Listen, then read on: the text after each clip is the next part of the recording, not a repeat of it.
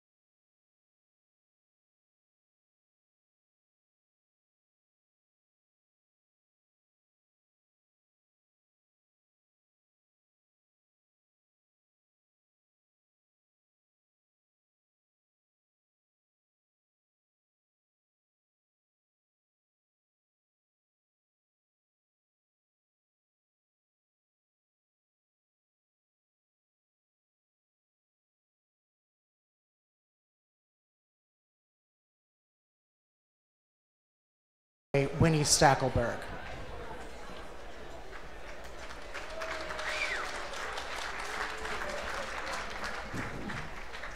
Good morning, everyone. My name is Winnie Stackelberg. I'm Executive Vice President of External Affairs here at the Center for American Progress.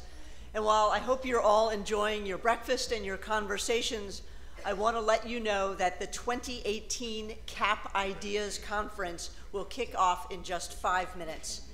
In a few moments, you'll have the chance to hear from an incredible lineup of elected officials, policy experts, cultural influencers, grassroots experts who stand at the forefront of today's progressive movement. We're so proud to welcome all of them here today for this event and to welcome each and every one of you to a truly special and extraordinary moment for our organization. Today is an occasion to celebrate our 15th anniversary of CAP and everything that we have helped to accomplish in this country so far. But it's also a time to recommit ourselves to all of the hard work that lies ahead. We're now 15 months into the presidency of Donald Trump, and it's our job to keep fighting with every ounce of energy we have to help defend and advance the values we hold so dear. We hope that you can take the strategies that you'll hear about today to continue to drive change in your own community and in communities across the nation. It's clear that the moment for decisive action is now. So please consider this your 5-minute warning. It's time to start making your way to your seats. Thanks, everyone, and get ready for a really amazing day. Thank you.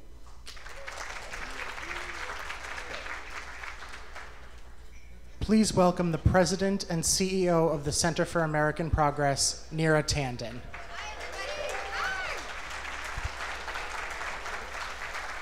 We are definitely getting started. So good morning, everyone. Good morning. On behalf of the entire Center for American Progress and our staff, I'm thrilled to welcome you to the 2018 Ideas Conference. Today, we'll hear from dynamic and diverse voices who are driving change across our country, discussing issues from economic opportunity to racial justice, from women's leadership to climate change. And though the purpose of today's conference is highlighting bold new ideas that can shape the future of the progressive movement and our entire country, I'd like to begin by just spending a few minutes to reflect on our past. Because 2018 does mark the 15th anniversary of the Center for American Progress. Back in 2003, when CAP got started, conservatives controlled the House, the Senate, and the White House. Their policies had already begun to hurt American families and to damage our standing in the world. Sound familiar? It is. CAP was created during that political atmosphere to serve as an engine for daring new solutions, solutions that could allow progressives to reclaim our country and advance the values we hold so dear. But we've also done more than generate ideas. We've paired these ideas with strategies and activism to turn them into laws that can change people's lives. And I'd like to just give one example of the unique role we've played. All the way back in the spring of 2005, we published a paper that provided the framework for the Affordable Care Act. Then we pushed year in and year out to build support for these ideas among allies, candidates, and eventually in Congress until they became law. And over the last year or so, I'm incredibly proud of everything we've done to defend the ACA against an all-out assault. Today, the Affordable Care Act is still the law of the land. And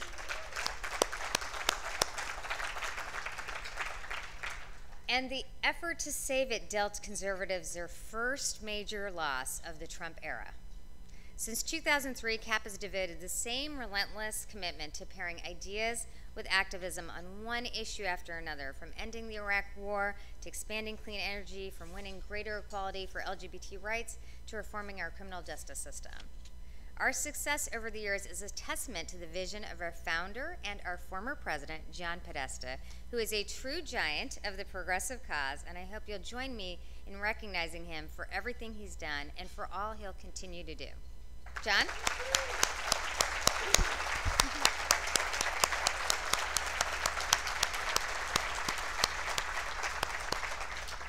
But as we look to today, we have to remember that if history has taught us anything, it is that periods of great progress will provoke backlash amongst those who wish to remain in the past. We're now facing an assault, not just against the progress we've made during the Obama administration, but against some of the progress we've made since the Civil Rights era. It feels like our values are under attack, not just by the day, but sometimes by the hour. That's why in many ways, CAP's work is more important today than ever before.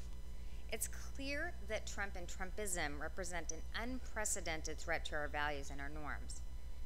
But over the past 15 months, we've seen something equally remarkable to take place in response. We've witnessed the birth of an extraordinary grassroots movement that's flooded our airports, our town halls, and most importantly, our ballot boxes to protect our very democracy. Now progressives have an incredible opportunity to transform this momentum into real and meaningful change. And I firmly believe that in order to realize that goal, we cannot simply resist the current administration. We need an affirmative division that serves as an alternative to Trumpism, an alternative agenda that refuses to accept the limitations of the status quo and that addresses real and deep-rooted problems which gave rise to the current moment. That's one of the reasons why CAP is holding this conference today, to bring together a group of elected officials, thinkers, and activists who can focus on bold ideas which tackle the greatest challenges of our time. Ideas that can address wage stagnation and help bridge America's racial wealth gap and renew the strength of our democracy. Our world is transforming with breathtaking speed, and as globalization and technology have altered our economy, too many working families of all races and backgrounds have borne the brunt of this change. Stepping back, we should remember that one of the founding principles of the progressive movement was protecting Americans who were swept up by the Industrial Revolution.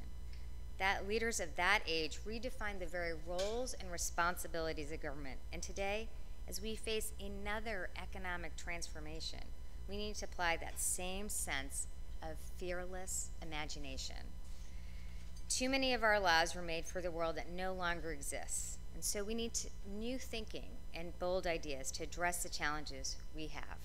That's why earlier this year, CAP issued a plan to achieve universal health care in America, declare that in this country, the greatest country in the world, every person has a right to quality, affordable health care.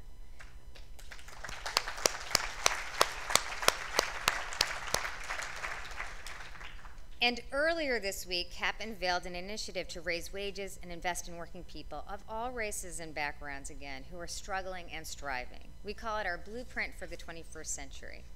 For people in many communities, they've yet to share the economic progress of the last few decades. Our blueprint would guarantee the opportunity to find a job with dignity and decent pay, all while investing in areas we need to expand productivity and grow our economy, infrastructure, schools, and childcare. We can ensure that every person in America who wants to work has the ability to do so. I think this is a critical time to rethink what it means to be an American, what the social contract is. This is a time for us to think afresh about some of our long-held beliefs. At a moment where some politicians work to divide our nation, CAP still believes in a fundamental truth, that the values we share are still far greater than the differences which threaten to pull us apart.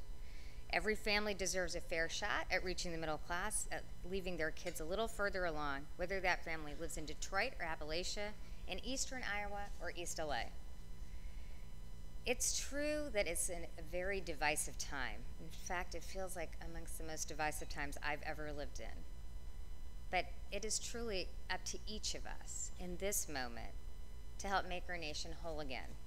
It's the challenge of this generation to triumph over the forces of discord that seek to unravel those bonds. Indeed, it's time to prove that we can expand opportunity for everyone who feels left behind by the prosperity of the last several decades, while still fighting as fiercely as ever for those Americans that have felt excluded, been discriminated against since the founding of our republic. That's because progress isn't a game of winner take all that pits one community, one state, or one part of our country against another. Progress is about opening the doors of opportunity even wider after we've stepped through those doors ourselves. That's what we believe in. For 15 years, CAP has fought to advance a basic ideal on behalf of people from every walk of life. And I can promise that as we turn towards the future, we'll continue to work hand in hand with each of you, every person in this room, and from people all across this country, to forge a stronger, fairer, and better America for the next generation to come. Thank you so much. I'm looking forward to Day to Day, and I appreciate all of your time in coming here. Thank you. Please welcome to the stage Glenn Hutchins.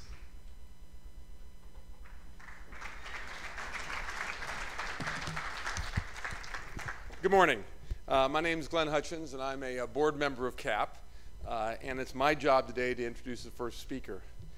Today's event, as Winnie said earlier, marks the 15th anniversary of CAP, so to coin a phrase, it is fitting and proper that our opening discussion focuses on the economy. If you go to CAP's homepage, you will see in the section of our values, quote, "As progressives, we believe America should be a land of boundless opportunity." This is the first sentence of our values, "where people can climb the ladder of economic mobility. We believe we owe it to the future generations to promote shared global prosperity." Today's panel is timely because if one's goal is in fact to promote inclusive prosperity, our economy is maddening these days. We have, on the one hand, historically low unemployment, accelerating domestic GDP growth, stunningly high asset prices, particularly for equities, growing confidence within the corporate sector, and the Fed moving to normalize both interest rates and its balance sheet. But juxtaposed with that, we have a decades-long trend of stagnant median wages, which for those mathematicians here means by definition it's going down below the median. Low labor force participation, startling insecurity in household budgets, lackluster increases in household wealth, a materially uneven distribution of the benefits of globalization, consequent and steadily growing inequality, and now looming challenges from the gig economy, robotics, and AI. The repercussions of these trends have, in my view at least, generated dangerous socioeconomic fissures that have perhaps most notably been manifested in the toxicity of today's politics. So, to make sense of all this, or at least some sense of it, and to create a context for to the rest of the speakers today, I would like to welcome to the podium a panel on the state of the American economy, a discussion with Senator Sherrod Brown and Paul Krugman, nominated by our esteemed and fearless leader, Neera Tanden.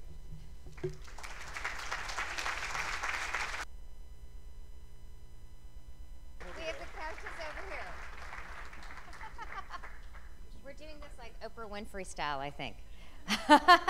Thanks, everybody. Thank you so much to Glenn for introducing this panel.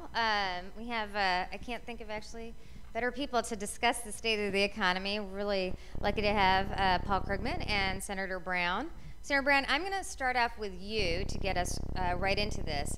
Last year, you released a paper called Working Too Hard for Too Little. In it, you argue that hard work isn't valued, and you outline several ideas for how to make hard work pay off. On the day you rolled out the plan, you said, we need to change the way we think about the American economy. What did you mean by that, and what were some of the ideas? Well, for a number of years, we've seen corporate profits go up. We've seen executive compensation explode. We've seen productivity go up, and workers' wages have been flat. Workers' wages are flat. Benefits have been scaled back, whether it's retirement or health care benefits, as those profits jump. I mean, look at Humana Corporation. Humana, not too long ago, laid off 3,000 workers, all in the name of cutting costs. That's become the definition of corporate success. always shifting costs onto the workforce by cutting benefits, cutting costs, or laying off workers. The Humana CEO got a raise from $10 million to $20 million. And you simply can't, we have to quit gauging the economy on corporate success, on Wall Street success, on stock market going up. Instead, it's only whose side are you on? Are you on the side of Wall Street, or are you on the side of, are you fighting for the little guy? And the little guy, whether she is works in a diner, whether he works in an office, whether she's punching a time clock, whether he works construction. And we don't define the economic success of a growing middle class. We define economic success by Wall Street success. Great. Professor Cargren, I'd like to ask you a follow-up to that. I think what Senator Brown is really referencing is that companies often look at workers as just a cost, not an investment. And I think a lot of people think that that wasn't always the case. Decades ago, companies thought of how to treat not just shareholders, but workers, consumers, their broader community.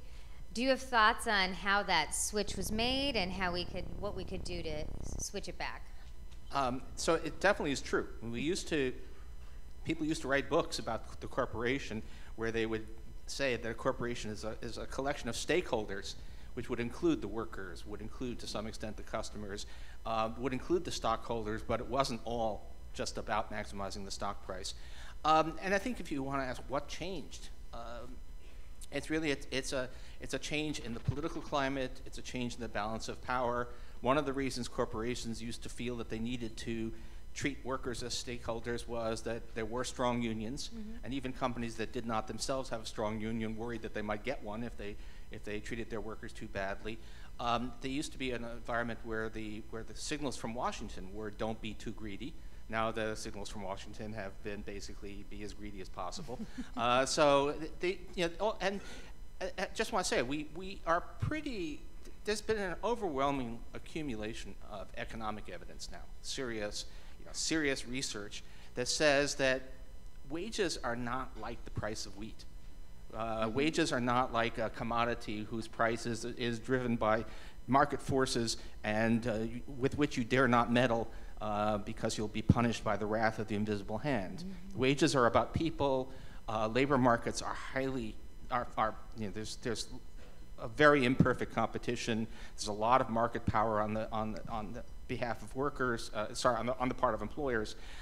There's a lot that you can do by public policy, whether it's higher minimum wages, strengthening labor's bargaining power, that can raise wages without adverse economic consequences. In fact, with positive economic consequences, and that's where we ought to be going. A recent survey showed that 78% of executives said they would be willing to compromise or jeopardize the long-term health of their corporation if it meant meeting short-term, quarterly finance goals, profits, and that tells you so much about the way they look at things. I mean, look at what's happened in this country in almost any large corporation, almost any large office building in this country. You will see companies typically have outsourced to other companies. They've outsourced security people, they've outsourced custodial work, and they've outsourced food service. So those workers no longer work for the big companies. They work for an outsourced company which doesn't have a consumer brand in any way. They might make in $8, $10, $12 an hour. And what's interesting about that is we subsidize those workers we should help those workers as a nation, as a Congress, as a government. We subsidize them with food stamps and with Section 8 housing and with Medicaid and with the Earned Income Tax Credit. I will fight to the last to keep doing that. Of course we should. But that's why one of the tax bills I introduced some time ago last year was called the corporate freeloader fee. If a company, on the one hand, if a company does the right thing, pays good wages, provides good benefits, keeps their production in this country, under the Patriot Corporation Act, they should get a lower tax rate. But if they pay low wages and taxpayers end up subsidizing their low wages, they should pay a corporate freeloader fee. I mean, that's where government can be on the side of workers and on the side of building the middle class. I think Just to build off that and to ask you, Professor Krugman, I think that we've done a lot of research into this issue of sort of short-termism, and we've even seen evidence that when companies raise wages, Wall Street punishes those companies when they've raised wages. When Walmart raised wages, they saw a big shock to their stock price. So I think even companies that are trying to do the right thing by raising wages, and CEOs who are trying to do the right thing by investing in folks, often see that Wall Street is pushing against them because, again, as Senator Brown said at the beginning, people, Wall Street evaluates workers as just a pure cost, not an investment. Yeah, I mean, it's first of all, I think in some ways saying that what we need is a change in management psychology and that Wall Street is the problem. To some extent, it may even be true that paying higher wages is going to hurt a company in the long run, unless you have an environment created by politics, by policy, in which it actually helps them in the long run. Now, it's also true. It looks as if there's been a kind of an epidemic of companies believing that being cruel to their, basically being vicious to their workforce must be a good thing in the teeth of the evidence. So there's a fair bit of evidence that, the famous comparison was Costco-Walmart. There's a fair bit of evidence that they're actually raising wages, providing better working conditions up to a point that actually is in your interests, but nobody on Wall Street, nobody in modern corporate America will believe it. So that's just one of, I think the point is there's many fronts on which you can be operating here. And one of them is, try to end this pressure for quarterly earnings results, but it's only one of many, and we should be doing basically everything we can, and there's every reason to believe that fairly unintrusive, in the end, fairly unintrusive public policy can make a huge difference to wages. But you've had a government that's hostile to all that. You've had a government that's not raised the minimum wage in 10 years. You have a government that is now, the Trump administration is trying to scale back the overtime rule.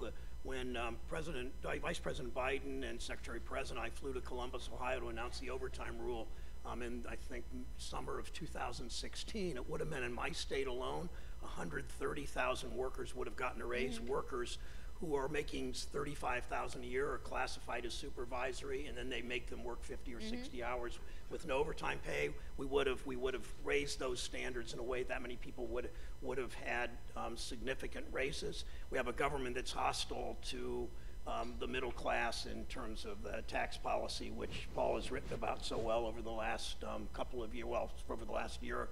Especially when you have a government that has set up a construct where you shut down production in Mansfield or Toledo, Ohio, and move it overseas, and you get a tax break. And that's one of the reasons that the cascading of companies has done that. So all of those together has set up a government that really is hostile to middle class interests. Just wanted to follow up on the tax plan. I think one of the theories of Republicans is that it would boost wages. Lowering corporate taxes would really boost wages. We've seen a lot of information about how it's actually boosting share buybacks. Would you like to just talk about how you see the tax plan in connection to this big question about raising wages? Yeah, so let me say something good. There is actually a coherent story about how this tax plan could raise wages in the long run, and that's exceptional because very few of the policies that come out of these people may have any possible coherent story behind them. It's not exactly the most efficient way to get dollars to workers, though. Yes, yeah, absolutely. but the point being, you're the economist. It's a coherent story, but it happens to not be true. There's probably some. They're probably going in the very long run. We'll probably have a little bit more investment, a little bit more capital stock, and slightly higher wages than we would, other things equal, without this tax plan. But the long run is very long, and in the meantime, first of all, even in the long run, almost surely a lot of it is just going to go to higher profits, especially higher profits from monopolies, because we have a lot of monopoly power in this economy. And it's going to take decades for those benefits, such as they are, to manifest. And in the meantime, it's big benefits to stockholders, big benefits to management. And starving the budget, creating fiscal pressure to cut back on all the other good things we should be doing. So it's an extraordinarily bad tax plan. And you know, when we started out on this discussion, there was some discussion of actual corporate tax reform, which would have meant possibly lowering the top rate but closing loopholes so that the whole thing would be revenue neutral or revenue positive. All of that went out the window. All the loopholes are still there. We created new loopholes, and amazingly, of course, I mean, the one that benefit of all this is we've now seen it, and that nobody can now with a straight face say that any of these people care anything about the deficit. And it was oh so predictable. I read the Wall Street Journal for 25 years. They hate deficits when there's a Democratic president, but when there's a Republican president, we'll grow out of those deficits. And it was so predictable in this way what happened. The day that Gary Cohn and Secretary Mnuchin laid out their 1 or 2 page tax bill, you remember that back about a year ago, and they, the same day, Martin Feldstein, the former Reagan advisor, kind of guru of supply-side economics, had an op-ed piece in the Wall Street Journal. He said, you know, don't believe it when they say you can grow your way out of these tax cuts entirely. They said what we'll need to do, though, is reform, always the word they use. Entitlement's always the word they use. And what that meant was raise the eligibility age for Social Security and Medicare. And it didn't take Paul Ryan more than a few hours after the bill was signed to begin to talk about that. He stepped back when McConnell realized quickly this was going to hurt Republicans' chances to hold the Senate, that you don't really want to do that as a party so quickly. But it's all that's the movie they run over and over. They do tax cuts for the rich. We know up to roughly over the period of this tax cut, 80% of the benefits go to the richest 1%. We know this will encourage more than discourage more outsourcing of jobs, and we know it puts Congress in a position where, well, we've got to do something about the deficit. In my state, that means eliminating the $400 million we spend to keep the Great Lakes clean. It means eliminating the Appalachian Regional Commission. It means going after Medicare and Social Security. So it's give more to the wealthiest people in this country and stick it to working families again and again and again from all different directions.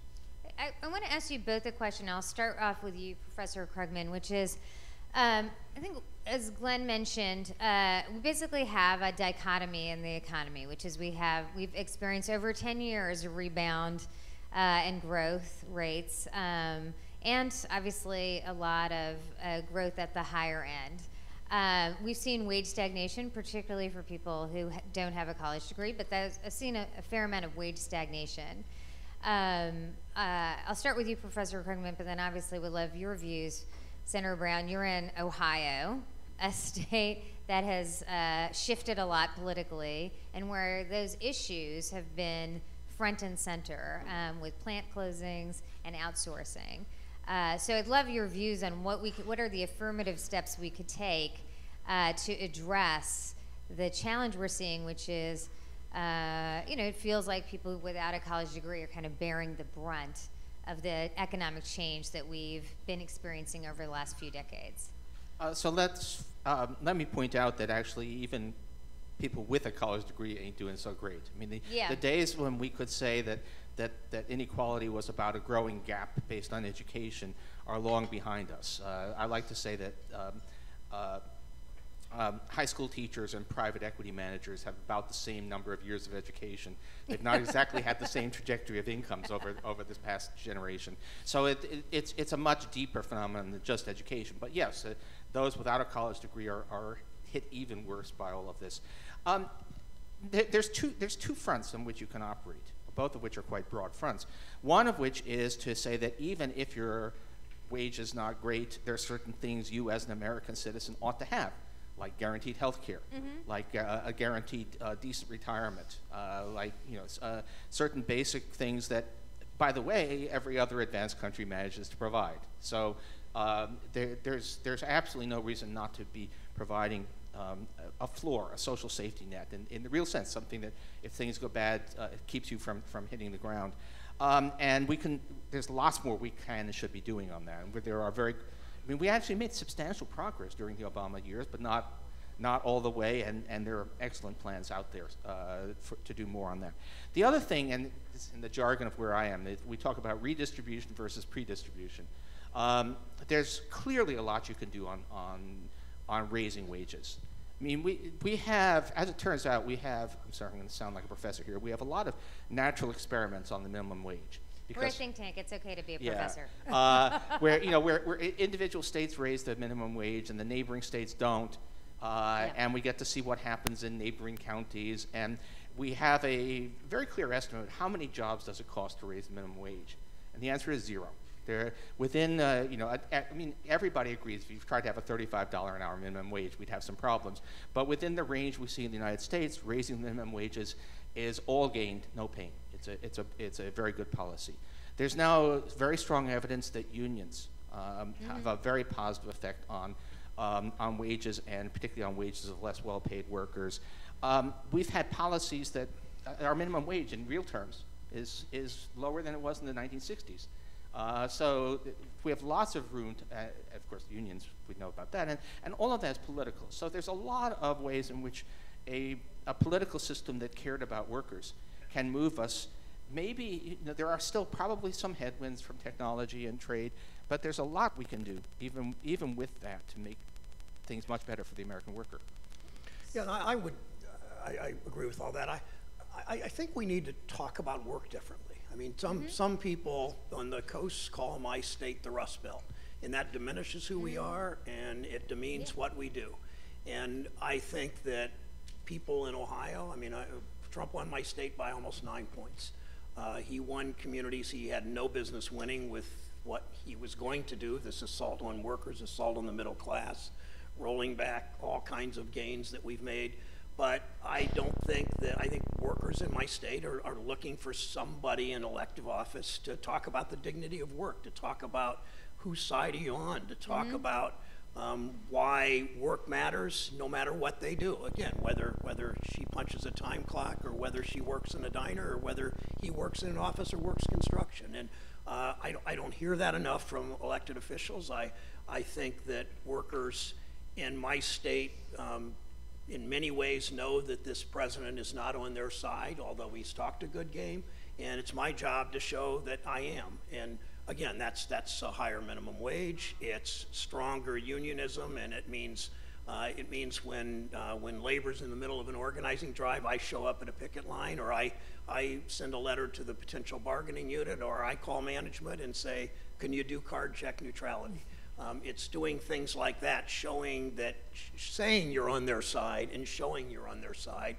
And I don't think workers who have seen their wages decline, and Paul's right, it's not just blue collar workers, it's also people, it's not just people without a 4-year degree, it's people with 2 years degrees, it's even people with 4-year degrees that are in jobs that simply don't pay what the value of work should suggest they pay. But I think if we start, and we've got to win elections to do all these things, I understand, but if we start treating work the way it should be treated, with the dignity that some of the best, I was given a book recently by Kamala Harris. I had spoken on Martin Luther King Day, talking the quote. Martin Luther King has a wonderful quote about street sweepers, saying that street sweepers sweep streets the way Michelangelo paints and the way that Beethoven writes music. And we talked about, it was the day after Dr. King's birthday celebration. I was on the floor with Kamala, and I have this book she gave me by a guy named Michael Honey about King's speeches about work. And King believed that the labor movement, the civil rights movement should walk hand in hand. And he didn't have cooperation from every international labor president, but he had more than some interesting, I won't go into all the details there, but the point is that if we're going to be a progressive movement, and it's about civil rights and human rights, it's also about worker rights, and it's also about trade unionism, and it's about raising wages and giving workers regardless of race. I don't talk about Clinton voters or Trump voters. I don't talk about white workers and black workers and Latino workers. I talk about workers, and I talk about voters, and I think that's the way that you sell that message, and we do that. We're going to have some wins in 2018 that will surprise people.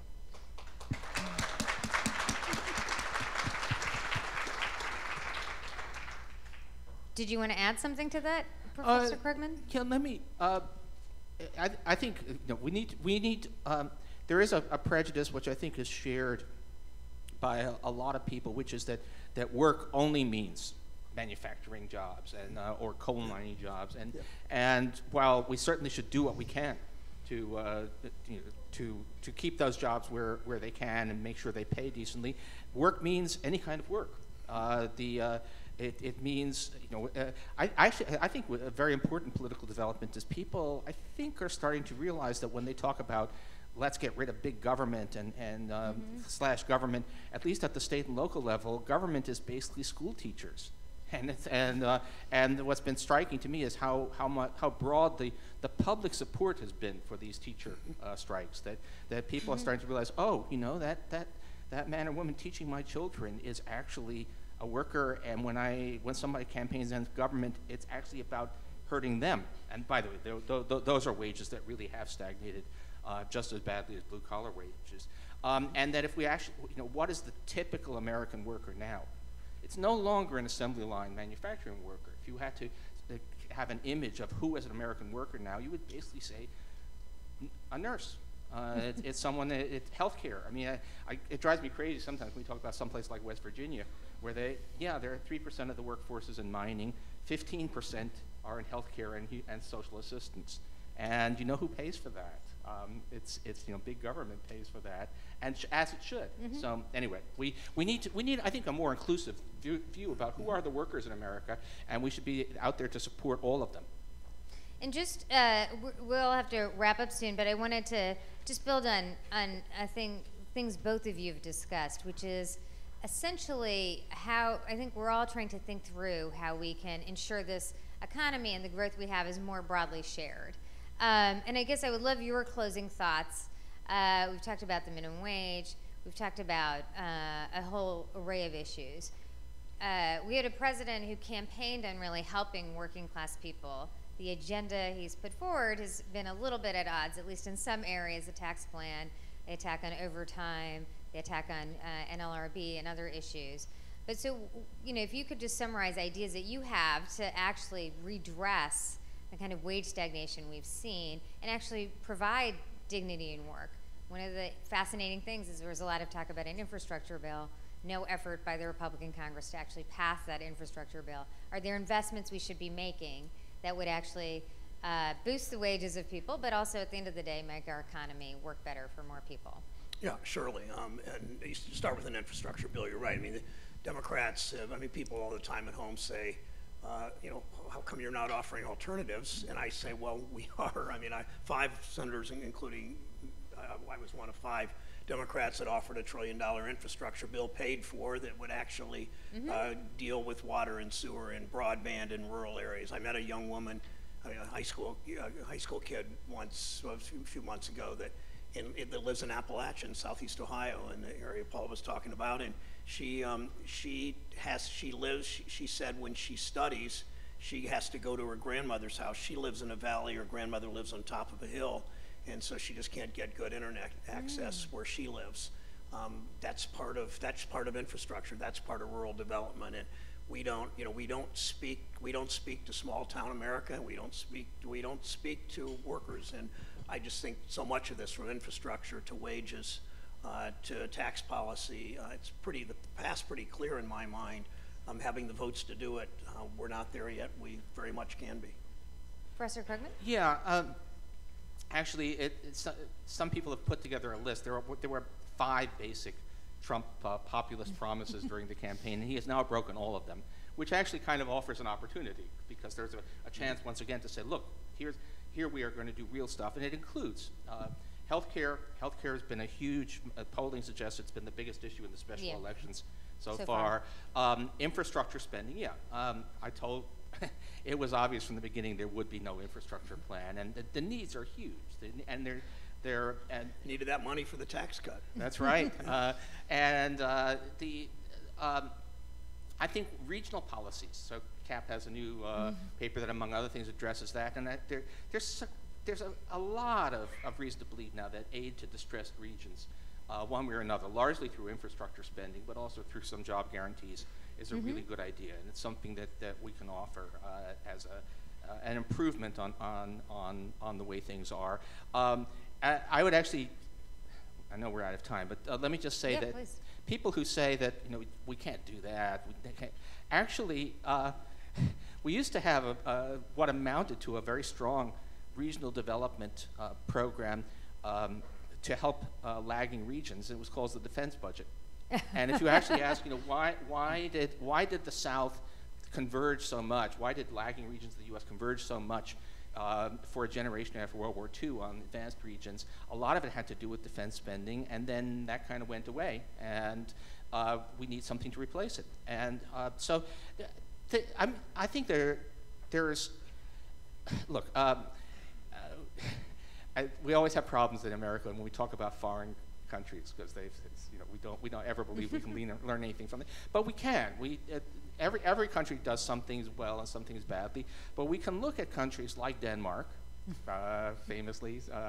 Senator Sanders brought that up, but it's a good model. And Denmark does both ends of it. They have a much more equal distribution of wages than we do, largely because their workforce is 2/3 unionized.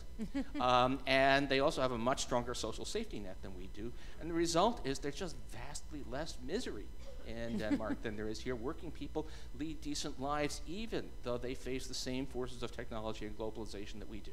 And it means calling out the president when he's fighting now for a Chinese company that's broken international law, and at the same time he won't stand up when the president, the CEO of GM's in his office and he goes to Ohio, he won't stand up for 1,500 laid off, possibly permanently laid off workers in Youngstown after GM's gotten billions of dollars in tax cuts. And I think you call the president out for that kind of hypocrisy. That Trump Organization deal with the Chinese and Indonesia had nothing whatsoever to do with this.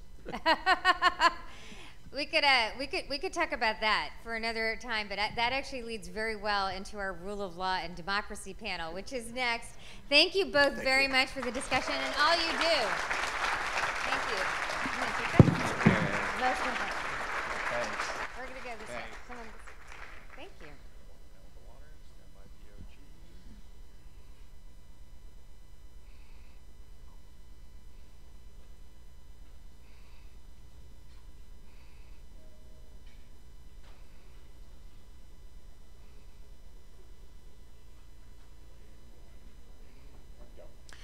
Please welcome to the stage Senator Amy Klobuchar, Representative Ted Lieu, Sally Yates, and moderator Chris Hayes.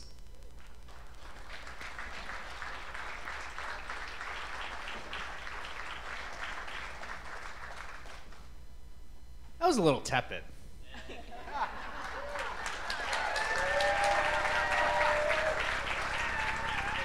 I like that beginning. That's good. All right, so we're going to talk about democracy and the rule of law at this moment. And let me start with this question. So 1 to 10, as a kind of grade for the sort of vibrancy of American rule of law institutionally at this moment, as we sit here. 10 being, one being we've irrevocably slipped into some sort of authoritarian degradation from which we won't recover. And 10 being everything's fine, everyone's freaking out for no reason. Where are we? Well, wait, let me just first say, I was in... Such a politician. I was in session all last week. We have session all this week, so it is a joy to be in front of normal, rational, kind people like you today. All right. So, Chris, to answer your question, I think we're at 7.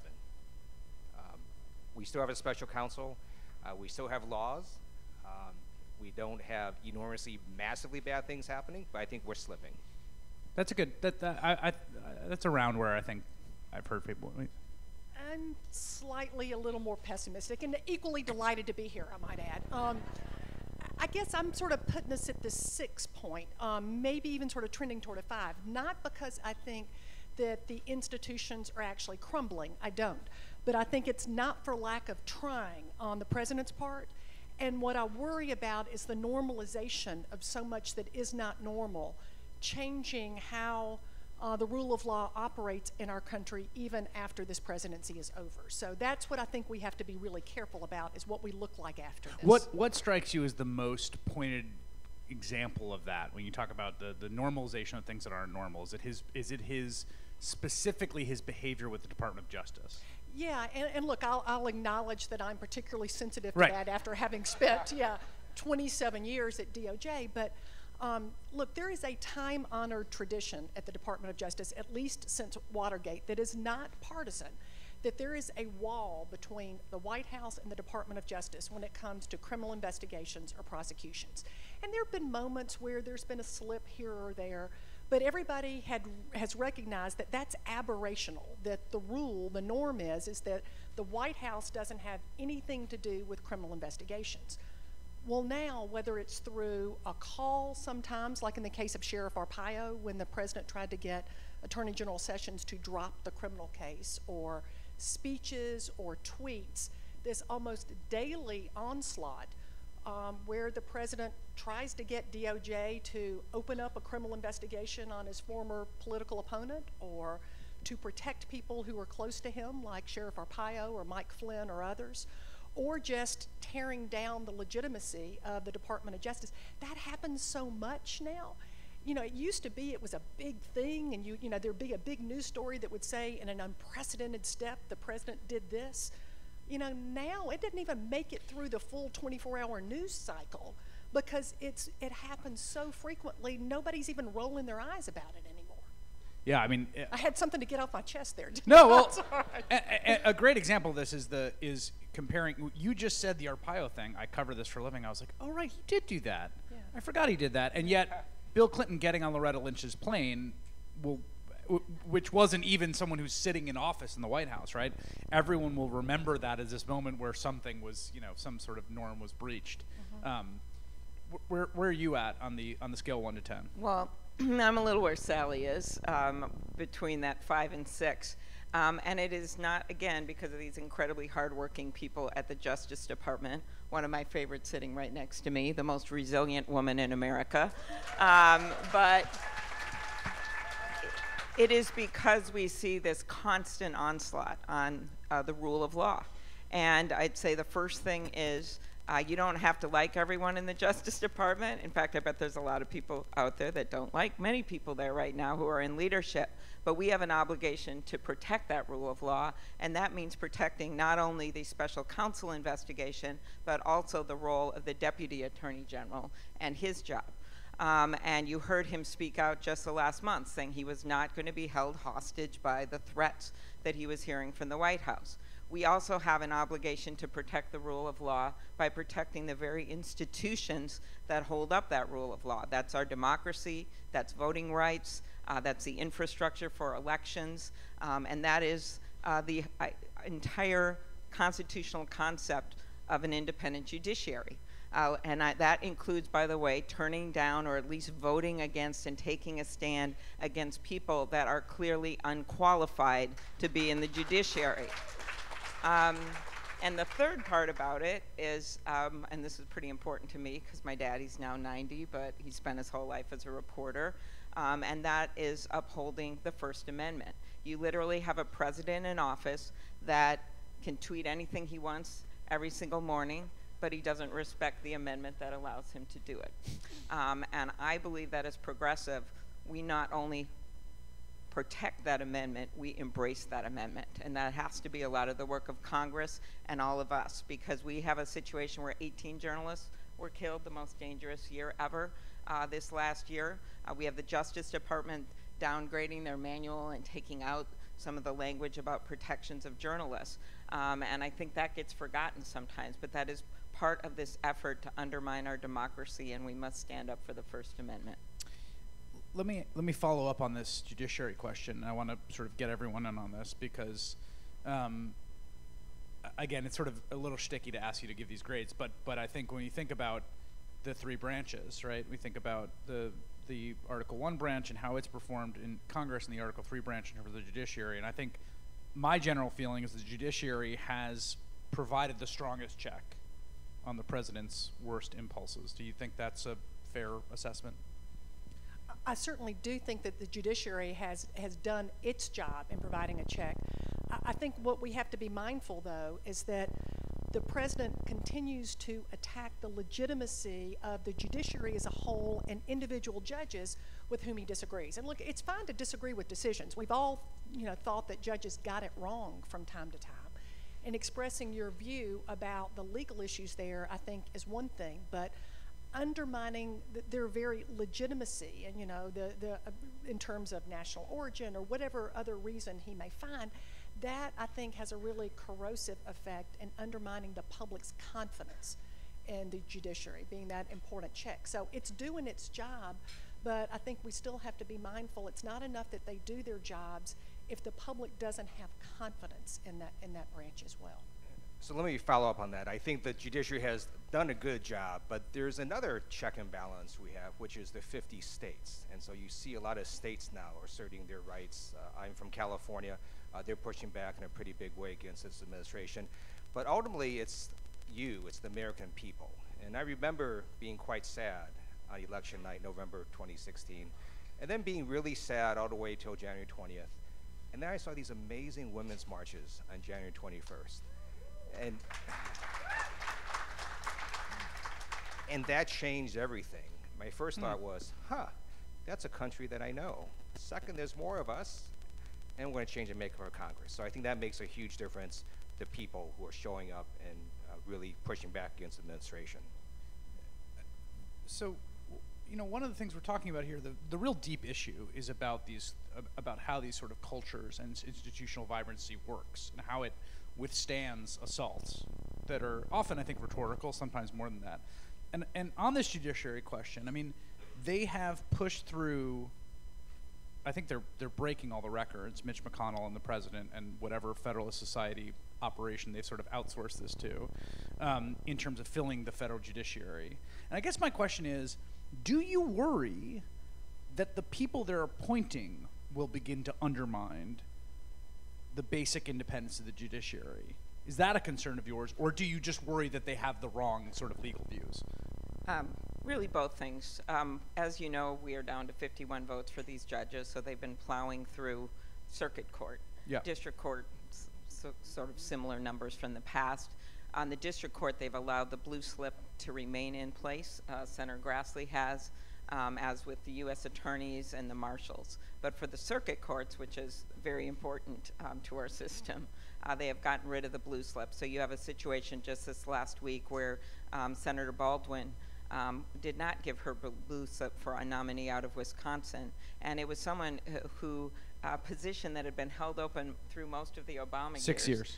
Because Senator Leahy respected that blue slip process, as did through the time. By Baldwin's state colleague, Ron Johnson, who was the one who declined to give his blue slip for 6 years, thus holding it open. Thank you for validating my point.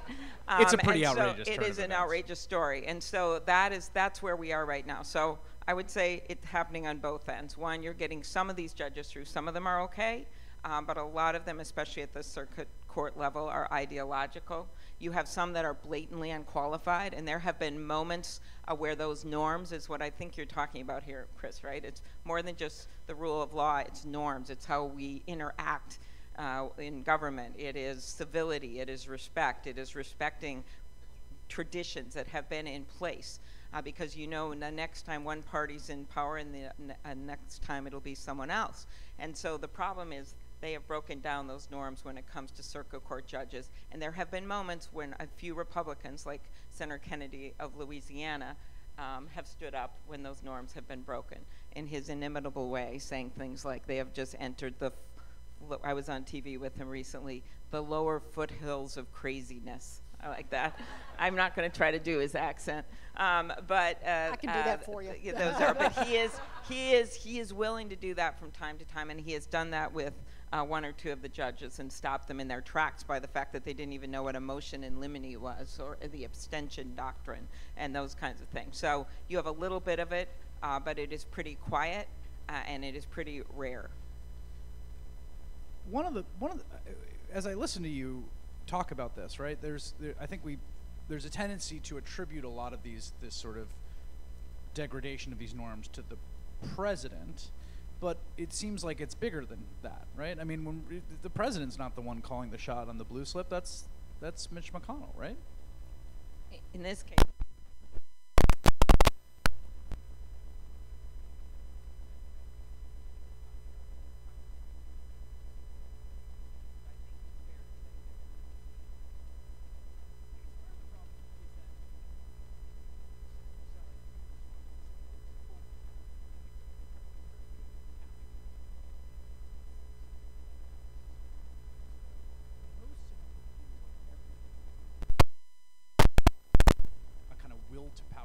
zero-sum struggle between two sides that are going to grab every inch of territory they can, and that no one's neutral in that. Everyone secretly has allegiances, right?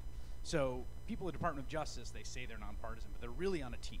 And the federal judiciary, they say they're independently meting out justice, but they're really on a team, and everyone's really on a team, and it's really the struggle between the two.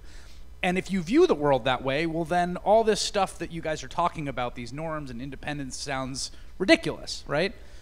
As someone who is at justice as long as you were, like, what do you say to someone who feels that way as they watch from the outside, that there's nothing actually there to preserve? What is the thing that is there to preserve? Well, first, after having been, there for over 20 years, I can tell you that it is not that place that you've described, where you have a department full of partisans who are looking to go after their political enemies or to protect their friends. That is simply not how it works. I can tell you, I was U.S. Attorney in Atlanta before I became Deputy Attorney General. I had absolutely no idea what the political affiliation was of the prosecutors I was hiring and didn't care. And that's not anything I should be congratulated for. That's the way it works at DOJ. I did public corruption cases when I was there. Prosecuted Democrats, prosecuted Republicans. Again, that's not remarkable. That's how it works. And, it frankly is so incredibly cynical and does such a disservice to the people who really have dedicated their lives, their professional lives, to seeking justice, to project onto them the way that the president or others may see the world, because that's simply not how DOJ operates. And despite this onslaught, I can tell you, I have great confidence in the career men and women there who are working really hard to do their jobs and to ignore all of this noise going on. But let me just follow that. Yeah. When you say it's not, why is it not? I mean, what is it in the people that are hired? Is it in the culture of the place? Is it in the actual regulations on the books? Like, what produces a culture in which you can have a functioning public corruption unit that is not there sitting in the back of their mind, well, that person's an ally of the president, or that person's on, is a Democrat, et cetera? Yeah, from the very first day that you enter DOJ, or actually even before that, it is hammered into you when you're there, the special responsibility that you have in being part of the Department of Justice. When I used to interview AUSAs, if the person that I was interviewing didn't tell me that they, right out of the gate, that they understood that they're not just going to be a lawyer out there trying to win cases, but that our sole responsibility is to seek justice. And I know that sounds incredibly corny, but it is totally different than the responsibility that any other lawyer has. And if they didn't tell me that, I didn't hire them, either because I knew they didn't feel it or they didn't have the good sense to feign it when they were in the interview. Either way, that was a deal breaker. But from that very first moment, that is really, deeply ingrained in the ethos of the Department of Justice. And that's, in U.S. attorneys' offices, out in the hinterland, that's at Main Justice. I'm not going to tell you every single person has always followed that to the letter, but that is the ethos of DOJ. That's why people are there. I mean, people go to the Department of Justice because they want to do good. They want to seek justice. They want to make their communities better. They want to be fair. They want to inspire the confidence of the people that they serve. It's a different place than any other kind of legal environment, and those who haven't been in it, and particularly those who haven't appreciated this over the years, probably can't relate to that. They don't get people who think that way, and so they project onto them how they think. I think the opposite of that is the House of Representatives. No, I mean, just, and in some ways by design, right, in terms of how the system is designed, that the House is the place where it really does feel like the most partisan, the most kind of zero-sum. Has the House performed about what you thought it would under Donald Trump? Has it been better? Has it been worse? It's been worse than I had expected. And it's very disappointing to me to see my colleagues across the aisle just fall straight down and show no courage, except for the ones that are retiring. So the ones that are retiring do show some courage that you see. I'm on the House Judiciary Committee. We've done very limited oversight of the Department of Justice, and we have a bunch of people who are enabling this president. But I did read an interesting article I think all of you should read. It's by a conservative writer, Eric Erickson. I basically agree with him on virtually nothing. But this was a very interesting article because he interviews a Republican member of Congress at a Safeway grocery store. And this Republican member of Congress goes on Fox News and defends the president. And then at this grocery store, he just unloaded on the president. And to me, I was both sad and hopeful at the same time. I was sad because I thought, wow, what a mass amount of hypocrisy. But then I was hopeful because I realized, yes, there is just one reality. Just some members across Iowa are choosing to lie about it. Because for a while, I was beginning to think maybe there's two realities going on, but that's not the case. There's just one reality. A bunch of people across Iowa are lying about that reality, and they all know in their own little inner voice that this is really messed up, what's happening. And let me just say one more thing about your two teams analogy. Yeah. It's not as if there's one team that's supporting the environment and one team that's supporting coal. By the way, coal's not coming back. It's because the difference now that we're so sort of freaked out about is there's one team that's also engaging in corruption, right? You have the president and people in his cabinet doing things for private personal gain. And that is what I think is really quite different in terms of the breaking of the norms. A lot of people, you mentioned Watergate before in terms of when the kind of modern set of norms that guide the Justice Department really came into being. And a lot of people look back to Watergate for a lot of reasons, for very obvious reasons, as they think about this period. And one of the things that we saw after Watergate that I think is often underappreciated is, in the wake of Nixon's exit, there's a huge kind of push for a whole bunch of kind of statutory and legislative fixes to the broader problems that people saw, right? That it wasn't just that Nixon was a crook, it was that there was a ton of unregulated money sloshing around the system. It wasn't just that the secrecy of the American state had, under Nixon was put to terrible purposes. It was the Church Committee and the sort of intelligence reform, the modern system of the House Intelligence Committee. Do you think about that as a senator, about what in a broad structural sense, when it's time to clean up what's happened here, how to repair it? Okay, so since this is the ideas conference, this is what I've been waiting for. I thought you might say because I do want to give people some hope of things that we can do going forward at this difficult time. I would have loved to have been on the other panel. I love these guys, but the economy is where the voters are and what they're thinking about and where the citizens are. But I feel we have a constitutional duty to protect the rule of law, so that's why I'm excited to be on this one. But let me tell you the solutions. Number one, we do need to change the rule to protect the independent counsel. We have a rule on the books that's better than it was before Watergate, so make that clear. We have a better rule that says that the White House basically can't fire the special counsel, but we have to make it better by passing the bill that went through on a bipartisan basis. The Judiciary Committee is now waiting to come to the floor. That's one. Number two, we have to go forward and look at our election infrastructure. In 1923, Joseph Stalin said, when he was Secretary General of the Communist Party in Russia, he said, it doesn't really matter who voted in our election, it matters who counts the votes. Okay, 95 years later, we're back in the same movie.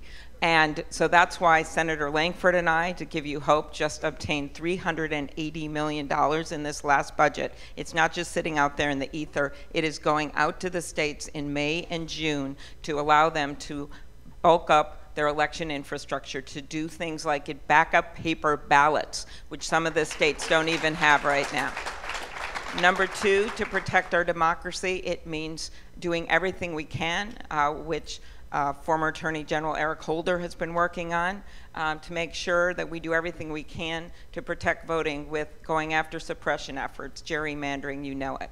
Number three, the way our political ads have been gravitating over to the web, $1.4 billion spent in the last election, no rules of the road at all. And that's why Senator McCain and Senator Warner and I introduced the Honest Ads Act, which for some miraculous reason, we are now getting the support of, I don't know why, of Facebook and some of the social media companies. And so that just simply places the same rules of the road, disclaimers, disclosures, who's paying for the ads, what are they? These are things we have to be as sophisticated in our democracy and our election systems as the people that are trying to ruin it. And that means passing these laws. So that's what I do. So I'm going to give you some ideas, primarily on anti-corruption. Every time the president goes and stays at one of his properties, he's enriching himself and his family because they're owned by a Trump organization. He flies with this massive staff. When they lodge there and they eat meals there, they're spending your taxpayer dollars to benefit the Trump organization. So I introduced the Swamp Act, which basically says, look, you can't do that. And if you do that, you're going to have to pay back the Treasury. But then we saw more corruption happen. So we saw Tom Price starting to take these charter flights to go to places, costing taxpayers a lot of money. So we had to introduce a second Swamp Act, the Swamp Flyers Act, which is, hey, you can't, take charter to military flights unless you have a very specific necessity and it's an emergency that you have to do that. And then Scott Pruitt came along, and now we're looking at another third version of the Swamp Act, because maybe we should have a Swamp Renters Act and so on.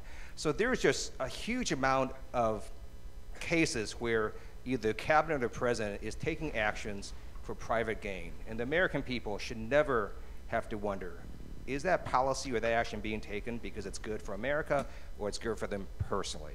So we just have to crack down this corruption. And the last thing is we need to close this nepotism loophole. You can't have Jared Kushner and Ivanka Trump in the White House because if anybody would have failed or submitted 2 false misleading security clearances, they would have been fired.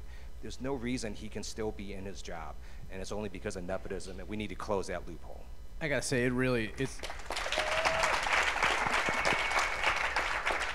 was really striking to watch the embassy ceremony yesterday and to watch Jared Kushner represent the United States at that event at an incredibly important diplomatic moment. It was quite a picture. Let me close with this, and then we'll take some questions. And maybe Sally, you can answer this, and we'll take some questions. Do you think the institutions hold? Do you think the Justice Department holds that? Because it seems to me the pressure will increase.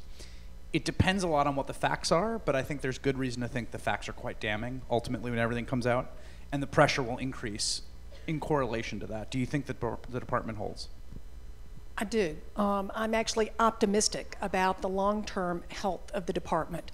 The pressure is increasing, and we certainly see the chipping away at the rule of law and at the public's confidence in how the criminal justice system works or is supposed to work. But we do have a special counsel in place. He's got the authority he needs and the room, the breadth of authority that he needs to be able to do his job. But again, I think what we really need to be looking at is what are we going to look like at the end of this administration? And what are the norms when all of this is over? Because I think we have to be careful we don't move the goalposts such that there's a new normal in terms of what's acceptable from interaction with the White House and the Department of Justice.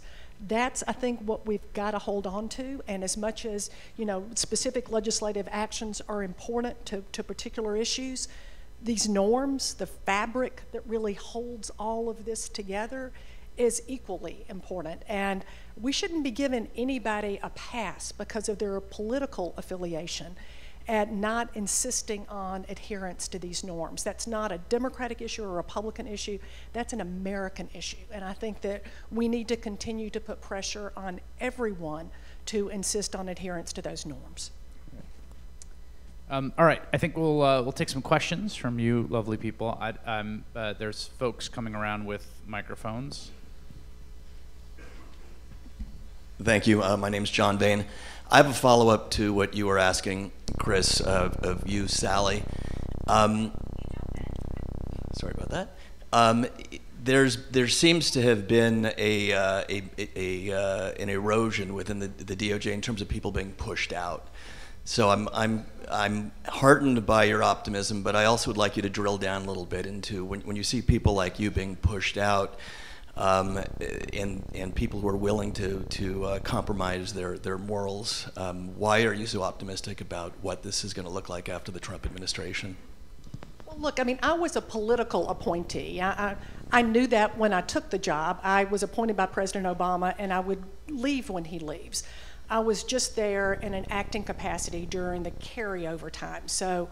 I had no expectation and that I would be staying on through the Trump administration. I don't think that'd be a good fit, to be honest with you. But those political appointees come and go with the president. We all know that that's how it works. I have tremendous confidence, though, in the career people that are there through administrations, Republican and Democratic administrations, that they're kind of keeping their head down and they're focused on what they're doing, and they're ignoring the tweets and the noise. Now, is it a pleasant environment to work in? Absolutely not. And do they feel a lot of pressure? And do I think the political appointees there feel a tremendous amount of pressure, particularly the Attorney General and the DAG? No question about that. But I've known these folks for a long time, the career people that are there. And they've never experienced anything like this, but there have been some rough moments as well. And they're committed to doing the right thing, so I have confidence in Just them. to add to that, I ran a prosecutor office for about 8 years, and I just think prosecutors, people in justice all across the country see a mission like they've never had before, and that's to uphold the law. And it's not just the Justice Department people, it's these judges that stood up on the refugee order, which, by the way, include judges appointed by George Bush, appointed by Ronald Reagan. And you've seen this time and time again, the voter suppression decisions out of North Carolina, where they said they discriminated with surgical precision. Those things were produced by the Justice Department or the judges or local prosecutors. So I just see this whole cadre of people that took an oath to upholding the law, and they're going to do it. Great. Hi, my name is Bruce Shapiro. I'm a psychiatrist from Stamford, Connecticut. I'm listening to what you're saying, and I'm very indebted to you, your commitment, your courage. I agree with basically everything you're saying. But I think that in the progressive movement, we're missing the boat. There are 3 levels of communication to get an end. And let's say the end is the election in November. One is the verbal, all right? And verbal will change your thinking. The second is the visual, and that will change how you feel. And the third is the visceral. And Trump has co-opted the visceral. So as I listen to you talk, I'm very impressed. It changes my thinking. I have some visual images. But viscerally, all right, there are stronger forces, and the president has co-opted the visceral. And I think the target has to be, how do progressives get onto the visceral and make this challenge? So let me ask the 2 politicians here, because I think to your point before about the stuff we're talking about here, like, I think it's a great point that does that viscerally resonate with voters, right, when they're thinking about their politics. I agree with what you said, but I also like this law of physics that I think also applies to politics, which is that for every action, there's an equal and opposite reaction. And so while Trump is very good at viscerally wrapping up his base, we're now seeing a visceral reaction to that. Right? We're sort of horrified at some of the things that this president has said and has done. And that's why if you look at elections since Donald Trump got elected, in terms of special elections, Democrats have flipped about 40 special elections from red to blue. And that's because I think we're getting a visceral reaction exactly the opposite way. So I get what you're saying, but I think part of it is just tapping into good progressive values and progressive policies, but also we're naturally seeing a reaction from the American people against what Donald Trump is doing. And I believe progressives can do 2 things at once. We can. One, focus on that optimistic economic agenda and what needs to be done there. And then secondly, protect our democracy. When you look at visceral reactions, I'd look at the election of Doug Jones in Alabama, okay? That's a visceral reaction to what were the politics of that time. When you look at Conor Lamb's victory, when you look at my favorite one, the New Jersey legislator who went down, who after the Women's March, the day of the Women's March, said, well, I hope they're going to be home in time to make dinner.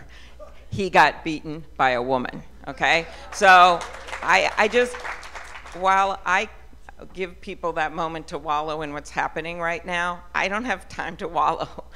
We need to move forward, and the way you move forward is emphasizing these economic issues and how people are getting screwed by all kinds of things, and AT&T's giving $600,000 to some lawyer to advise them on the deal. You see consolidations all over this country, and that's what people is on their head, is what's happening to them with their cost of college, or what's happening, how does that tax bill affect them? Those are things that's going to be on their minds. Healthcare premiums, those things. I'm well aware of that. They're not asking me about Russian bots, okay? They're asking me about like soybean exports. I mean, this is a true story. I've spent days in rural part of our state. But all of that doesn't mean that we just ignore this assault on our democracy. And I just believe we can do both. And the way it feeds into elections in my state is people believe in some level of civility and norms. And they don't like this stuff that he's tweeting out. They don't like how he beats up on innocent people, and they are going to stand up against that. And I think that's what you've seen in the elections, and that's what you're going to see in this election. But we're not going to see it if we spend our whole time bemoaning the fact that he's there. He's there, and we have to present an alternative. Does anyone?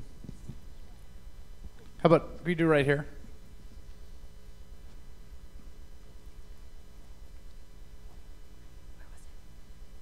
Yep, right there.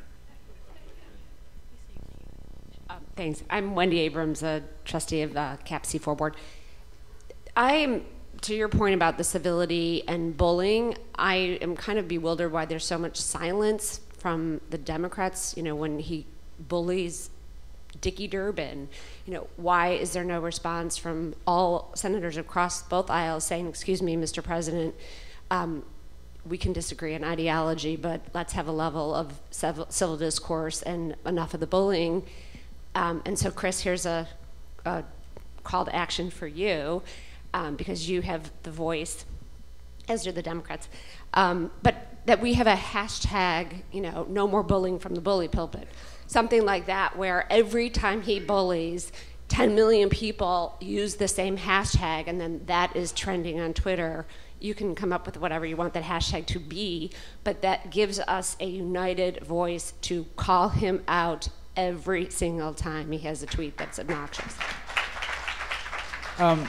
Yeah, so I think just to answer in a slightly more abstract way, that the kind of through line here is that it's that this process of normalization that people talk about it's a profound one, right? Human beings are very good at acclimating. You know, it's the only species that lives in the Arctic and in the Amazon. And the reason is that we can get used to stuff. Used to it freezing, you can get used to it being hot. People live under all sorts of crazy political systems and they get used to. I mean, you know, there's coffee shops that function in Somalia when there's no government. People can just sort of figure out how to manage. And the repetition of what you're talking, the repetition of the aberrant behavior, the repetition of the attacks on the Department of Justice, the repetition, to your point about these like casual insults, you do start to acclimate to. The process of acclimation is part of the threat here, right? Part of the danger is finding ways to interrupt that process of acclimation. I think it's a really good point. In some ways, it's kind of what the whole system is sort of working with right now. That's a great point. The reason I do what I do on Twitter and on Facebook and so on is exactly that, to not normalize what we cannot normalize. So it doesn't matter to me if the president says 80 bizarre things or 800. Every single time, we just have to call him out on it. And that's my view. And at the end of the day, I think we absolutely need to stand up to his bullying. I think you need to do that. And many people are doing it. I just did it this weekend about what the gall of them for not apologizing for the statement about John McCain. And you saw Lindsey Graham standing up on that, others. We need to do that. But I promise you, if that's all we do is to follow him down every rabbit hole, that's not how we change the country, and that's not how we change the well-being and improve people's lives. When are you in cycle? Are you in 2020? Yes, I am. No, I'm in 2018. Oh, I'm up now. You're in cycle now? Yeah. Oh. But I'm still up here with you. Yeah, look at that. Yeah. I forgot right, that's right. I might know something about it. Yeah, you're all right. Well, Minnesota's no joke. I guess, thank you. No, what I mean by that is You're making her nervous. my point being that election night, to me, one of the most surprising results on election night was your state. That's right. It was I mean, very, really very close. surprising. Very close. Donald Trump almost won, and Hillary actually had the smallest margin of victory of any state in the country, and she got a less percentage of the vote than she did in something like Wisconsin, Pennsylvania, Florida, a number of states, because some of the people voted independent actually in our state.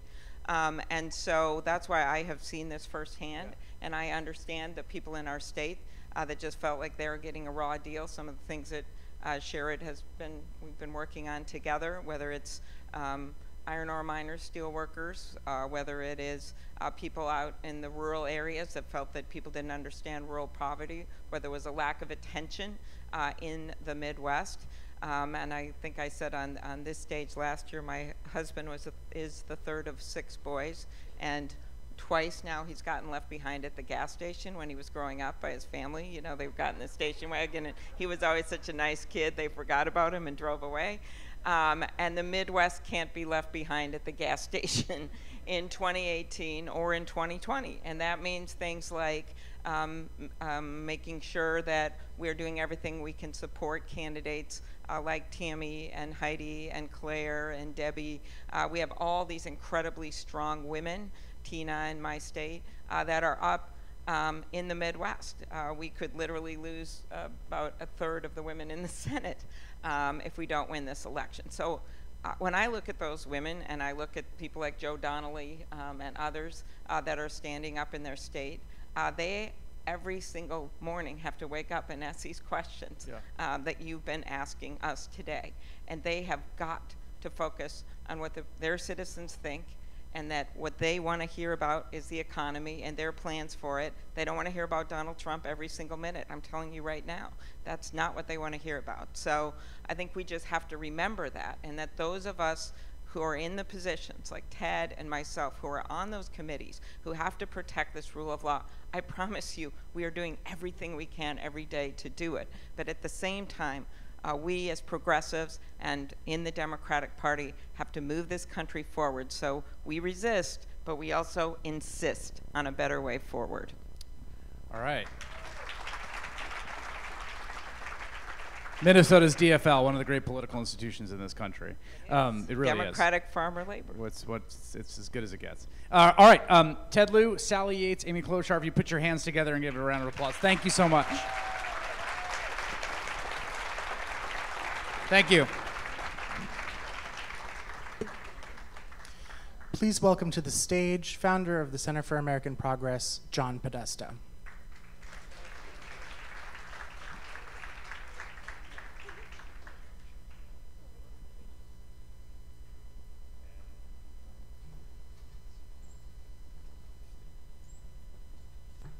Wow, 2 really great conversations we've had here this morning. And it is now my pleasure, I'm going to have a little bit more to say this afternoon about CAP, but it's my pleasure to introduce one of the most decent, innovative, accomplished leaders that I had the pleasure of working with when I served in the Obama administration. Inspired by his Chicana political activist mother, Rosie, I think there was never a doubt, never ever a doubt, that Julian Castro and his brother Joaquin would enter public service and would be active themselves in making our country a better place. He did it with a vengeance. He was the youngest member of the San Antonio City Council ever elected, the youngest mayor of the top 50 cities in the United States. San Antonio, under his leadership, was a laboratory of sustainable, inclusive development, from pre-K to LGBT rights to community engagement.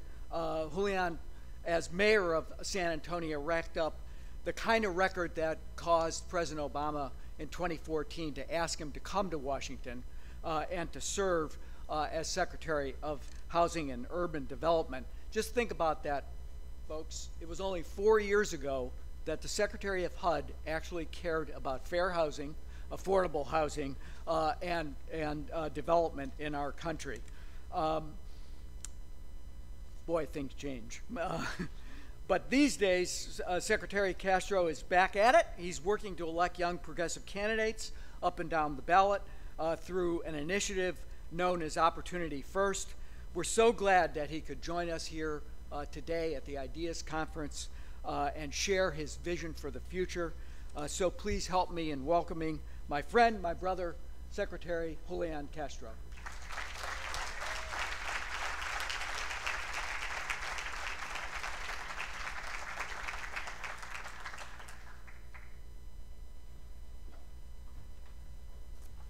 Good morning. First of all, thank you very much, John, for that introduction, but more importantly, for the tremendous work that you have done for so many years, both to build up this fantastic organization, the Center for American Progress, and to ensure that progressive values are shared more and more widely throughout our country. Also, thank you for getting it right. You know, sometimes these days I feel like I need a name tag. My brother Joaquin, I see him these days more on CNN and MSNBC than I do in real life. I want to thank Neera and the staff of CAP as well as the board. This is a fantastic conference. This must be, I imagine, one of the most successful ones that they've had, and congratulations on that.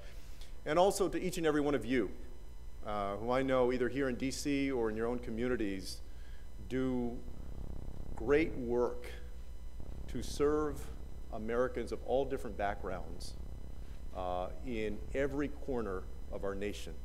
Thank you for doing that. Thank you for the difference that it makes in those communities and to our nation as a whole. I bring you greetings from the great state of Texas, and also from my brother. As most of y'all know, we're twins, but he's in Congress, so you know what that means. I'm the only one that's actually working today. You know, a few days ago, and y'all may have seen this, I saw a story about a young woman named Jasmine Harrison from Greensboro, North Carolina. Jasmine was in the news because she's a high school senior, and she had applied and gotten in to 113 different colleges and gotten $4.5 million in scholarship money. Jasmine's story caught my eye because a few weeks earlier I saw the story of somebody from my home state of Texas, a high school senior named Michael Brown. Michael goes to school in the Houston Independent School District, a high school named Lamar, and he was raised by a single parent, a young black man, applied to the 20 best universities in the country and got into all 20. And he got a full ride scholarship to each and every one of those universities. I saw that and I thought, this is how America is supposed to work. I was even happier about a week ago when I saw that out of those schools that Michael had chosen to go to Stanford. There you go. It reminded me 25 years ago of the opportunity that my brother and I had. You know, we'd grown up on the west side of San Antonio with my mother and my grandmother. My grandmother had come from Mexico when she was about 6 or 7 years old in 1922 with her younger sister because their parents passed away and the nearest relatives they had lived in San Antonio. They brought her to San Antonio but took her out of school, so she never finished elementary school. And she ended up working as a maid, a cook, and a babysitter because of that. She raised my mother as a single parent, and my mother was the first one to actually finish high school and then have the chance to go to college. And I remember on April 3rd, 1992, running out to the mailbox of our house with Joaquin because we had been applying to college and finding these 2 packets in the mailbox. Now, y'all remember that when you apply to college, you wanted to get a packet back and not a letter, because if you got a letter, it was probably a thank you but no thank you. We ran back into the house and opened up the packets, and the letter inside said, "Congratulations and welcome to the Stanford class of 1996. And I wish that I had had back then one of the cell phone cameras that all of us have today, so that I could have taken a picture of my grandmother's face, because she never could have believed that that kind of opportunity was possible for herself, for my mom, or even for us. We'd gone to the public schools of San Antonio, gotten fee waivers to apply to these colleges. Everybody was so happy. It was one of those moments that I'm sure everybody in this room has had in your life, where you feel like you're reaching your dreams or you're well on your way, like things are going to be better in your life. And I could see that she saw that. And then a couple of weeks later, we got the bill. And that wasn't such a happy day. At the time, Stanford cost between $27,000 and $28,000 per person per year. And my mother had made around $19,000 or $20,000 that year that we applied, and my grandmother was getting a few $100s in a Social Security check. And so there was no way that these two women that had worked hard their entire lives could afford that opportunity for us. The only reason that I can stand here blessed with the opportunity that I've had, the education that I've gotten, is because I worked hard and my family worked hard, but also because there were Pell Grants and Perkins loans, and there was federal work study so that we could work when we were in college. Because we invested in ourselves, but America also invested in us. And I believe that that's when this country has been at its greatest, when we have matched that hard work with meaningful opportunity. And the thing is that in this 21st century, we need that recipe for success in our country more than ever before. 5 years ago, I was in Chennai, India, because Chennai is one of San Antonio's sister cities. I was serving as the mayor at the time, and I visited on Republic Day. And as we watched this parade of national pride go by, one of the government officials there told me that in the state of Tamil Nadu alone, there were more than 400 different engineering programs. Today, this country, our nation, is competing and collaborating with nations around the world that are rising and producing tons and tons of young people with the talent, the ability, the creativity, the drive to create the companies and the ideas that are going to drive prosperity in the years to come. In this world in which brain power truly is the new currency of success, it means that for the United States, we don't have a single person to waste. We need everyone's talent to succeed. The thing is, today, too many Americans never get the chance to live up to their potential because our nation is failing them. You see, if we want more success stories like Michael Brown of Houston, then we can't forget about young Michael Brown of Ferguson, Missouri. Michael Brown, who was 18. Michael, who had just graduated from high school. Michael, who was on his way to college to study heating and air conditioning repair. Michael, who was gunned down and killed, unarmed, at the hands of law enforcement. Michael, who would have turned 22 next Sunday. As Secretary of HUD, I traveled to 100 different communities across 39 states. In Ferguson, I learned that a child growing up in the upscale Clayton area of St. Louis can expect to live 18 years longer than a child growing up 8 miles across town in the Jeff Vanderloo neighborhood. At Pine Ridge, I visited a small home where 18 people lived, including 2 families that lived that slept on a dirt floor basement,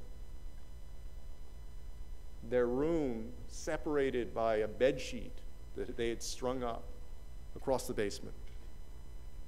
And so whether a young man or a young woman is from Ferguson or from Pine Ridge, lives in Philadelphia or in Youngstown, no matter the color of their skin or how much money their family makes or how long they've been here in our country, what they need from us is a positive, inclusive vision for the future, a 21st century blueprint for opportunity that makes the investments that we need today, not yesterday, as our nation confronts the challenge of growing automation and growing competition from impressive countries around the world.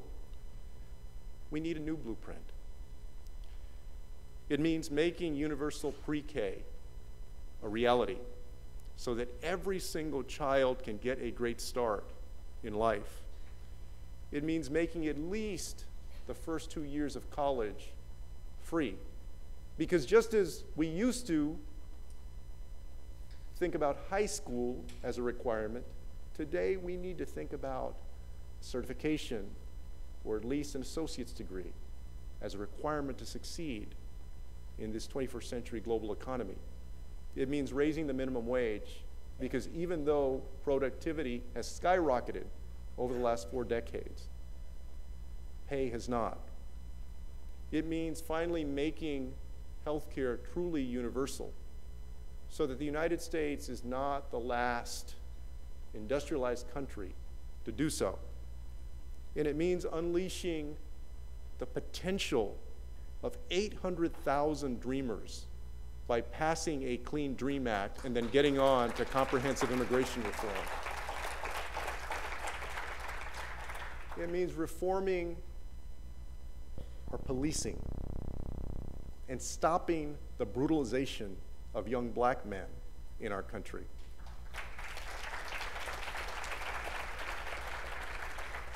And yes, it means fair housing, making sure that no matter where one lives, that they can afford to have a safe and decent place to rest their head. You know, I bet that over the years, the folks in this room have also had the opportunity to walk into a classroom of elementary school students on career day. And I have to tell you that there's nothing quite like walking into a second grade classroom. It's like watching a group of folks who just had 3 Red Bulls let loose, like a beehive of activity. When I visit with them, I always ask them a straightforward question that all of us ask, which is, what do you want to be when you grow up? And y'all know that the first thing that happens is that their hands fly up into the air. People say they want to be a doctor, they want to be a lawyer, they want to be a firefighter or a teacher. They want to be LeBron James or Gabby Douglas. And when they do that, you can see in their eyes that they know at that age that they're going to accomplish their dream. I wanted to come here today to thank you all for everything that you are doing to help them do that. Everything that you're doing to make our nation stronger and fairer, more inclusive, and thereby more prosperous. I also want to challenge you to redouble your efforts. In the face of so many efforts trying to take our nation backward to a time before our civil rights movement, trying to pick and choose who gets opportunity in our country and who doesn't, essentially trying to roll back the hands of time. I hope that today's conference is a great chance for you to network, to share ideas, and also, in a very meaningful way, to reflect for a moment on why it is that you do what you do. Because you know that we do live in the greatest nation on earth, You know that you too have been blessed with tremendous opportunity in this country. You know that everyone counts. You also know that through your efforts, through your advocacy, through your vision, with your voice, that you can help make sure that when those hands fly up in those classrooms, that those dreams come true in this 21st century. Thank you very much.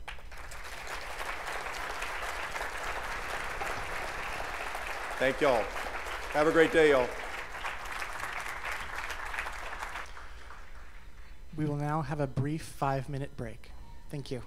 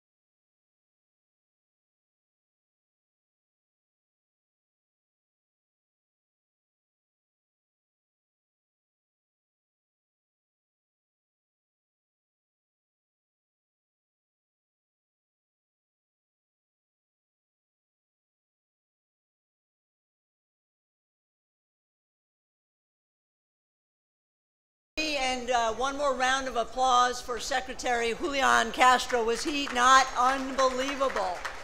Thank you so much. What an outstanding speech. So excited to hear those progressive conversations, but if we could just focus here. In a few minutes, we'll hear from an inspiring and amazing group of leaders who will talk about how our country can do more to empower women.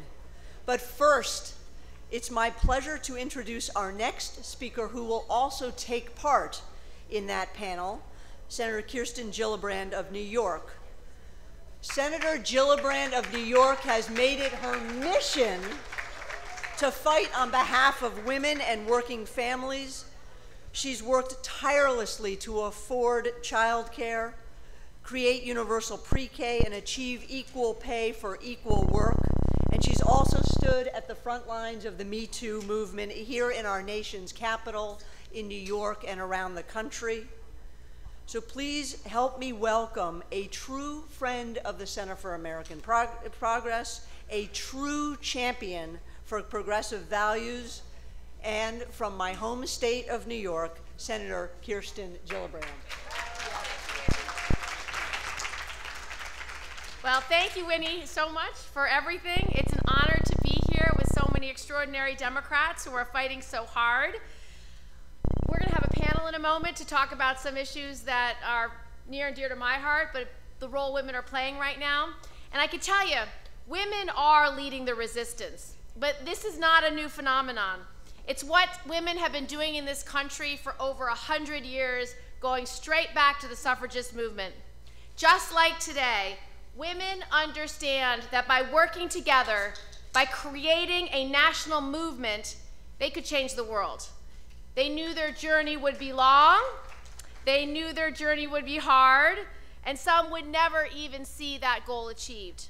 From Susan B. Anthony, who was arrested for voting, to Elizabeth Cady Stanton, Sojourner Truth, Harriet Tubman, to the younger generation who really shook things up, like Alice Paul, Lucy Burns, Ida B. Wells, Mary Church Terrell.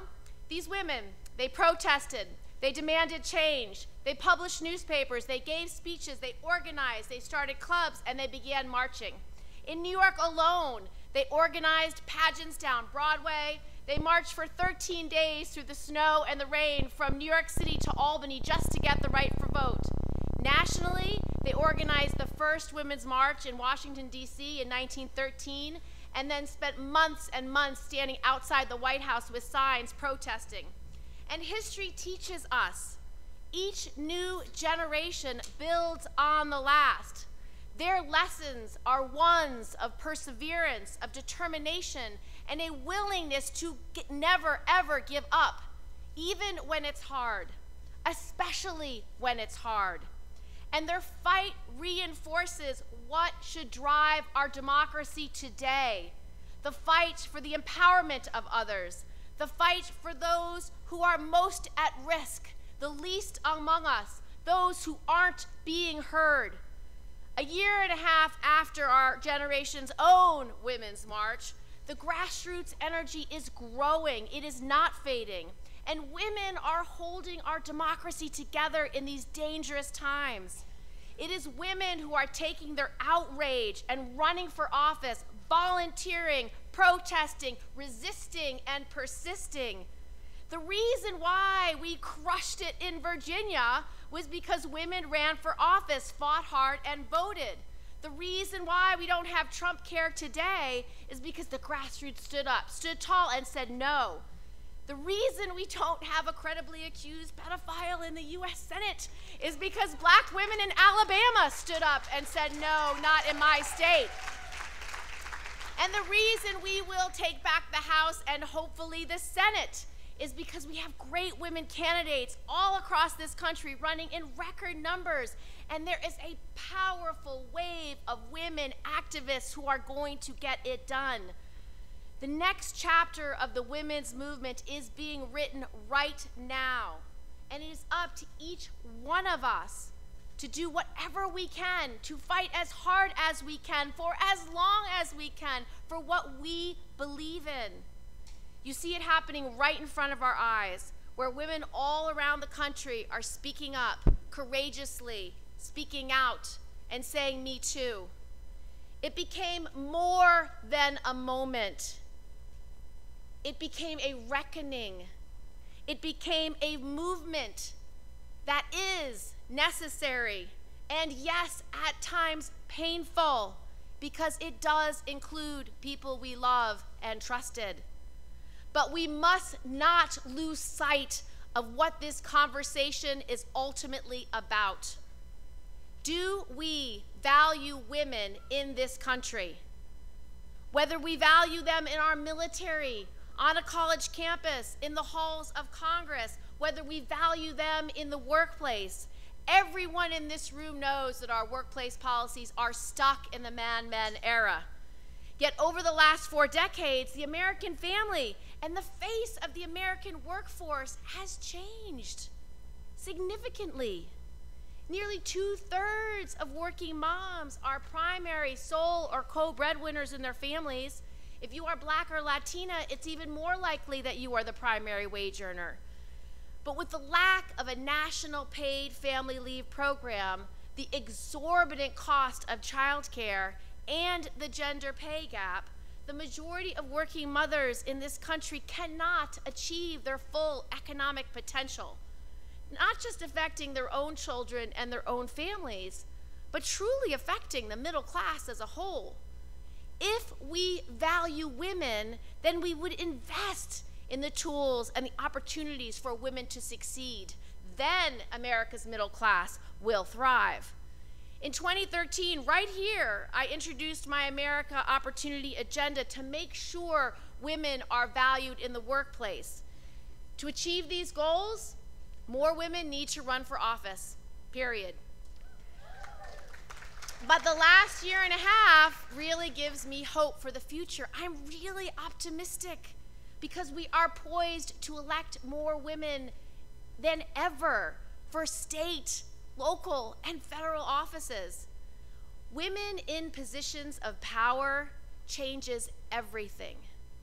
And that's one of the reasons why I want every woman to own her ambition, whether it's an ambition to run for office or to get the corner office or to take that risk.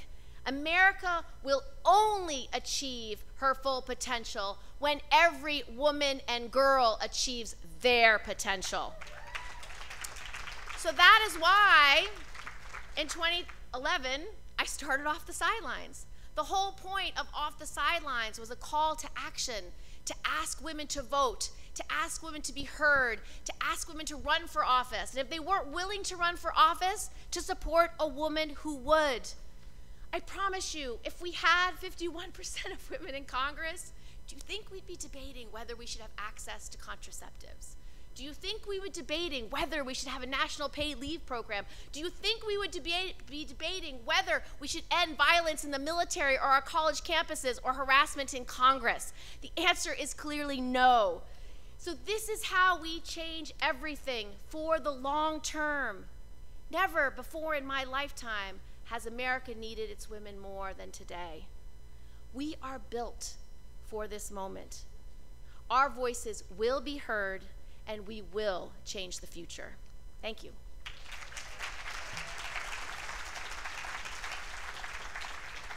Joining Senator Gillibrand on stage, please welcome Cecile Richards, Fatima Goss-Graves, Maria Teresa Kumar, and moderator Jennifer Palmieri.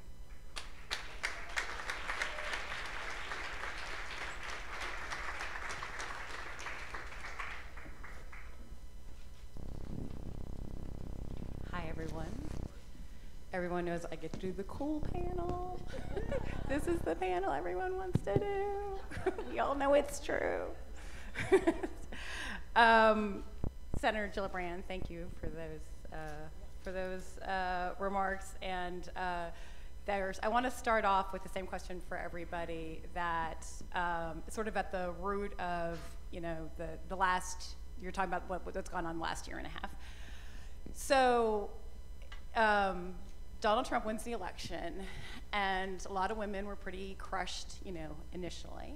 And I'm sort of interested in your individual experience, but then also what you think is at the root of this. And that was my big concern. I thought, oh my God, what are women, well, I had a lot of concerns, but what are women gonna think? What are they gonna take away from this? And what are young girls going to as well? And then something amazing happened, right? Which is the Women's March, the first sort of indication we had of this, and it was like, no, I am not going to feel coward.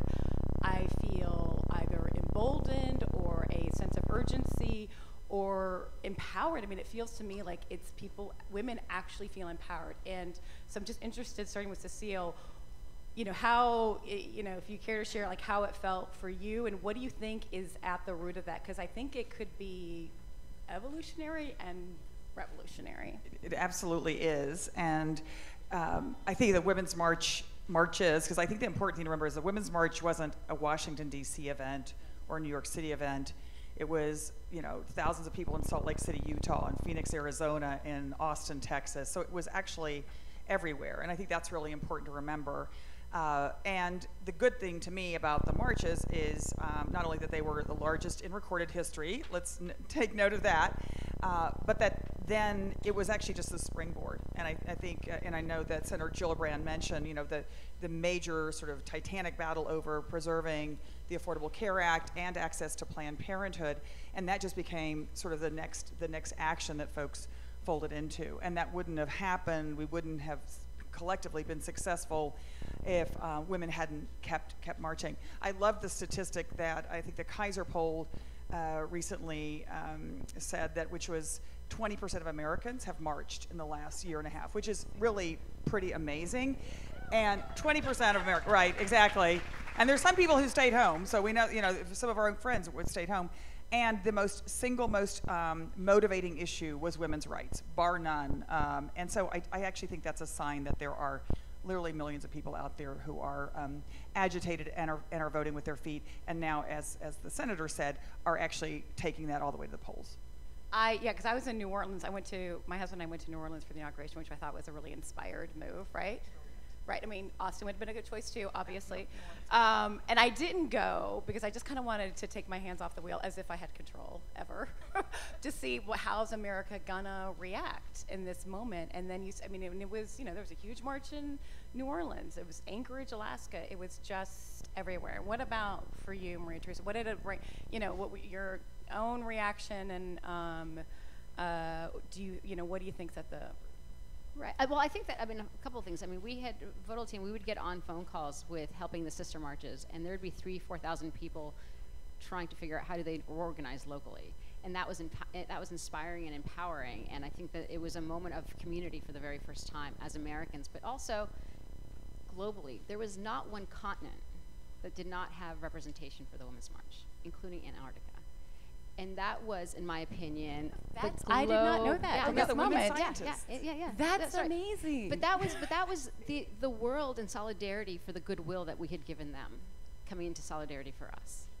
And I think it was this moment of rooting for us. But I have to say, if you're asking me why is it that women are so present, all we know is how to fight.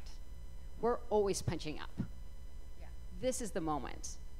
And I think that is what people actually why they underestimate us. For so many rooms and spaces, women are the first to be there. For women of color, absolutely. If you are always coming from behind and all of a sudden saying it's a fight, we're ready. The fact that, so I'm on the board, I've been very privileged, I was on the board of Planned Parenthood most recently. We were literally, in 2010 when I first joined, we were having conversations of how do you actually create a generation of feminists? Because polls were showing that young women just weren't into it. I think that it's happened, but it's happened with fierceness. I'm also on the board of Emily's List. Emily's List, in 2016, we were scratching our heads because we could only get 900 women to run for office. 900. We're at 36,000. And it's not emerge, it's run for something, it's all of a sudden a generation of young people all of a sudden let's put our hands in the ring, because the America that we've been marching for, because the Women's March, I would say, is the culmination of marching. If you remember, 2006 was the very first large marches in our most recent history. We had 2 million immigrant and Latinos and our allies marching for immigration reform. After that, we saw Occupy Wall Street. We saw folks fighting for the environment, for fair, equal marriage, Black Lives Matter, and the Women's March was a culmination of a vision of Americans saying, not on our watch. And I think what was most special was, yes, that there was Austin and Boston, but most importantly, there was Tennessee. There's a vision that is happening, and we have to make sure that we are thinking with balanced imagination and actually using this as an opportunity to cement a very different progressive agenda than what we see right now. Fatima, you took over for the president of National Women's Law Center. It requires a lot of, and also are the running the legal defense for Time's Up. So that requires a lot of courage for women to step out in general, to certainly step out when it comes to Me Too and Time's Up. But do you have a sense, like, what are we, what do you think is at the root of that? And you've had a lot of experience with cases coming to you, and I know you all are overwhelmed with how many cases you have. But what's your sense of how women are, why they feel so empowered now?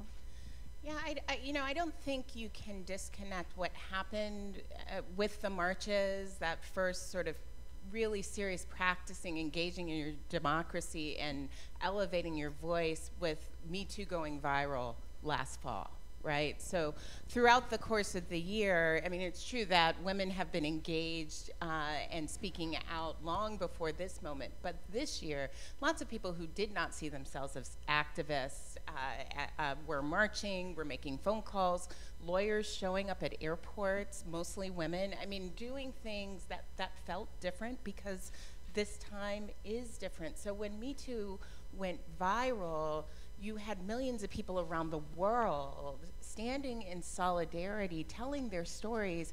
And when people tried to interject, for the first time, that sort of effort to push it into the shadows, it didn't work. Right? It continued and it continued, and people told their stories uninterrupted for a period. So when That's something we had never had before. Right, and usually people it is feeling shut down really quickly. Someone tells their experience and they're shamed and they're blamed, and all of a sudden everyone gets a signal that they should not come forward. So the opposite was true now, and on January 1st, we partnered with leading folks in the entertainment industry and launched the Time's Up Legal Defense Fund, and we've heard from over 2,700 people in 4.5 months. And across all sectors, telling their really harrowing stories about the harassment and violence they endured. And that is them practicing and engaging in their democracy, speaking up for themselves, for their families, for the people that they work with, for their sectors, for every other sector. It's really powerful. Senator, what do you see that, it is, you have all the women that are running for office, you have Me Too, you have the marches, you have women engaging politically in new ways. My sister is a preschool teacher in Virginia, and she cares about politics because her sister does it, but now every week she's like, where am I supposed to be this weekend? Like, she's definitely one of the 20%. Where are we supposed to go now? What happens next? Do you see, where do you see this going? Because it's not just, and I'm always careful to say, it's not that I have ever felt held back by men in my life, or that that they're not meant to be a partner in all this. I feel like there are things that hold women back that probably hurt men too, right? And that if we're able to bring all of ourselves to whatever, wherever, however we engage in the world, that's probably better off. But what's your sense of where we're going? Well, I think where you ended is exactly right. We have to continue to be able to move this movement and moment to full realization of our roles in the economy, owning our ambitions. So, talking about how do we urge more women not only to leadership electorally, but also to that corner office, to starting a business, running a business, owning that ambition, and recognizing that so much of our economy absolutely is relevant to what women are doing in that economy. And if we can't earn our full potential because there's no equal pay in this country, if we can't earn our full potential because we don't have a national paid leave plan, if we have this chronic sticky floor for low-income workers, particularly women, 2/3 of minimum wage workers are women, and if you have no paid leave or no sick days or vacation days, every time there's a family event, you wind up having to miss work or quit or lose your job, and then you get reemployed at, again, the bottom rung. You never get off the floor. So the economy is absolutely affected by whether women can reach their full potential. And so I think for a lot of these issues, it goes to this fundamental issue of, do we value women? So if there's prevalent sexual assault, the answer is no. If you don't have equal pay for equal work, the answer is no. If every institution constantly protects the powerful over the marginalized, whether it's the NFL or whether it's the US military or whether it's Congress, you don't value women. And so elevating women's voices is the solution. And that's why this wave of women who are willing to be activists, willing to fight. And I think to your first question, the why, it's because what President Trump stands for undermines everything we value. Whether you care about women's rights or LGBTQ equality or clean air, clean water, literally everything we care about is at risk with this president. And he doesn't value women. And you see it from the number of women he's harassed or assaulted. But you see in all his policies, women are going to pay more for health care because of President Trump. He doesn't value women. And so that's enraged every woman I know. And the day after the election, I had the same emails. What can I do? Put me to work. What can I do? Women who had never been interested in politics ever before. And so we've translated that politically. We have giving circles across the country, women who are now raising millions of dollars for women. Like, it's remarkable how much activism there has been across the board in terms of advocacy, in terms of literally just, you know, showing up to vote, running, and participating. It's amazing and it's inspiring. No, I think it's, I mean, absolutely everything that the senator says is right. I think the other thing, though, is important is that things weren't great for women before this president. Exactly right. And so I think it's really, this is this moment, I think, that is about where we're reaching a critical mass, about literally everything, we're challenging everything culturally, politically, economically, and I really just, I want to echo what I'm just going to call you Kirsten. I'm sorry. I can't keep saying the senator. What Kirsten said, which is that... It's because we love her. I know, exactly. Like she's one of respect. us.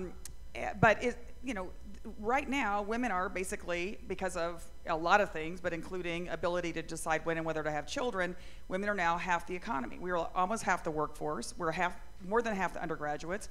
We are, you know, more than half the law students, medical students. I think that the last graduating class of NASA astronauts was half women. And so that's where now, right? That's amazing. Yeah, let's give it up for the astronauts. But I think what it is that it's no, you know, and we have been dealing with an economy that for which forever women were like this adjunct part where maternity is considered, a nuisance as opposed to how we all actually got here. And so I think that really challenging the way we think of an economy that is built for women to be part of it, rather than we just keep knocking on the door saying, well, could we get a couple more days of maternity benefits? And instead say, if this economy is going to grow, which it is, women have to be central to that. So I really agree, but we can't, even if this president is defeated, and obviously, like everyone else, can't wait for that day, we also have to keep pushing forward for real true equality for women. And I think your points say something about the types of solutions we need in this moment. So, you know, now is the time to have the conversation about paid leave everywhere, not, you know, great that it might be in a couple states, great that a couple of companies have done it, just do it. Or now is the time, I see my friend Saru Jayaraman here, now's the time for one fair wage, right? And it's on the ballot here in DC and other places. So there are opportunities to actually look at how are women faring right now in our economy and provide solutions that are bold, because there's power behind it in this moment. And I think that one of the things that I always like to point out when people think about a young professional entering the workforce after they basically are stacked with student loans. Women basically earn 70% on the dollar. Latinas earn 55 cents on the dollar. So when I signed my student loans, they didn't know my gender or my color, but immediately started behind the 8 ball. One way to make sure that we're not straddling young people with debt is to really look at what it means, because that lender is not going to basically do a downward scale based on gender or race, right? So there are ways that all of a sudden young women entering the workforce are already behind the 8 ball, let alone the fact that they're going to be actually able to be saddled with debt. So when we are having these conversations of paid leave, we also have to really keep in mind, what are young women immediately facing once they enter the workforce? And, you know, it occurred to me, I used to, you know, when I worked for President Obama, some of my, you know, there would be times where some of my female colleagues would grouse about it still being a man's world, and I would get offended by that, because I thought, that's not true. I'm doing great. Like, I'm doing really well, and I've had so many lucky breaks and great mentors, men and women alike, and I'm doing great. And now I look at it differently. I'm like, no, Jennifer, you were doing great playing the role you're meant to play in a man's world. And like, that's sort of what's at the root of all of this is, you know, you're talking about that why is maternity, it's like being a woman is something you have to overcome to succeed in politics or the workplace. That is like, that's like what's at the root of it still, is that, you know, that, you know, this is why if you tear up at the workplace, it's a big issue. And people will say, you know, like I happened to talking to a friend of mine, she said, yeah, I felt really exposed. And I was like, what an interesting word, exposed. Like, I don't actually belong here. But that's like what's at the root of the sense that the economic issues that I know that you've been, you've gotten a lot of attention for all the work you've done in sexual assault, but I know that the economic issues were always right along that, and it's a sense that those are women's issues still, that so this is not, it's like a man's world. It's like it should be our world now, right? So it's like, just our world, look not at men, not women. a female in the military. She has every chance of getting killed, sacrificing her life for our country. Not only did she have to deal with a high prevalence rate of sexual assault, but they were denying her all the roles she wanted to play. She wasn't eligible to be paid to be in combat, even though they kept sending her into combat. And so that's one of the reasons why when you're fighting that fight, it's two sides. You're not only fighting to be treated better and valued 100%, but do the job you want to do. And so making sure all roles were open to women in the military, because when women become commanders, they can then set the climate for the entire unit and make sure sexual assault and harassment is eradicated. And that's why the empowerment of women is so important throughout the economy and through leadership through these offices, because we don't value women in society, and that's just the fact. And it's not just, you know, I feel exposed because I'm tearing up because I'm not like a man. No, how about I'm tearing up because I'm so angry and frustrated, and my emotional intelligence is going to make this company succeed. You know, if it wasn't Lehman Brothers but Lehman Sisters, we might not have had the financial collapse. So it is the value that a woman brings to that table, that she has all these different life experiences, assets, and for women of color, it's even more important because she comes to the table with this host of experiences that are different, that will make not only the problem solving better because it will identify different problems, but then it will identify different solutions. Amen, sister. Yeah, it's like, no one looks at the world and thinks we have all the answers, right? Nobody thinks that. So we got to bring more of ourselves to engage. But Cecile, like, talk about that, but then also I'm interested, like, so you've been doing activism your whole life. Yay, Cecile. It's working. It's working. It's finally paying off. You strike me as fearless too, and I'm wondering, you know, and that is, and particularly, and we work in reproductive rights, that ain't easy to do. And just, you know, if, you know, in reacting to what the Senator said, you know, can you address that to how you have, like, what you've seen changed, what's made you feel empowered, giving you all the confidence to just go and keep fighting? Because when I see you do it, I'm like, I can do it. Cecile does it, right? All of us, like, that's the models in the world that we need to see, so we feel the backup.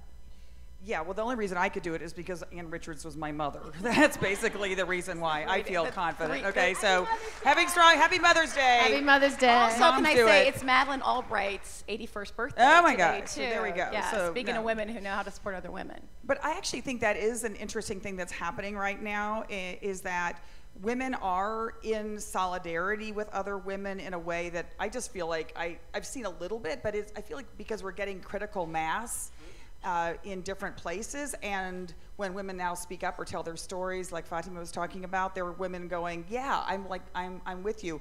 I love what one of the originators of the Me Too movement, Tarana Burke, who said, it's not that women haven't been speaking up for centuries, it's that we finally have found a frequency and we're not giving it up. And I think it's just a great way of thinking about it, because right now, and fundamental to that, I mean, I know your question was about reproductive rights. Fundamental is, I mean, women understand, and a lot of people besides women understand, if you can't control your body, you are not free, right? And nobody's free till everybody's free. And I think this is something that is, even our own research at Planned Parenthood is showing, since the election, since the marches, since the Me Too movement, women are so much more aware of, because people are talking about it finally. It's getting they're much more aware of sexism. They're much more concerned about this government taking away their fundamental rights. And I actually feel like that is giving us all energy going into the November elections. But one of the things that's important to me, just to like put the record straight on reproductive rights, it's not just about whether or not we have right to safe and legal abortion. It's about whether we have the right to birth control, which, by the way, 90% of women use at some point in their lifetime. It's really popular. And under this administration, no, it is. And men like it too, actually. It's across the board. But the other thing that I have to point out, because people say, like, well, that's the controversial issue, Trump Care tried to get rid of maternity benefits for folks, okay? So I think it's really important to tell the entire story. The kinds of policies and the kinds of attacks we're seeing are about controlling women from like beginning to end. It's not simply about, about abortion rights. It's about rights in every single way. And it's real motivating. Yeah. And I think to underscore the attack that the administration has on women is that they are going after the most vulnerable of women, disproportionately immigrant women. And I know Planned Parenthood, you did a lot of work on this, but there has been cases where minors have been raped and are in detention centers, and they are preventing them from choosing their right to have an abortion. That is a disgrace, but it's against our values, because we're actually saying that this young woman does not have judgment and does not own her body. And they are doing it because they recognize that that person cannot engage in the regular levels of the law, and they feel that they do not have advocates. And it's because of the work of Planned Parenthood, of the ACLU, that we are finding voice even among the most vulnerable among us. But the fact that this administration is separating children and parents at the border is unconscionable.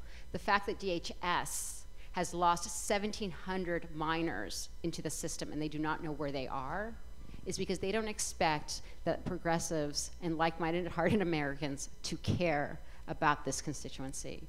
And that is not who we are. And we have to make sure that, yes, women are running for office, but we have to make sure that we also use this moment to grow the electoral base. We're expecting 12 million new young people to hit the polls, to hit the voting age between now and 2020. The Parkland students are doing a magnificent job talking about intersectionality and mobilizing those young voters, but it's not enough. And we can't keep saying that we're going to try the best practices that we've done in the past if we are not actually talking to infrequent voters. So the work that we do at VL is at Voto Latino, we talk to the people that campaigns don't normally talk to, because they obviously are either first-time voters or infrequent voters, and that is how we start changing policy. We are, I think, in this moment in time in our country's history, we are fighting for our values and our definition of who we are, but we have to double down, because the people that are fighting in the streets, literally going and marching and saying truth to power, the people that are all of a sudden deciding that they are going to run for office, we have to make sure that we're growing that base at the same time so that there is a repeat. Because come 2020, if we do not have a repeat of what's happening of the wave in 2018, it was for naught. And I'd like someone, and this is my last, how many people in this, I'm sick and tired of pendulum elections. Yeah. Who is tired of pendulum elections? I believe that this is our moment in the next 3 years to literally cement it, because when you look at the demographics, when you look at what people are craving for, they're looking for leadership, but more importantly, they're looking for a completely different country that is being offered presently. Fatima, build off of that, but then also it's women of color that experience the most problems that, National Women's Law Center, some of the issues that CAP we try to wrestle with that face. So what's your experience in reaching those women, having their cases dealt with, and this is across the board from economic issues, things involving their family. I feel like that's a struggle still to have those voices heard and the problems dealt with. Yeah, I mean, it's in many ways what you said, because one of the things that is absolutely clear is that we have to put women of color in the center of our agenda. And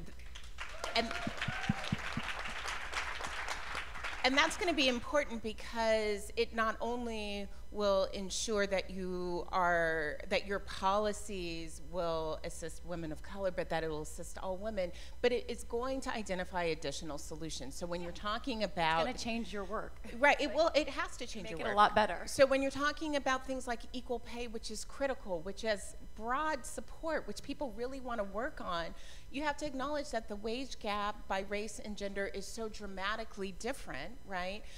And part of that is the fact that women of color are so disproportionately represented in the lowest paid jobs. So your equal pay solutions are dealing with unfair pay in the same job, but also raising wages, right? And dealing with conditions in low wage jobs that make it hard to do things like engage in caregiving and work, which most people do.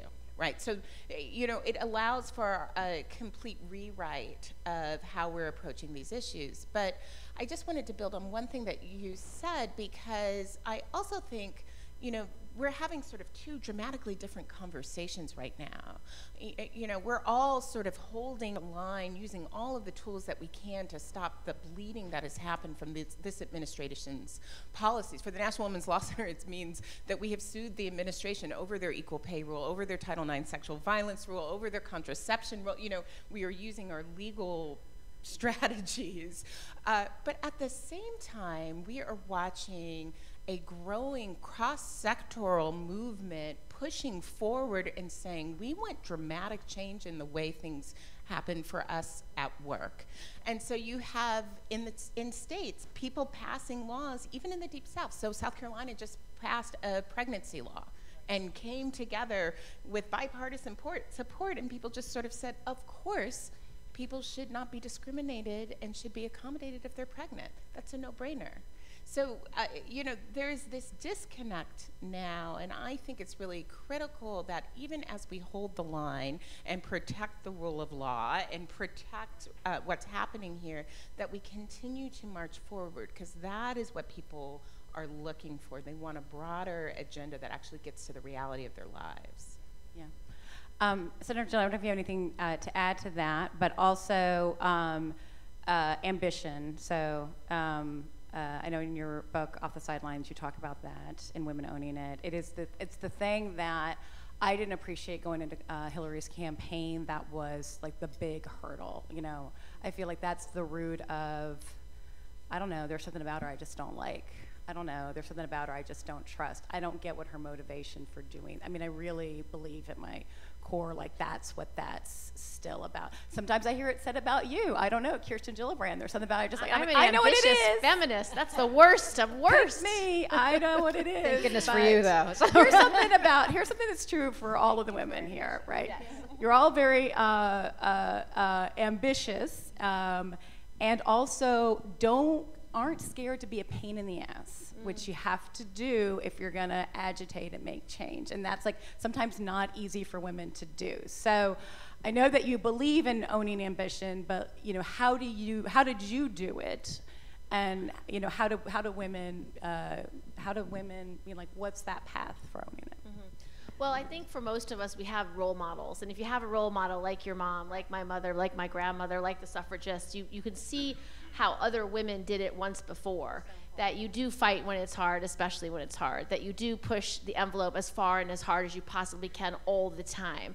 And I'm writing a children's book on the history of suffrage coming out in November, which is going to be so much fun, about all these amazing women. But what I loved about these stories is that these women, they never gave up. They literally worked their whole lives until they died to get this one right, this right to vote, because they knew that all the rights and privileges that they desperately needed would fall from that. So, for example, they didn't have the right right to keep their children in a divorce. They had no, they were still considered property. They couldn't own their own property.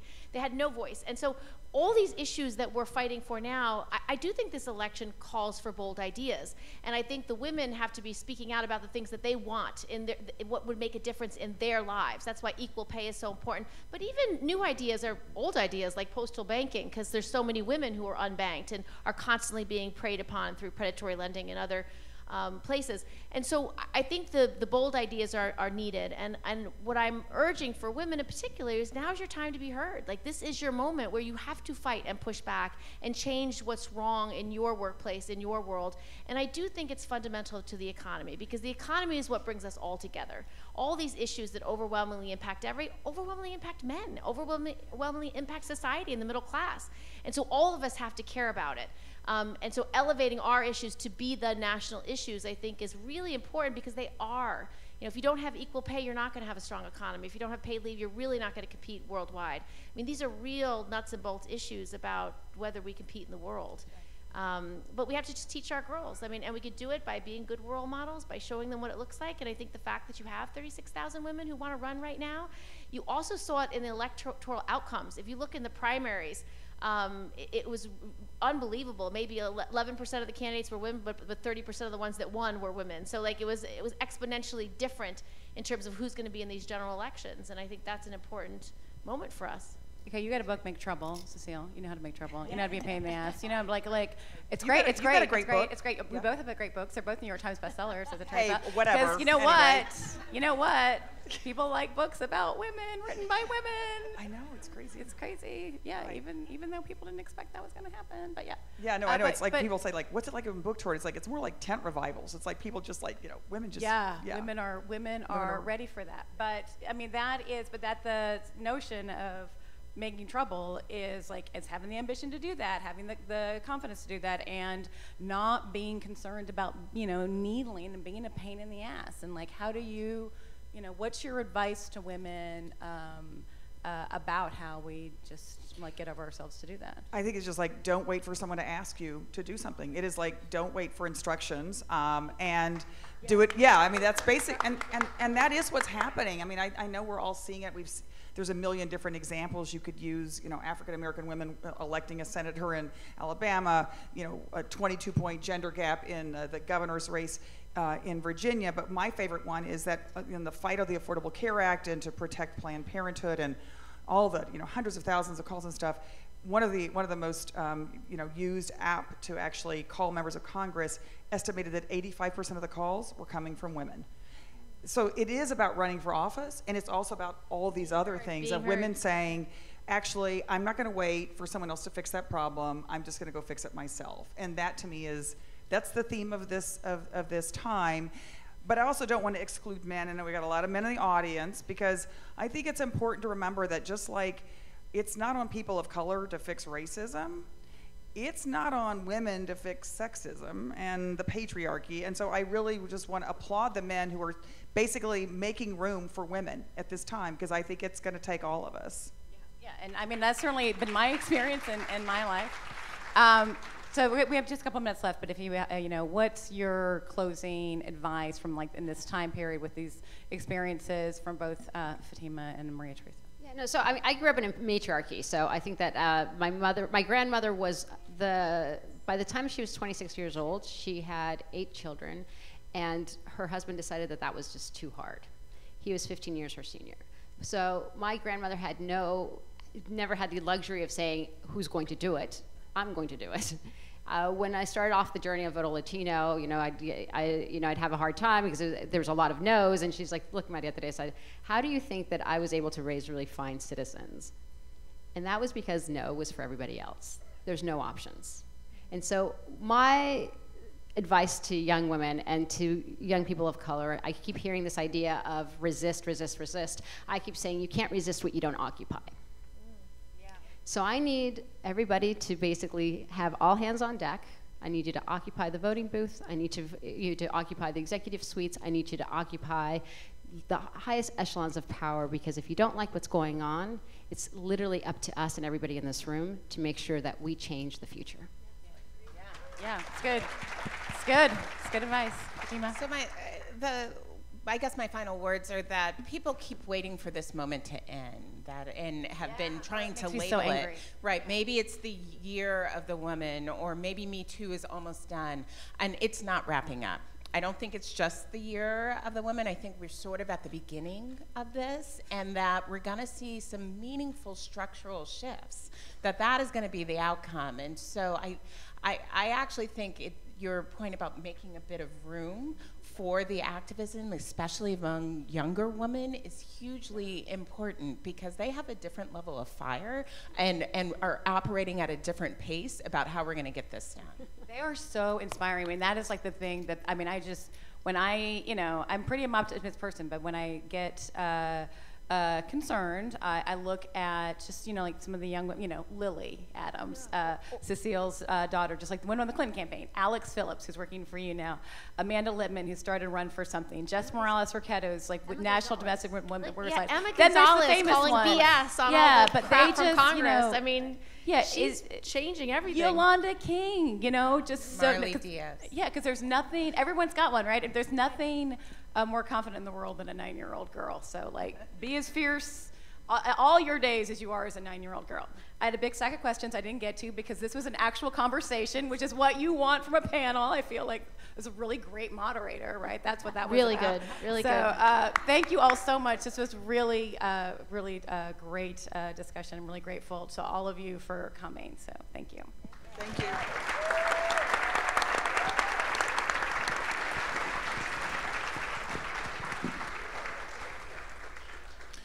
Please welcome to the stage Mayor Bill de Blasio.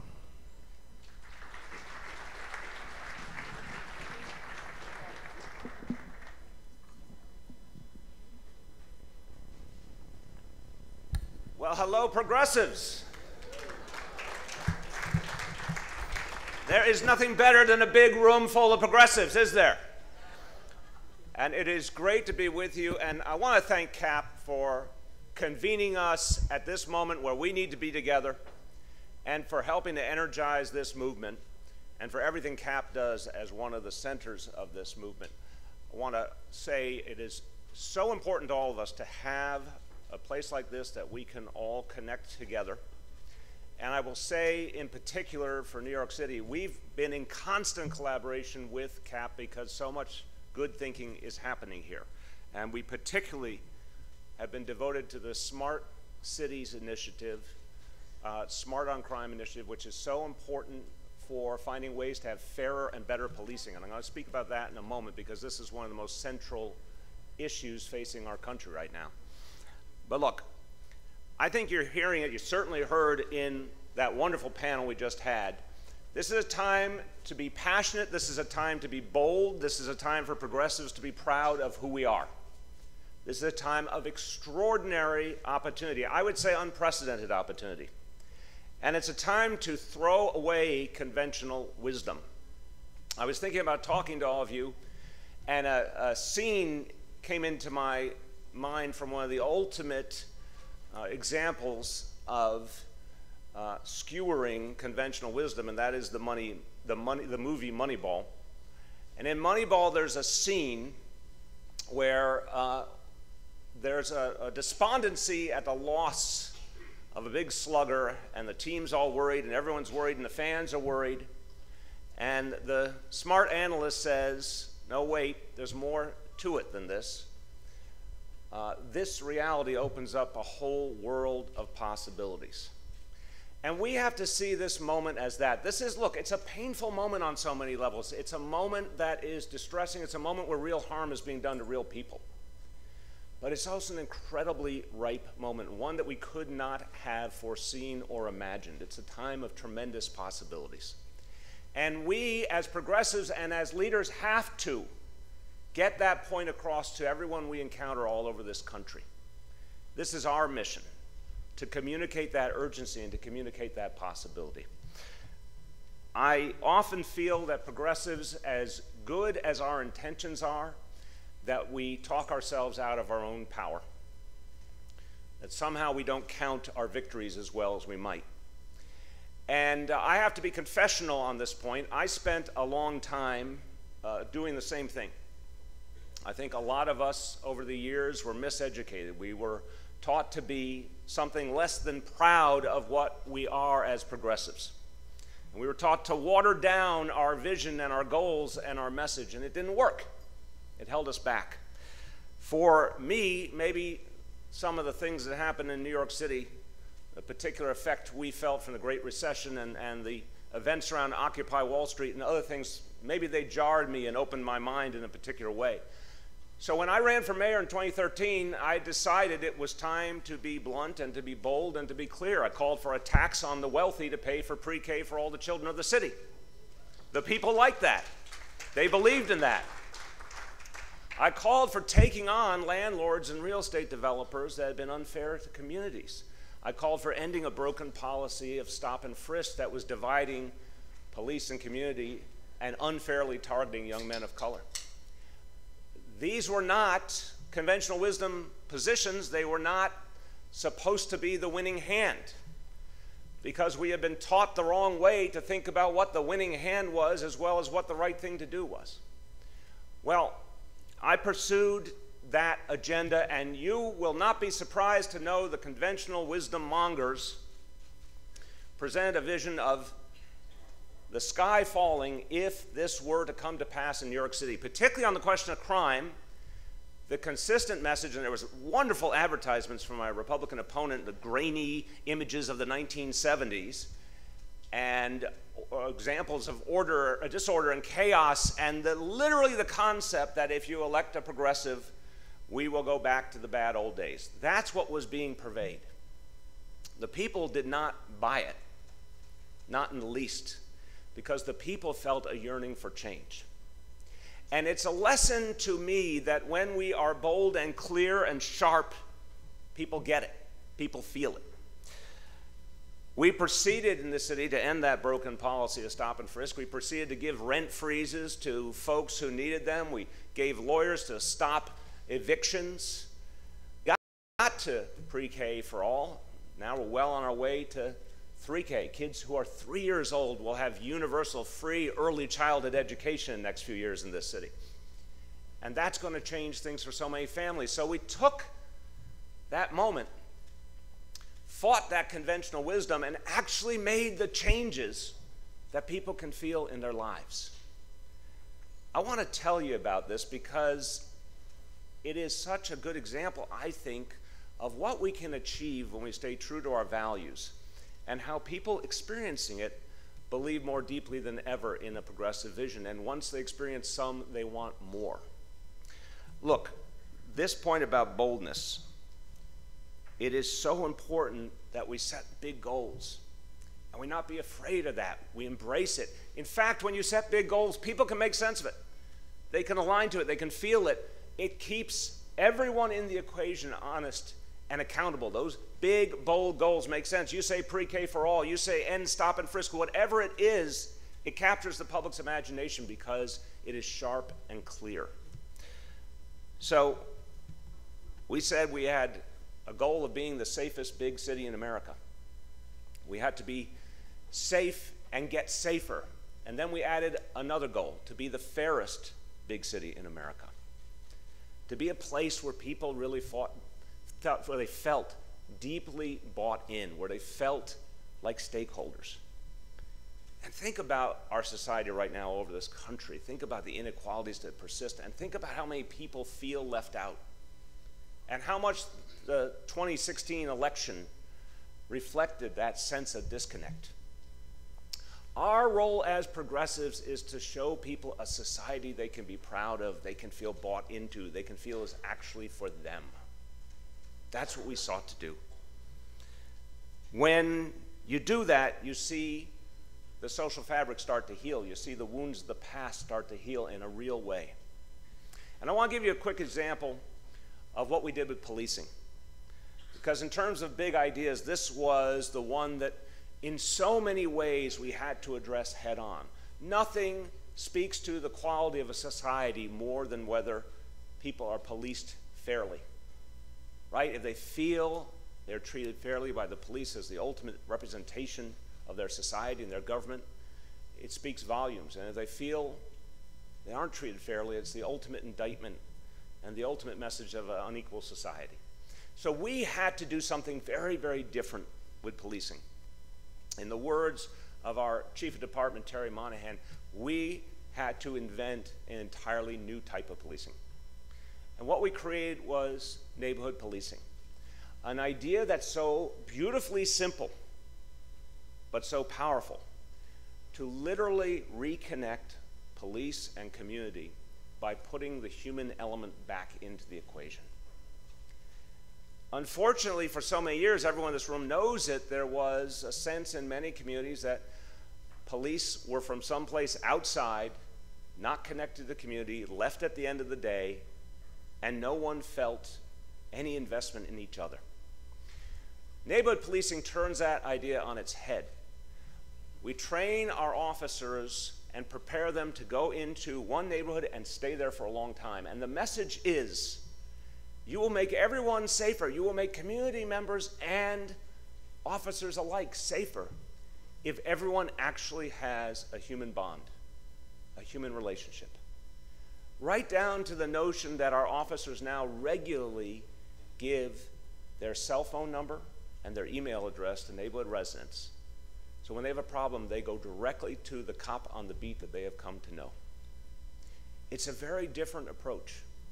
And it has brought out a whole wealth of possibilities. Because now people are talking to each other. They're knowing each other by first name. They're thanking each other. They're supporting each other. This idea, it sounds maybe like a feel-good thing, but it's been one of the best tools we've ever created to fight crime and keep people safe. Because in that dialogue, in that bond, we find more and more that our officers get the information they need to stop a crime from happening.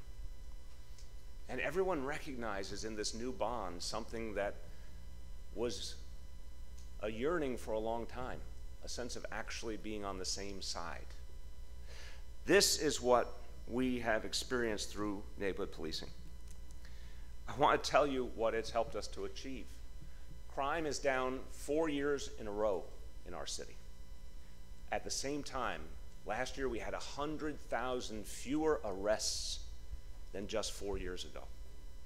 Think about how that turns the conventional wisdom on its head. Crime down with 100,000 fewer arrests at the same time. Because there's a different reality, a different focus, because of the bond between police and community, much more is getting done.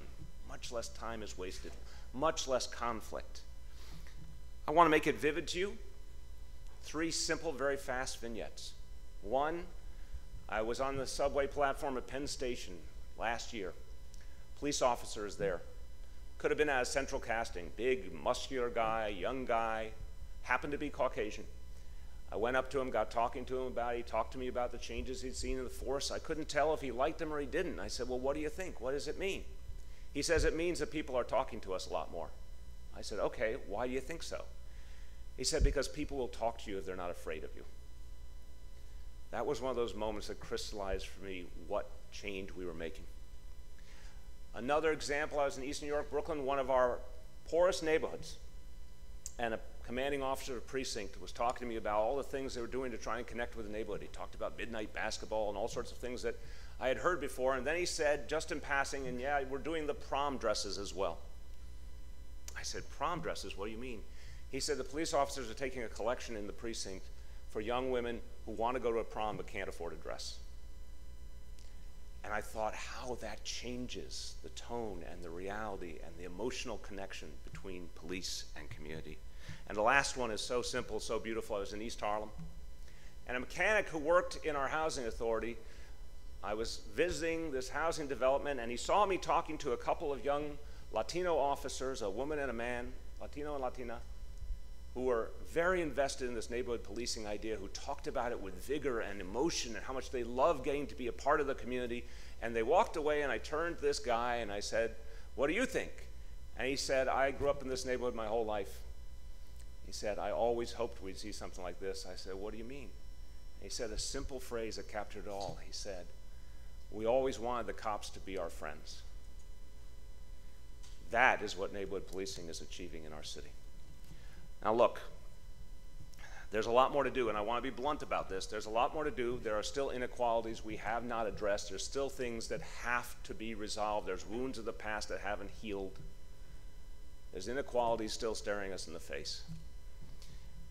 And look, we have worked incessantly to create a fairer type of policing.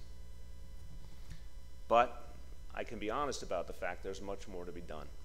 And that's why today I'm announcing that the NYPD will overhaul and reform its policies related to marijuana enforcement in the next 30 days.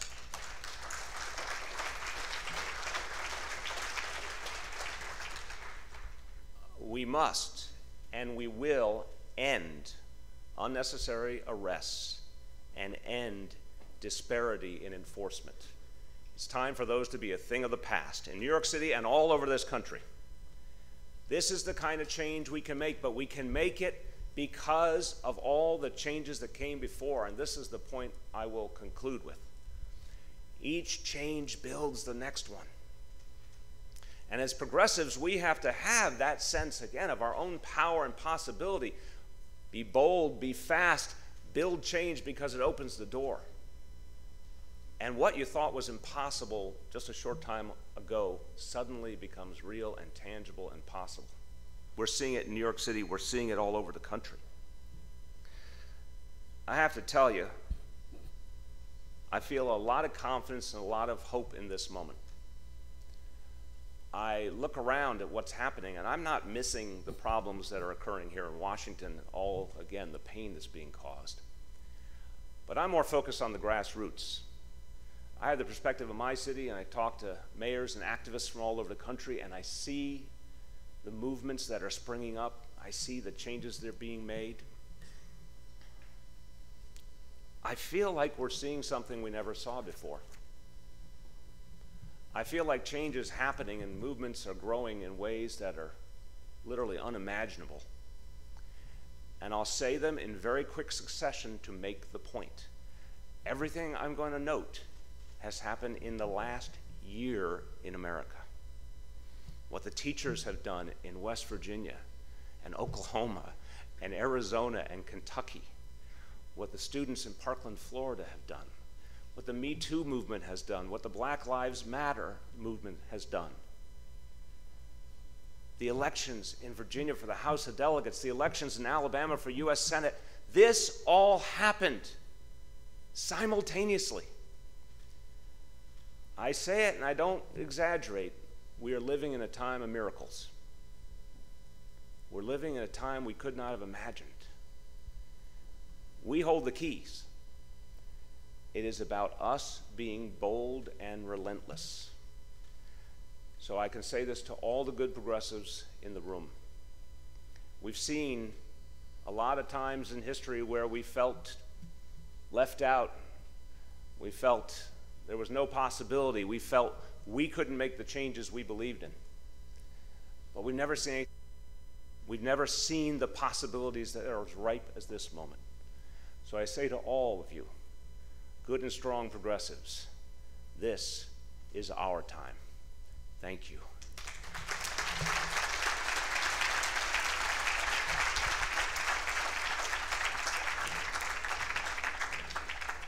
Much. Please join me in another round of applause.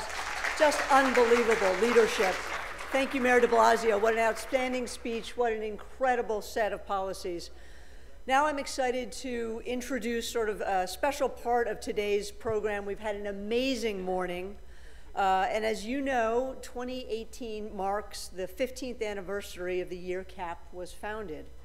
I've had the privilege, the honor of serving this organization for 12 of those 15 years, and I'm so grateful for the opportunity I've had to help fight for progressive values and to help our country realize some truly remarkable progress. Thank you so much to John Podesta and Neera Tanden for your incredible leadership. To help commemorate our 15th anniversary, our team has put together 2 short videos for your viewing pleasure. The first video, which we'll play in just a moment, will discuss CAP's mission and celebrate just a few of our accomplishments from over the years. It actually gives me goosebumps to watch this video, it really does. And the second video, which we'll play during lunch, will share a few notes and messages of congratulations that we have received from some of our allies and friends in the entertainment industry. Sort of a sparkly Hollywood video, if you will. I hope you will enjoy them. Please enjoy the rest of the afternoon. We've got an amazing program. And after you see the video, please stay seated for lunch. Please enjoy the video. Thank you.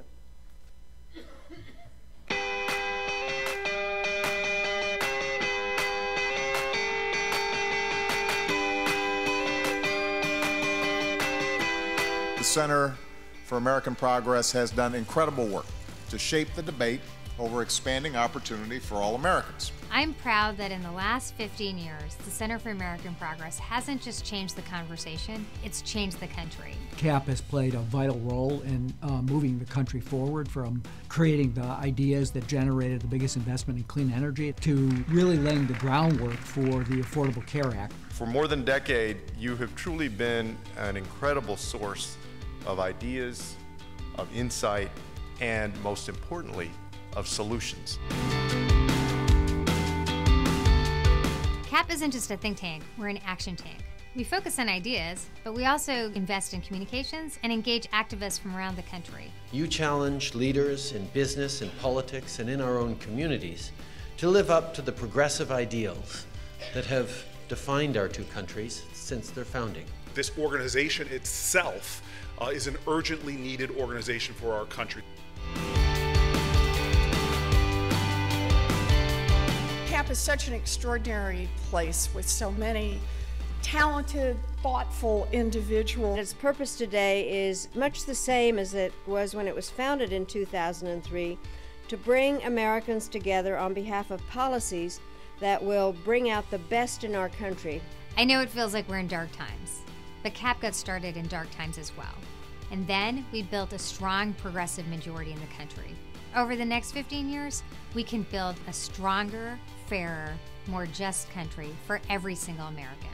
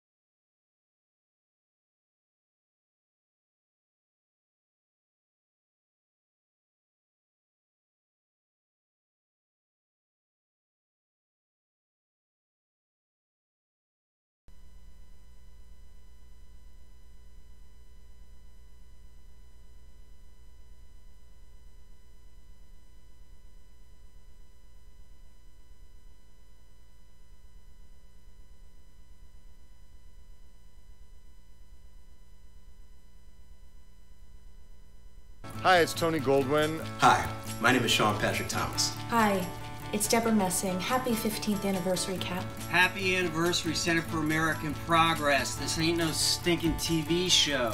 You guys have given us 15 years of fighting for civil rights for all people, protecting our environment, and fighting back against voter suppression techniques. As the son of two Guyanese immigrants, I would like to thank CAP for fighting for policies that make it possible for families like mine to come here and thrive. And thanks, Cap, for being a leader in your efforts to protect our communities by keeping weapons of war off our streets, bringing accountability to the gun industry, and holding members of Congress accountable to the American people rather than the gun lobby. I just want to thank CAP for continuing to fight on progressive issues, not just in these trying times we're living in, but for the past 15 years. But most of all, I'm grateful for you fighting against this Trump agenda, which is pretty scary, pretty awful, pretty terrible. Thanks for all the work you do to defeat the Trump agenda and to work toward a more fair, just, and equal America. Thanks for fighting the good fight and reminding us all that we don't just get a democracy. We gotta make it every damn day. I'd like to thank CAP for fighting the good fight and for being unapologetically righteous. We need you guys now more than ever, so thank you and congratulations. Happy anniversary, and please keep doing what you're doing. Pretty please.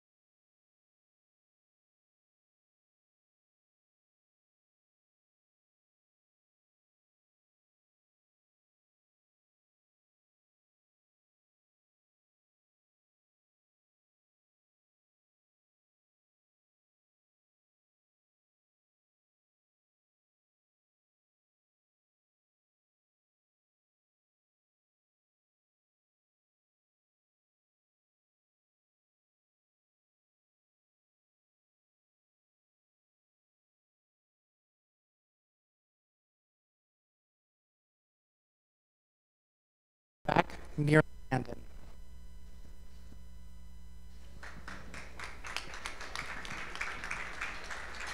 Okay, are you ready for a fantastic afternoon? Are you ready?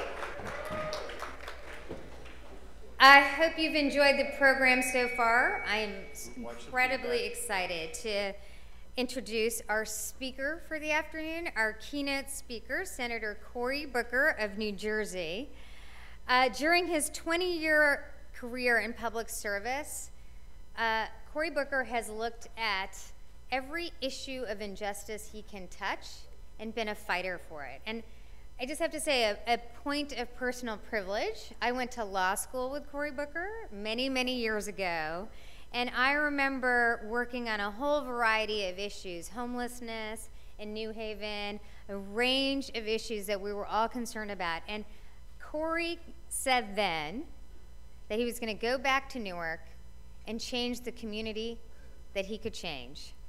And I've followed his career since then, whether it's rushing into houses that are on fire, or addressing the needs of homelessness in his neighborhood, or in the U.S. Capitol giving a voice to those who have no voice. And in every dimension, he's worked to ensure that we are striving towards more justice for all Americans. And so it is my great honor to welcome Senator Cory Booker to the stage for our keynote address.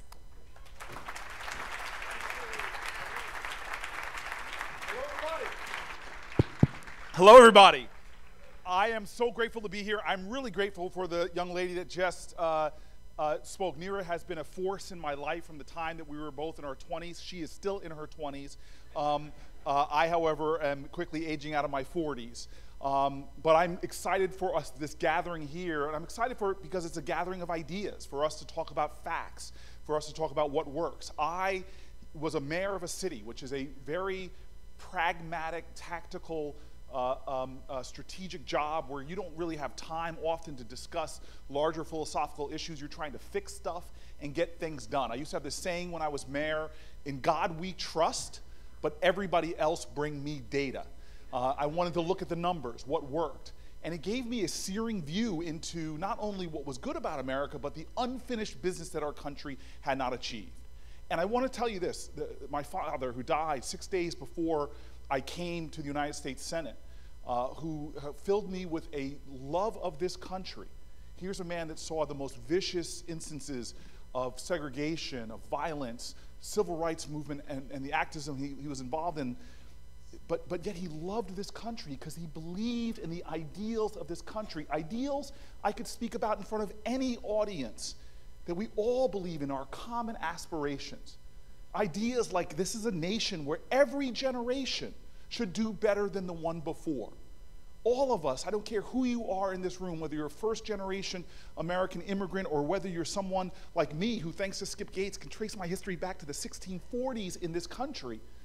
We all come from humble roots. Indentured servants and slaves, farmers and factory workers, domestics, janitors. These are all jobs, many of which were in my family. And my father and my grandfather, my parents and grandparents, and even great-grandmother used to preach the gospel of America, which is as true for an urban New Jersey kid as it is for a rural kid in the South, that we are the country of liberty and justice. We are a nation, that the very idea of the American dream is the idea of expanding opportunity, expanding possibilities. And my dad benefited from this. A guy who went from a boy working in a funeral home back in the days where it was segregated, carrying black bodies because white funeral homes wouldn't touch them. A guy who got opportunities in this country to go to college, serve in the military, to advance his career in this city because of activism, to become the first African American hired by IBM as a salesman in the entire region. The booming 60s and 70s and 80s that brought the biggest explosion of middle class on the planet Earth at the time. From my mother's side of the family, poor agricultural workers, farmers who moves up to big cities like Detroit to get opportunity. My grandfather working on a factory assembly line for Ford. All of these stories are our stories. And the most haunting thing, though, that my dad says to me before he dies was when I was living for about a decade. I lived in these high-rise projects in the neighborhood I still live in, this inner-city community. My father, after a horrible, violent gun incident, looks at me and he says, "Son, I worry that a child born like me in America, poor, black, to a single mom, in a segregated world would do better than a kid being born under the same circumstances today. Being born poor, black to a single mother." Well, my worry is, and my frustration is, you don't even need to use race as one of the lenses. You just look at the difference between this country's promise in my father's generation and now. Now look, I look at the data. I don't want to be born in a time of segregation when lynchings were still happening across this country, but if you look at data, if you look at the measures that matter, you begin to question about what has happened in the span of my lifetime to the promise of America, to the ideals of America, to the things that matter. As mayor, I created these intricate dashboards to measure the progress of my city. I'm so proud of what's happening in Newark right now, and that according to the numbers from college, high school graduation rates going up 20% to the biggest economic development period in our city's last 60 years, to even we were one of the most underparked cities in America, and measuring the acres, dozens of we created. But here I get to Washington, and I'm a competitor. Now I'm looking at all of New Jersey, and I'm looking at all of America, and what are the data that matters? Well, I found this one indice for the World Economic Forum that in me as a competitor really, really got my blood boiling. In my dad's generation, we were the #1 on all the indices that matter, indices of competitiveness of economies. But in just the span of my lifetime, we've gone to #1 on all the indices. In fact, even the overall spot, the most economically competitive country in the planet Earth used to be America. We've fallen out of the top 1, top 2 to top 3. And if you go to the other indices, everyone here, I don't care what your political background is, should be upset. What are some of those indices that they look at? They look at things like R&D intensivity, how much we invest in the ideas of the future. We in this room are drafting off of the investments that were made in R&D. We were the #1 country in investing in future ideas, from the NIH to DARPA. We made, in fact, pull out your smartphone, from the battery life to the touch screen to the GPS, are all of our collective dollars, public and private. Many economies are increasing their intensivity relative to GDP, but we no longer are even in the top 10 in percentage of GDP. Think about infrastructure. We were the #1 infrastructure country on the planet Earth. We literally had Republicans and Democrats joining together. The Eisenhower Highway Act, with equivalent of $1 trillion today invested in our infrastructure, created thousands and thousands of jobs. And I know this from living in New Jersey. When you're choked by an inadequate infrastructure, you lose billions of dollars in productivity. But we set the stage as on the planet Earth for what it means to develop your infrastructure. Where are we now? Not even in the top 10. And it's embarrassing to me when I travel around the world to talk with world leaders whose ports are more efficient than ours, whose broadband penetration is better than ours, whose trains run faster than ours. I was just talking to my staff about the data on the trains along the Northeast Corridor. We're moving in the wrong direction. Other countries are breaking records for the moving of their trains. Here we are in this country, and we literally, from the Northeast Corridor coming down to DC, you moved a half an hour faster in the 1960s. You literally can move an hour faster if you go back to the 1940s from Vermont to New York.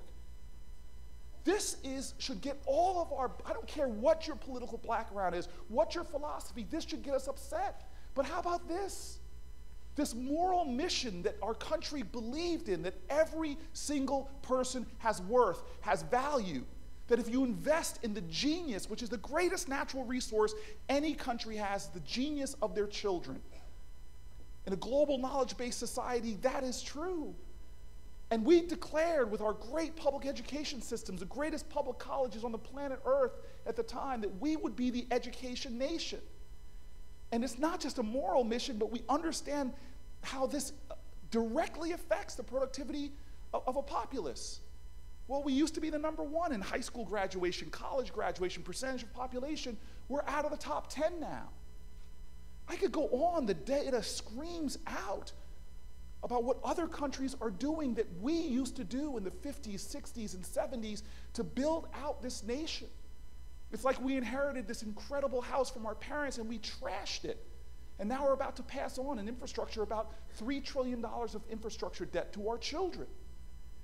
And other countries are trying to not only do what we did and try to out-America us, but they're actually trying to do it better.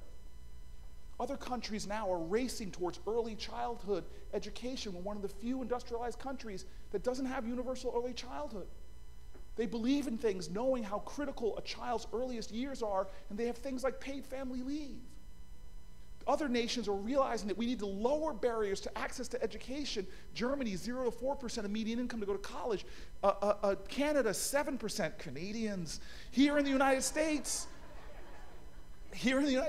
blame Canada. Here in the United States, it's 52% of median income. Other countries are realizing that they need to make those investments. A Pell Grant used to cover 80% of the cost of going to college. Now it covers just 30%. And we don't even allow those things to extend to apprenticeships. I am so frustrated on the obvious changes going on between my dad's era and now, but there are other things we don't talk about enough. We've created in my father's era with just the thought, I remember talking to my grandfather about what it meant to get a job at a factory, at Ford Motor Plant, the dignity of work.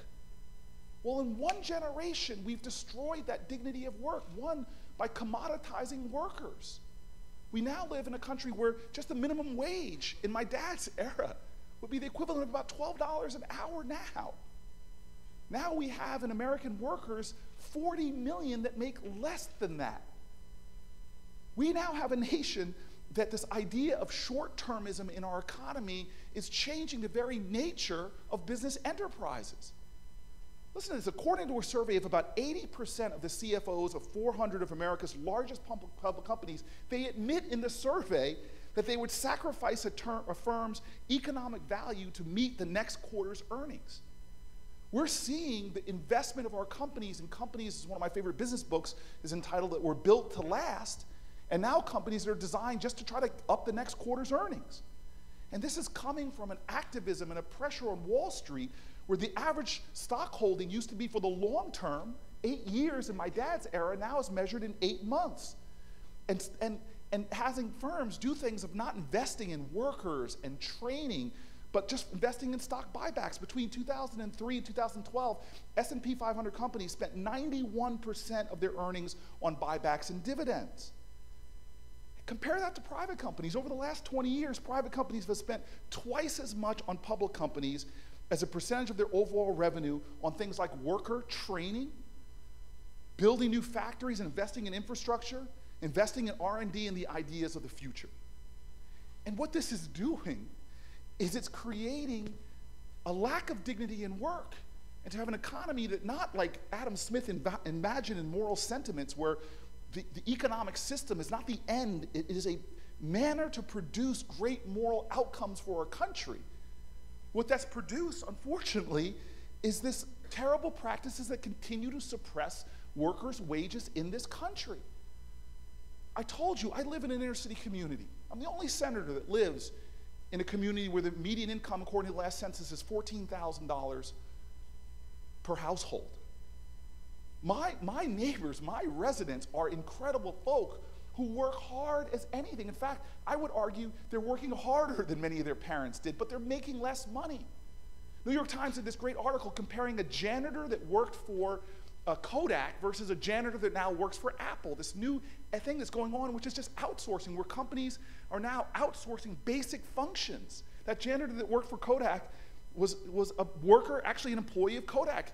They followed this worker who could participate in the benefits programs, the tuition reimbursement, and move themselves up. They were the American dream into middle management, into the middle class. Well, that janitor that works for Apple doesn't work for Apple. They work for these outsourced companies.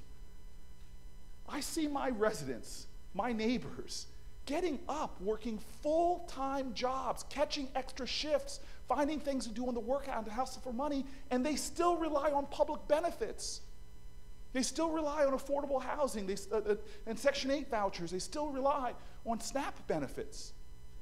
This makes no sense whatsoever in a country that was founded on this ideal that if you're willing to work hard and play by the rules, that you'll get ahead. But more than that, it's having a sinister effect on what's happening in our country. And I say that because I witnessed this. If you are a baby boomer, my dad's generation, 90% of baby boomers, 90% did better than their parents at the same time. Now in this generation with millennials, it's a coin toss, 50-50. And in certain communities, you're seeing that those numbers get worse. Millennials on a whole are making about 20% less than their parents did at the same age. Nearly half of all workers make less than $15 an hour now. That's about $30,000 per year, and it's not enough to live in my metropolitan area. We are a nation that doesn't understand that the toxicity of what we have allowed to happen in just 4+ decades is actually not just morally wrong, but is financially killing our country as a whole. Take, for example, the moral sin of poverty, something that the Bible talks about so much more than a lot of the other issues that seem to be talked about when we're talking about religion. And I'm one of those people that believes before you tell me about your religion, first show it to me in how you treat other people. You want to see the truth of a country? You want to see the truth of a country? Go to the prisons in a nation. I'm one of those guys, I want to stand with those people who are deplored. I want to stand with those people who are disrespected and degraded in a society. I want to stand up for them. I want to stand with them. Go to other countries and see who they put in prison. We have nations that put the press in prison. There are dozens of people in prison, places like Turkey, for things like fake news. In other countries, they lock up political opponents. Even though we were yelling, lock her up, the reality is we don't do that here. Other countries do. Other countries oppress religious minorities and put them in prison. But hey, who does the United States, this moral nation, who do we imprison? We imprison overwhelmingly the poor. As Brian Stevenson says, we have a nation that treats you better if you're rich and guilty than poor and innocent. Poverty is a crime in this country. I watched growing up in an affluent neighborhood how my friends did just the same kind of knucklehead stuff that teenagers do in every type of community, but you get a pass for that. In my community, I always say marijuana is legal in America if you're privileged. If you're at Stanford. But in my community, you see who we put in prison. And that has a cascading effect of poverty. Vanderbilt University says we'd have 20% less poverty in America if our incarceration rates were same as our industrial peers, because while other nations were building out their infrastructure, we in the United States, the only infrastructure we were building were prisons, a new one every 10 days between the time I was in law school with Neera and the time I was mayor of Newark. Crushing communities where police actions are concentrated, more marijuana arrests last year than violent crime arrests, and forcing poverty rates in our nation. We literally have the highest child poverty rate of industrialized countries. But listen to this. Recent analysis estimated that the total cost of child poverty in the United States is $1 trillion, due largely to the loss of economic productivity in our country that comes with children who are growing up in the toxic stress of poverty. Evidence from just SNAP, the evidence they collect with SNAP, I see this. I'm one of those senators, when I shop at my local bodega, I see people using food stamps. And I know what happens at the end of the month versus the beginning of the month when suddenly people have money. Go shopping in my neighborhood at the beginning of a month when people have money and you see our supermarkets full. Well, at the end of the month, guess what happens to kids? Disciplinary actions go up, hospital visits go up, test scores go down at the end of the month as benefits run out. More than 1 in 5 kids are born in poverty, as I said, and we do little about it, despite the fact that growing up in poverty leads to chronic stress, leads into toxic developing brains and negative impacts. Folks, if this is our most valuable natural resource, how are we treating it? I can argue all day the moral issues, but the economic issues as well are so compelling. Early childhood education, we know with the balance sheet analysis, the evidence is clear. This is data. Expanding early childhood learning would provide the social benefits of roughly $8.60 for every dollar we spend in that early childhood education. Apprenticeship programs, which are underfunded, Germany, Switzerland, kicking our tails in apprenticeship expansion, we don't do it. Even though studies have shown that people who compete registered apprenticeship programs earn over $250,000 more in their careers than people did that don't participate in those programs. This can go on and on and on. Preventative care, I've seen what the expansion of access to care did in my own city.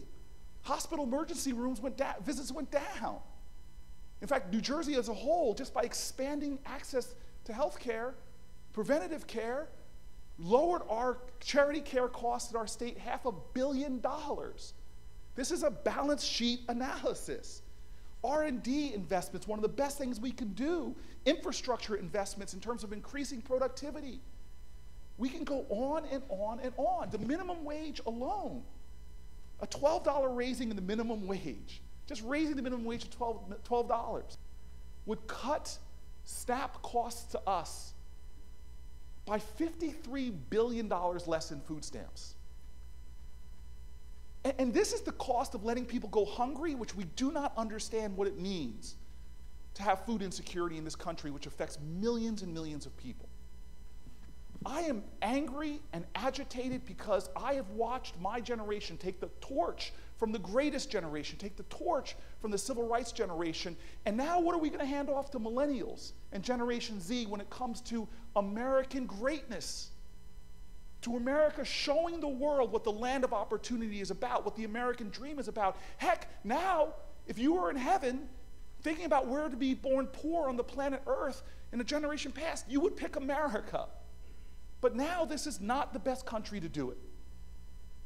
And I'm here to tell you that this isn't a fait accompli. This is not something that we have nothing to do about, but it's, will we dream about a greatness again? We have such talent and such worth on this nation, but we're keeping so many people on the sidelines, not just tens of millions of poor kids, but people who are ready to work. When a new business, small business opens up, or even a fast food restaurant, we have lines. When an Applebee opened up in Newark, right up Springfield Avenue, around the corner where I live, we had lines around the building of people who want to work because they know what a job, even a minimum wage job, means to the security of their family. If we are to be a great nation, we have to start looking at the numbers. What we all agree on are indices of true excellence, and begin to commit ourselves to doing those things because of the moral reason, but also because of the balance sheet analysis.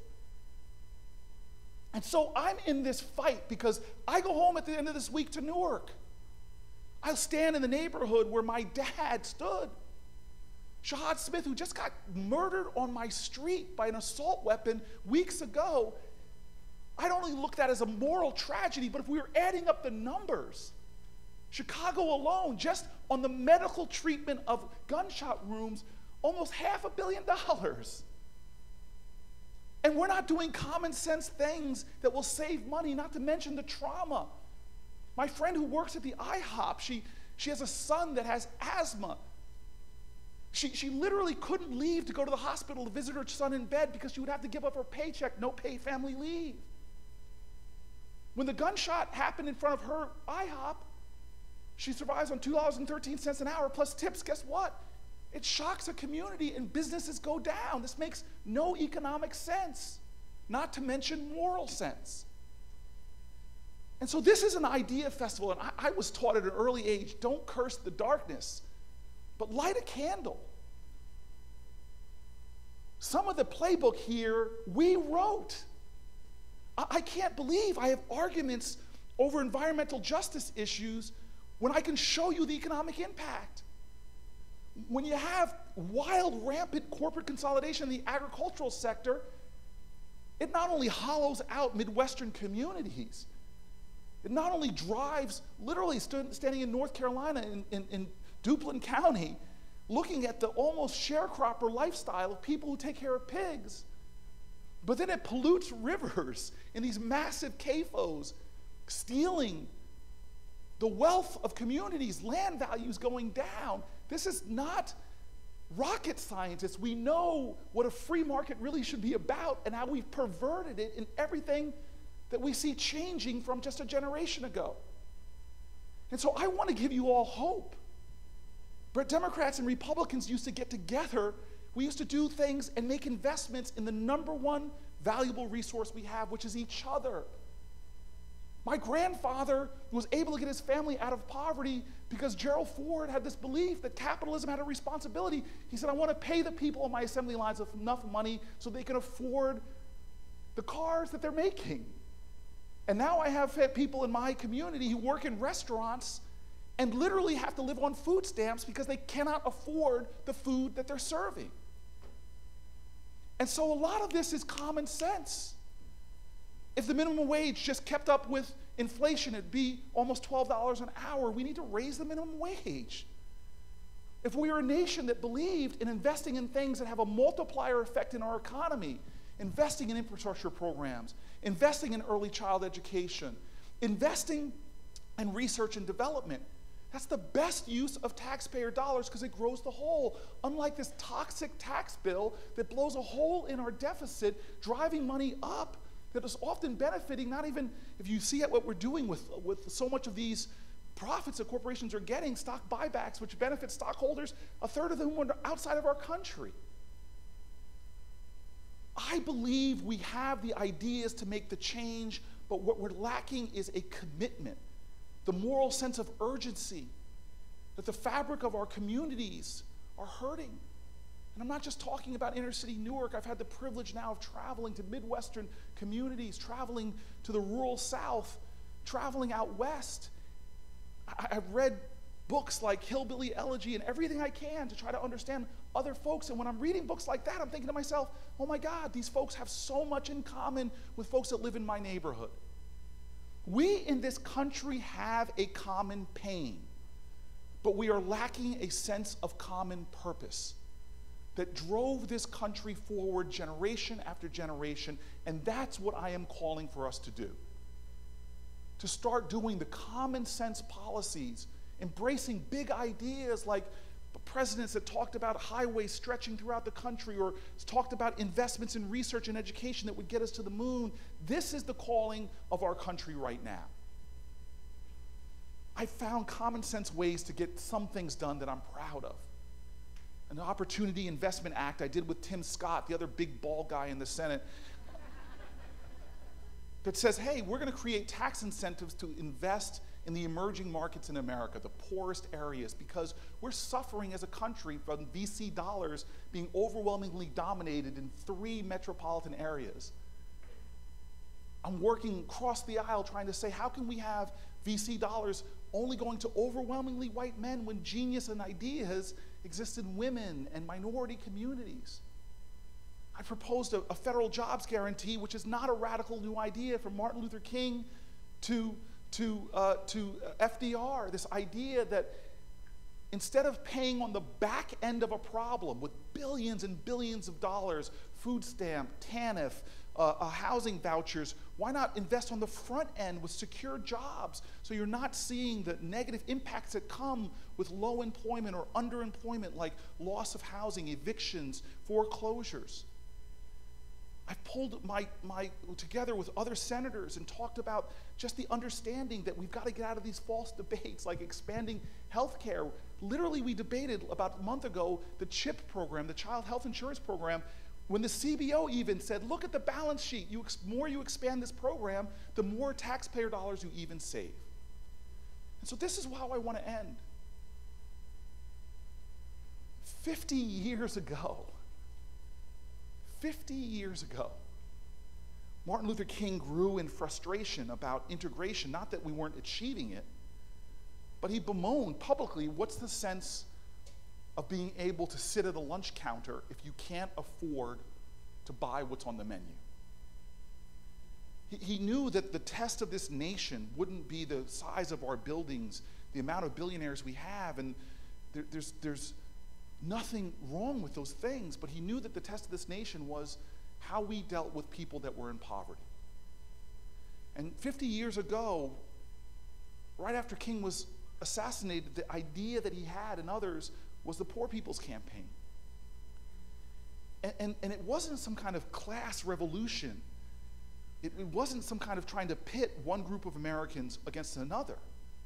If you read the documents of that Poor Person's Campaign, they were calling to the idea of America, the very dream of our nation, that we would be a place where we understood in a free society that freedom from poverty, freedom from health insecurity, freedom from substandard housing was as important as the freedoms to cultivate your genius, the freedom to nourishing the best of who you are. And if you read the documents of that Poor People's Campaign, they call upon all of those themes of America. And they understand the value and the worth and the dignity that is being wasted when you allow such poverty, such sin to proliferate. This is a time that we have to call to the best of who we are. And so I end with this poem. It's about being the truth of who we are, about bringing our country together again. It's about sharing those common values. It's about recognizing that common pain must produce a sense of common purpose again. And this is what Langston Hughes wrote. He said, "Oh, let America be America again, the land that never has been yet, but must be, the land where everyone is free, the poor man, the Indian, the Negro, me. And who made America, whose sweat and blood, whose faith and pain, whose hand at the foundry, whose plow in the rain, must make our mighty dream live again. Oh, yes, I say it plain. America never was America to me, but I swear this oath, America will be." In this generation, in this moment, it is a moral moment. We are a great nation. We must again pledge ourselves to our principles and ideals, not just with words, not just with our hand over our hearts, but our hands at work in rekindling the flame and the light of America, so that we're not lagging in the world on the measures that matter, but yet once again leading. Thank you.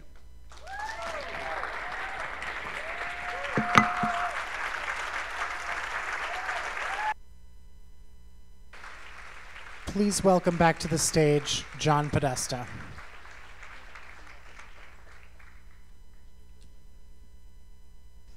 Wow. I just want to take a second and thank Senator Booker for not only talking about ideas and policy and politics, but putting morality back in the center of our politics. Thank you so much, Senator.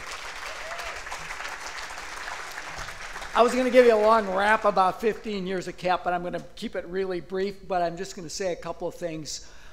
Before we moved, we've been talking about social policy and economics. We're going to move to talk about national security, a topic on everybody's minds these days. But I'm going to take the privilege of just talking for a minute about the founding of CAP. When we started in 2003, progressives were out of power. They were outgunned, and some of us thought enough was enough. A group of us, and I want to just do a few shout-outs, led by Sarah Wartell, Laura Nichols, Bob Borston, Gail Smith, Mort Halpern, Melody Barnes, Cassandra Butts, and of course Neera Tanden, were determined to build an organization committed not to just bold progressive ideas, but to actually doing the work of communicating and implementing those ideas. And we had the backing of courageous and entrepreneurial philanthropists. And I want to thank all the people who supported CAP from those early days. Since those days, CAP, particularly working with a great progressive president, Barack Obama, as you saw in the video, not only put a lot of points on the board in terms of progressive policy, but I think provided the kind of convening and communications muscle that helped the progressive movement respond to and defend against the destructive agenda of the current administration. Neera has built on our early success, and with vision, with grit, and with courage has taken CAP to a whole new level. So she thanked me. I want to thank her. Please give a round of applause to Neera Tanden. I think CAP is going to grow and push the boundaries of what progressives can accomplish in a changing political environment, and I'm so proud of her leadership. Now it's my pleasure to welcome to the stage Representative Stephanie Murphy, Representative Terry Sewell, and former Chief of Staff and CAP alum Dennis McDonough, as we turn to discuss some of the national security challenges. Representative Sewell.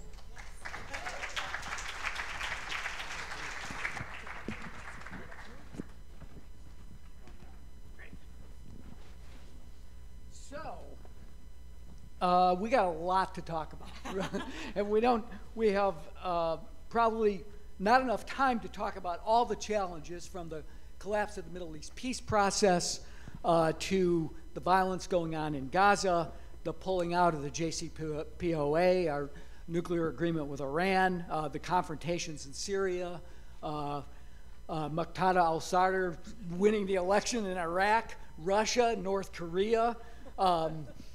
We're about to confront China, maybe get into a trade war with China. So, Representative Sewell, I want to start with you and ask you, what do you think the biggest national security threats facing the country are today? And the answer cannot be the person residing at 1600 Pennsylvania Avenue. Well, first, let me just say it's great to be here with CAP. I'm such a big fan. I know that it's really important that we all talk about these wonderful big ideas that we have. And I also want to say that Stephanie and I did plan. We got the memo on color. But no, when I think about the biggest challenges that face us, I obviously think of North Korea. I sit on the House Intel Committee, so I would say Russia and its interference in our elections. I think that one of the missed opportunities for us has been not trying to address the fact that 17 agencies said that they did meddle in our elections, and we've done nothing to sort of shore up our election integrity. Obviously, China. I mean, I could go on, but I think that right now, what's hot for folks back home in my district has been to talk about us pulling out of the Iran deal and what that means. Representative Murphy. Well, thank you for having me here. I'm really delighted to be here. You know, I'd answer that question a little bit differently, less about who we're fighting, but how we're fighting. And I think that is our biggest national security threat. We have stumbled from one continuing resolution and omnibus, basically over a decade now, which has prevented our, whether it's our intelligence institutions or our defense institutions, from making the kind of strategic investments into new innovations and technologies that we are seeing our adversaries use very adeptly to already begin to engage us in gray zone kind of conflict. And yet I don't think that cyber is a good example, and I don't know that we have, one, made the investments in the actual technology, but the other piece we haven't done is we haven't laid out what the ground rules, what the SOP for operating in those gray zones are. What are we as a democratic nation that has values that we use to kind of bind the way that we engage in conflict? What are we willing to do as it relates to misinformation or disinformation? A lot of those conversations haven't been had.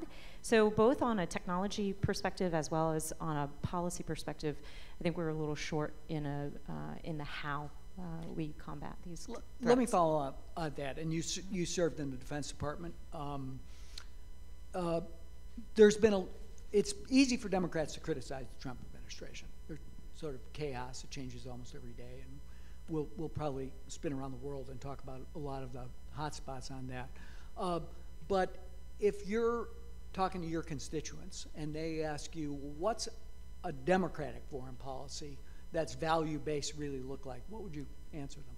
How would you answer them? So I serve as a co-chair of the National Security Task Force for the Democratic Caucus, and part of what our organization tries to do is to put out information as well as kind of guidelines around what that might look like for our caucus. And I think our foreign policy and our national security at the end of the day has to keep our country safer and enable us to continue to pursue prosperity. And and do that within the bounds of what are known to be American values. And my concern with what is going on now is that it's unclear that you can articulate what the national security policy of this administration is, and then you layer on this sort of confusion between appealing to a domestic political base and actually achieving national security end goals. Dennis, let me bring you into the conversation. You're my chief. We served together in the White House. Against that standard, how would you judge the tenure of the Obama administration? Was it value-based? Was it forward-looking? What do you think contrast between the Democratic approach and what we have now?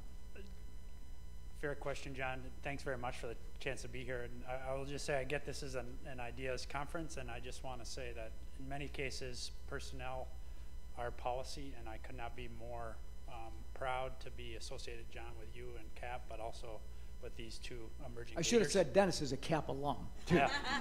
Yeah. But with these two leaders, too, I think this is evidence of the kind of debate and hard thinking that's going on among progressives, and I think it's really exciting. Look, I think as against that meter stick, I think we, historically hold up fine. But I guess I want to put a slightly different meter stick up, which is that I think there is a bit of a crisis of confidence in the West about the ideas and the principles that have shaped our foreign policy and our worldview now going back to the post-war period. And you don't see a similar lack of confidence in Beijing. And I think the lack of confidence is not well-founded.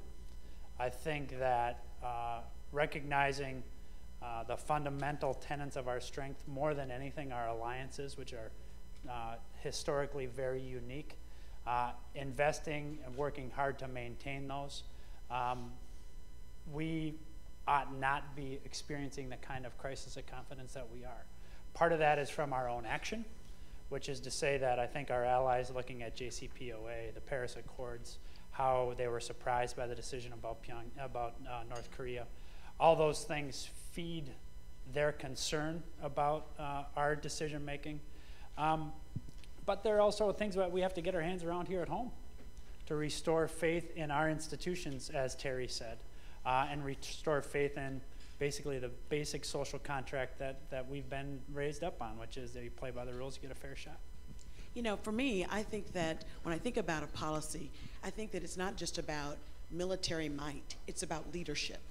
And, what I'm scared about most about, what keeps me up at night about this administration is that we're moving away from being the premier leaders on the world stage in a host of things, everything from climate change to the Iran deal to reneging on promises that we've made. And I think that to me is a crisis in confidence on the world stage, but it also inures to a lack of security back home. I think that people feel that we're devoid of leadership, and when we are devoid of leadership on a global stage, China steps in, Russia steps in, and I think that to me is a meter that we should all judge our foreign policy on. Is not just our military strength, but also our leadership in the world. Well, you noted that you serve on the House Intelligence Committee, and you've been looking at Russian intervention. Obviously, they've exploited this lack of confidence that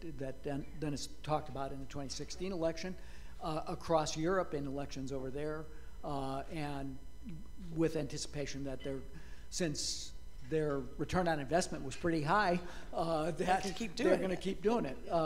But we also had a pretty dysfunctional investigation by the House Intelligence Committee. Where do things stand now over there? I've been on the House Intel Committee now for 5 years, and we are so polarized in the House Intel Committee. And, I think that our investigation was doomed from day one when our chairman sneaked out in the middle of the night to go to the White House. I think that it sort of has really was the demise of our investigation. I think it prematurely ended. I think that it just goes to show how important it is that Mueller's investigation is allowed to continue, because ours was so polarizing. And so, I mean, the fact is that we sat there for over a year listening to the same facts, and yet we have a Republican report and a Democratic report when facts should be facts. And I think that that's a huge letdown to the American people. And I think that the polarization that we've had around the Russia investigation has bleed over to how we're dealing with each other on the Intel Committee generally. And when you think about the fact that we have broad oversight over a host of issues, it's pretty frightening. And you know, I can tell you that when I first got on that committee, national security should be nonpartisan. You would hope that all of us would sort of leave our political stuff at the door and really focus on what's in the best interest of the American people. And I can tell you that it's been really tainted because of this investigation, or lack thereof. I had this conversation with one of our Asian allies, which I think kind of ties together your 2 points in what the consequence of us not pursuing the Russian interference in our democracy in a way that isn't partisan, in a way that looks at it as the foreign threat that it is. This Asian ally said to us, you know, it does not appear that America is interested in defending its own democracy. What assurances do we have that you'll be helping us do the same for ours? And that was stunning to me. And it goes to that crisis of confidence, right? We've always been providing that leadership, building the institutions, you know, providing both the value leadership, but also the tools and the ability to do that. And now the world's questioning our commitment to the founding principle of this country. It's an astonishing place to find yourself. What more should we be doing? The administration finally got around to sanctioning some Russian entities and individuals under the authority that Congress passed last summer. What other steps do you think we should be taking with regard to thwarting this asymmetric aggression that the Russians are engaged in, both, as I said, in Western democracies, but also we see in Syria and other places? And it isn't just the Russians that are engaged in it.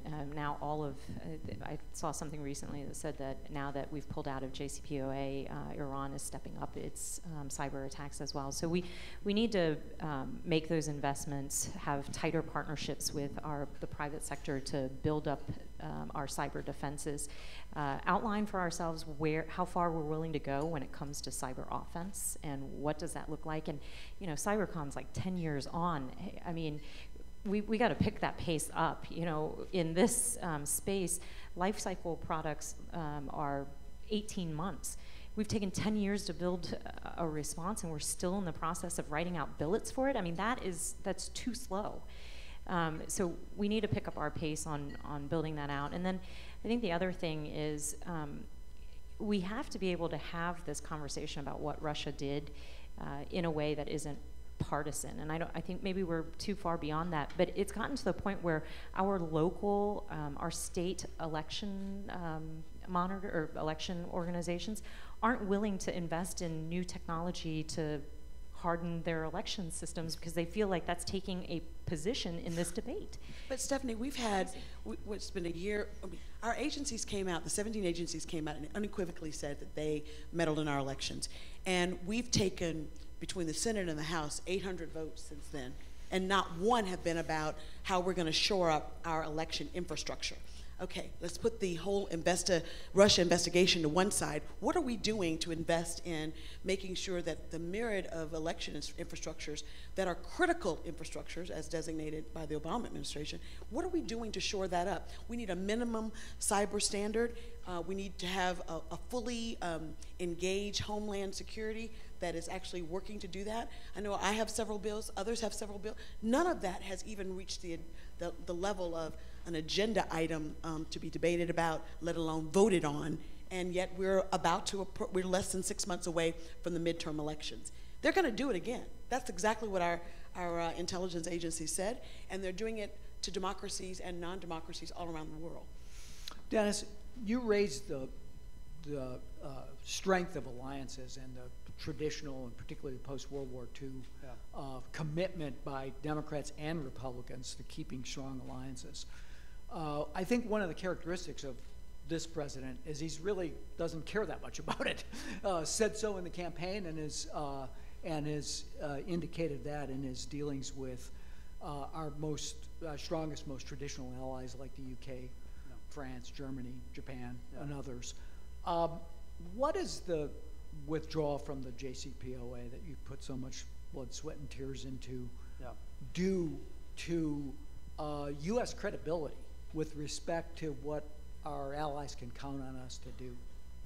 Well, you know, I'll say one thing, John, on the last topic, just real quickly. I was really heartened to see in the omnibus there was money, thanks to a lot of the House Democrats and to Senate Democrats like Senator Warner and Senator Klobuchar, for the FBI, for enhanced defense, and then also, importantly, for the states. I think Stephanie makes a good point, which is our states are still trying to figure out how they take this money without being seen as making a statement, but there is a heightened degree of concern at the state level now, which is exactly what we were trying to get attention to before. On this question of JCPOA, John, the important thing about alliances isn't that you always agree. The important thing about alliance management is that people aren't surprised and people understand. And the thing that strikes me about the current experience that we're having with the reaction to the JCPOA is that it appears to me that our allies don't understand why we did what we did. And it does also appear that some of the allies who had been here visiting were also surprised. And you know, the president, as you know, John, spends a lot of time on alliance management because you're not going to go ask somebody to do something without having spent a lot of time with them in the meantime. And so what exactly the fallout is here of this, I worry goes beyond the question of Iran, which is important enough, and maybe goes to broader questions of reliability precisely because of these two factors, namely, they don't really understand why we did what we did, and they were quite surprised by what we did. And that has echoes in the North Korea crisis. So, look, I know there's a lot of people in the administration working really hard on this, Secretary Mattis among others, and so that work should not be underestimated, but we have to get back to a point where we're not confusing and surprising our allies. You raised North Korea. Let's talk for a second about North Korea. President's getting some credit for bringing Kim Jong-un to the table. Whether that's deserved or not, I'm a little bit skeptical. It seems like Kim Jong-un's setting the tempo, starting really at the first of the year, about how this dialogue is going. But let's give them credit. At least they're talking. But it is very unclear what the end game looks like, what denuclearization looks like. Maybe Terry, starting with you, and Stephanie, you might want to ask, what's Congress's role in advance of the summit, which will occur in June in Singapore, to set the terms of what the administration's policy should be with respect to what we want to expect out of a deal, if there is to be a deal in North Korea? I think we clearly should be helping to set some parameters. That's really, but the leadership starts at the executive level, and I think that from where I sit, it's I'm a little nervous that our president is unpredictable. We started this whole his administration talking about the North Korean leader as little man, or what did he call him? Yeah, little rocket man. Little rocket man, and now all of a sudden, he's giving him kudos, and deference, and frankly, it played well in Alabama that he had 3 of those dissidents come home, and I think that a policy can't just be about optics and photo ops. It really has to be grounded in what is our end game, to your point. What is the end game? It has to be denuclearization. And if I am North Korea and I saw what the United States did in getting out of the Iran deal, I mean, what kind of credibility would I give to making a deal with this administration, and for that matter, what does it say for future administrations and our credibility in America? So when I think about our role in Congress, it's definitely a check and a balance, but it also is important that we help to set the parameters of what it is we want to ultimately achieve. You know, as an American, I'm hopeful that this is a real opportunity for us to halt North Korea's nuclear program. But I am also aware that this isn't the first time that they've come to the table, negotiated terms that were beneficial for them, and then cheated on them. The one difference this time is that they come to the table with both ICBM capability as well as nuclear capability, which in the past they had not had. So they're negotiating from a position of power this time that they had not previously had. And they're negotiating with an administration that is approaching this in a different way than any previous ones. Usually when there's a high-level summit like this, there's a lot of groundwork that is done to build up to the summit, and there's a clear strategy with plan and a comms strategy for your allies, your adversaries, and your domestic politics. And I'm hopeful that that's going on right now, but I'm not sure that it is. But at the end of the day, we want you know, verifiable, irreversible, and denuclearization, but do we have all the right people at the table to ensure that this opportunity is a real one? I'm not sure about that. But from Congress's perspective, obviously using our platform to shape the conversation, but it's hard for us to get into the weeds of the administration, actually do the hard work it takes to get to a successful summit. Well, there was a lot of hard work and preparation leading up to sanctioning ZTE, the Chinese telecom manufacturer that was found to have violated both Iranian sanctions and North Korean sanctions. And the president did a 180-degree flip-flop over the course of the weekend in a tweet. And now we're reading stories that, that just a couple days before that, the Trump organization got $500 million in bank loans from China to sponsor a theme park in Jakarta. In any other world, you wouldn't really question whether the president was operating only in the nation's interest.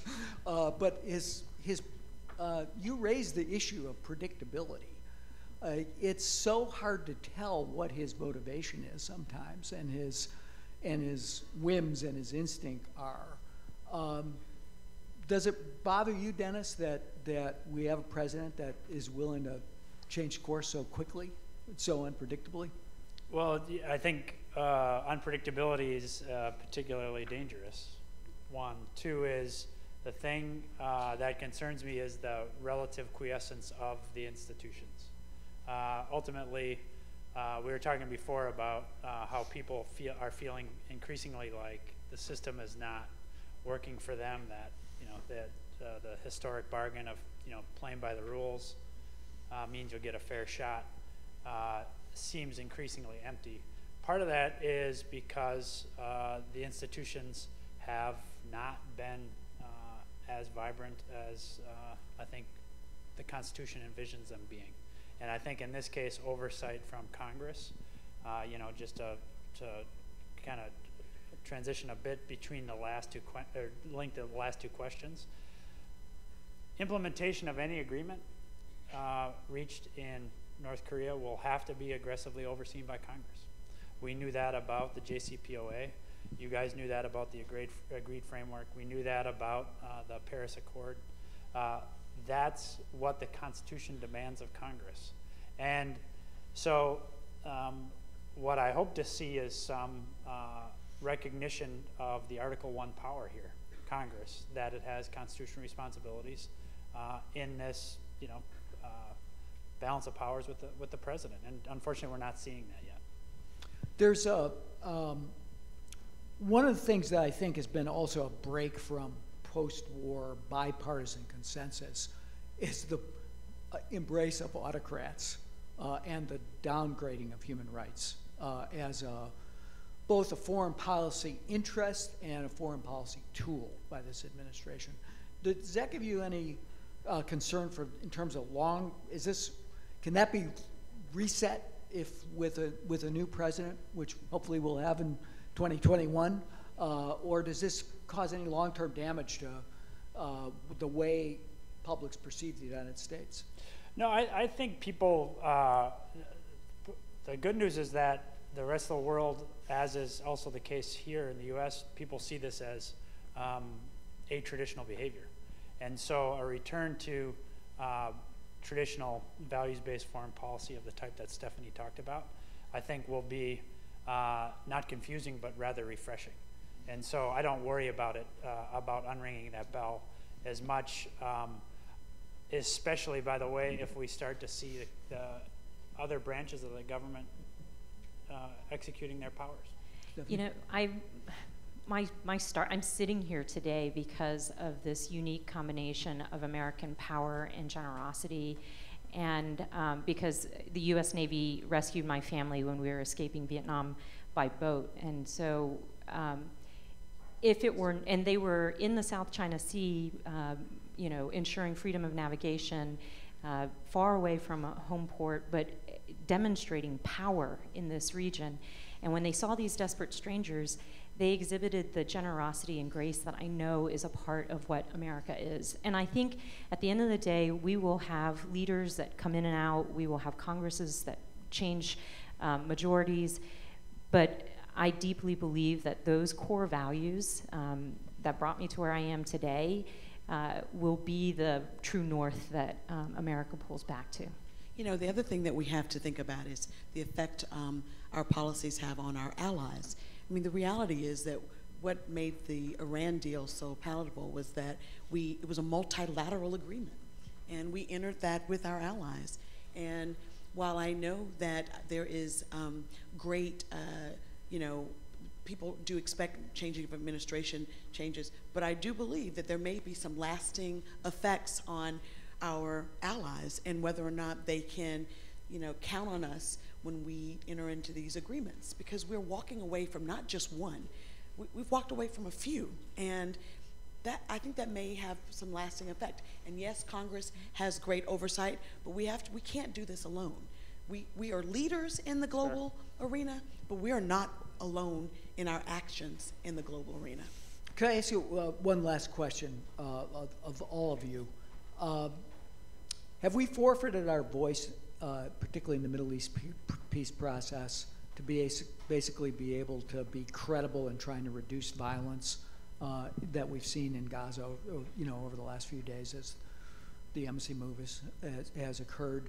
Have we, again, this is a change from both Democrats and Republicans, but do we maintain any credibility in trying to reduce the level of violence that's going on right now? I think the situation is calling for U.S. action. I thought Martin Indyck's comments earlier today about seeing if there's not a way to work this, what appears to be a more energetic relationship with the Egyptians, to see if we can assume a more traditional American role here in tamping down the violence to try to buy some space and time. So I don't know that we've forfeited it for good, John, but I am, it strikes me that the situation calls out for American involvement and leadership, and I'm quite confused as to why Secretary Pompeo and others haven't taken that role.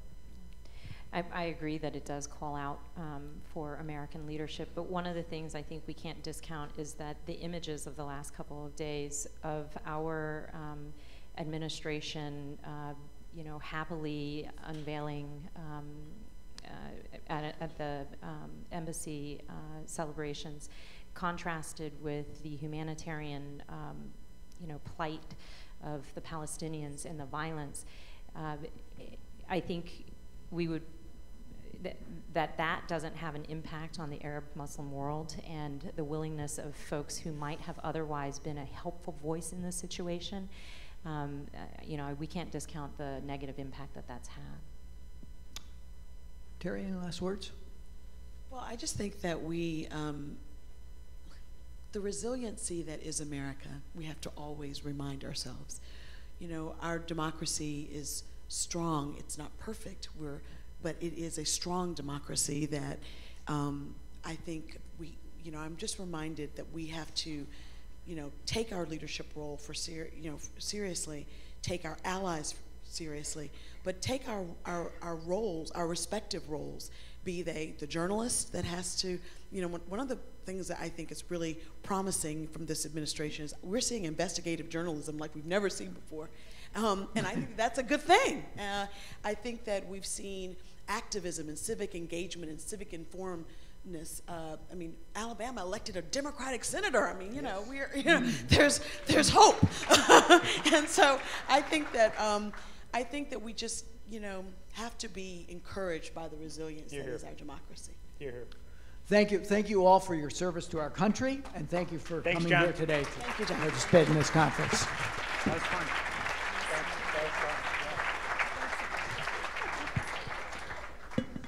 Thanks, John. It's great to see you.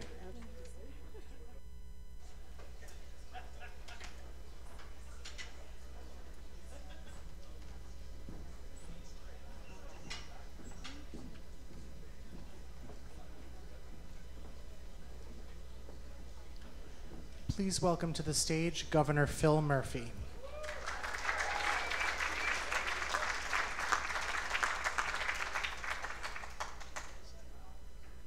Hello, everybody. Good afternoon.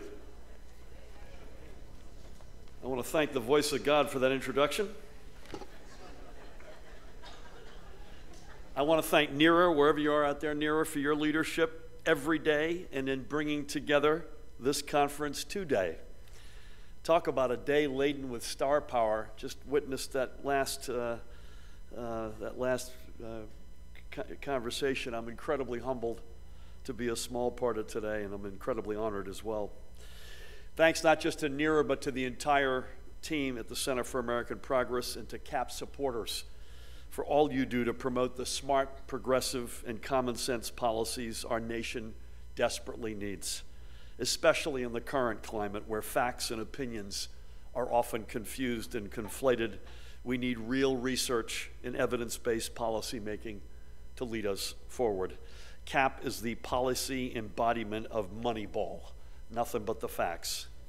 And where would we be without the Center for American Progress and all of the important and increasingly essential work it does every day? I am so proud to have been affiliated with CAP from its very founding and to have served as a past member of the Board of Trustees. And I want to give a particular shout out to my dear friend, John Podesta. It's It's an honor to be among so many of the leaders working hard to create a stronger and fairer future for our nation. I have had the opportunity both here and elsewhere to meet so many of those I am fortunate enough to share this stage with. We've discussed so many of the ideas and concepts at the center of today's discussions. And notwithstanding that 100% of my focus is on New Jersey, there is a lot of common ground we are standing on here. We don't claim to have all the ideas in New Jersey, and we certainly don't have all the answers. We are more than happy, however, to rip off what others are doing and mold their ideas to fit our state. So I'm excited to be in a place where there's a lot for us to rip off. But that's not entirely why I'm here. I'm here to share an exciting opportunity we're growing in the Garden State. Nothing against our friends in Congress. We had two great examples here a minute ago, and especially my dear friend and longtime friend, New Jersey's rockin' Senator Cory Booker, who just spoke with you a short while ago.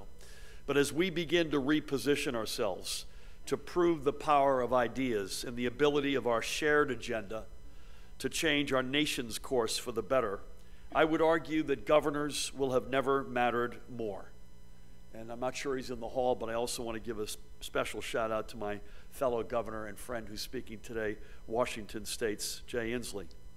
States have always been, to paraphrase Justice Louis Brandeis, the laboratories of American democracy. Throughout our history, it has oftentimes been state-level action and experience that has informed and helped set national standards. Even today, from the environment to voting rights to gun safety, I just had the honor of meeting 3 survivors, 2 from Parkland and 1 from a Baltimore incident 13 years ago. It is in states like New Jersey where examples for innovative, progressive, and yes, workable ideas are being proven. As our national politics is increasingly defined by its fits and starts, it will again be up to states to lead. I reject completely President Trump's thinking that for one person to do well, another must be left behind. The zero-sum society may be his, but it is not ours and it is not America's. Our administration believes that we grow New Jersey not from the top down, but from the bottom up and from the middle out. And we know that to rebuild our middle class in our case, after 8 long and stale years under my predecessor, Chris Christie, we must reinvent New Jersey. We started our reinvention by assembling the most diverse cabinet in New Jersey history and one of the most diverse in the history of our entire nation. It is a leadership team that looks like our state and which draws upon rich differences in life experiences. And together we're bringing New Jersey back. It's a particular point of pride that it is a majority female cabinet.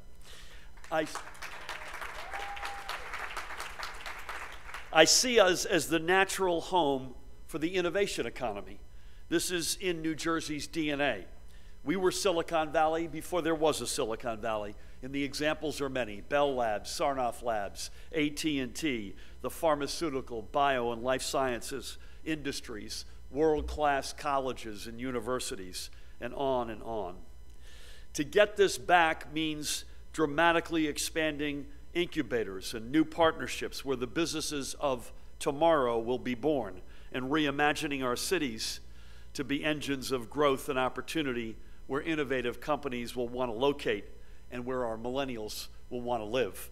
I often think of the great answer by the great hockey legend Wayne Gretzky, and it applies to our economy. You don't go to where the puck is now when asked why he was so good at you go to where it's going, and that's what we're trying to do.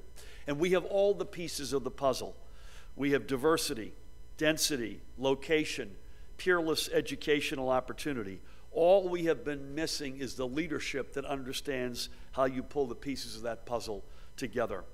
And when we talk about the innovation economy, importantly, it also means leaning in to capture the clean energy economy and using in particular the winds off the Jersey Shore to make us a global leader in offshore wind generation.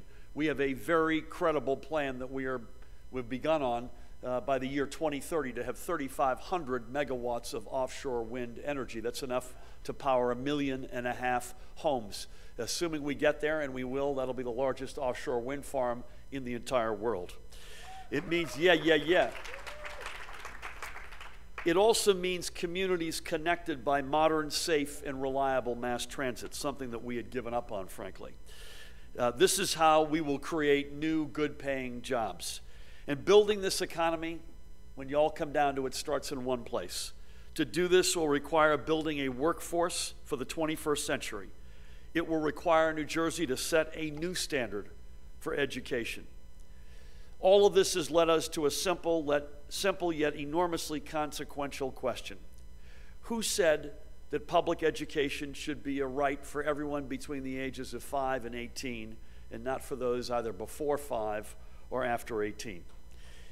In the state budget I proposed in March, New Jersey is seeking to answer this question through investments to pursue universal pre-kindergarten programs statewide and in moving to make community college tuition-free for every resident.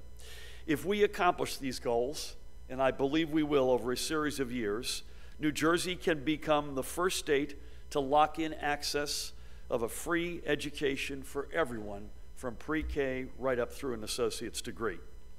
This is not only the right thing to do socially, but it's also the right thing to do for our future economic strength. On the one end, we're investing in the statewide expansion of pre-kindergarten programs such that by the 2021-2022 academic year, we aim to have the funding in place so every school district in our state can deliver a pre-K program. And we are the ultimate home rule state. We have over 600 school districts covering 9 million people. There are so many reasons for us to reach this goal. The first, of course, is to ensure children in long underserved communities are given the same ability to learn and grow as their peers elsewhere in our state. Multiple studies show that pre-K builds a strong foundation for a child's educational future. We know it helps to level the educational playing field and close the achievement gap. We know early childhood education promotes strong emotional and social growth. And we know it also has positive benefits that continue into adulthood. Studies have shown how every dollar put into pre-K will deliver dividends many times over in the real economy throughout that child's life. I co-chaired one of those studies right here at the Center for American Progress over a decade ago, along with former Secretary and Governor Janet Napolitano and the late civil rights leader and Professor Roger Wilkins. That worked to draw a better roadmap for education in America. I want to also give Carmel Martin and Cindy Brown a big shout out who helped us with that. Our final report, Getting Smarter, Becoming Fairer, looked at all aspects of our educational system, both nationwide and within individual states. One of our conclusions was stated thusly, and I'll quote the report: expanding learning time from early childhood through post-secondary education is once more an imperative for our nation. The lessons of that task force have never been lost on me. Even if expanding pre-K to every child helps us close the achievement gap and ensure more of our kids are ready for a lifetime of learning, we are only half done. There's a growing skills gap in our labor force that we need to close and we must close. In New Jersey, for example, even as we work to grow the innovation and STEM-based economy, the realization is that not every job will require a PhD or even a 4-year degree. It is estimated that fully half of the jobs we expect to be created by 2024 will be middle skills jobs. Yet these potential workers only make up little more than 1/3 of New Jersey's current labor force. We must ensure this workforce is diverse in every respect, but in this case specifically, I mean in terms of the type of degrees that are attained in meeting the needs of potential employers. This is not a New Jersey only problem either, as you all know. The National Skills Coalition reports that the number of workers prepared to fill middle skilled positions nationwide will lag considerably behind the number of jobs that will need to be filled.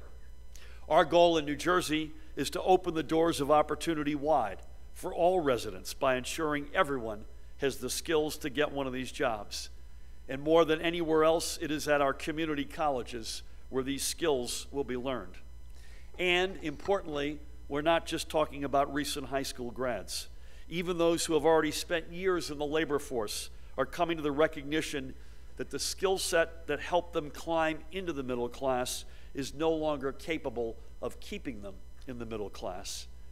Our community colleges, whether in New Jersey or elsewhere, have always been where a college education can be within everyone's reach, hence the name community college.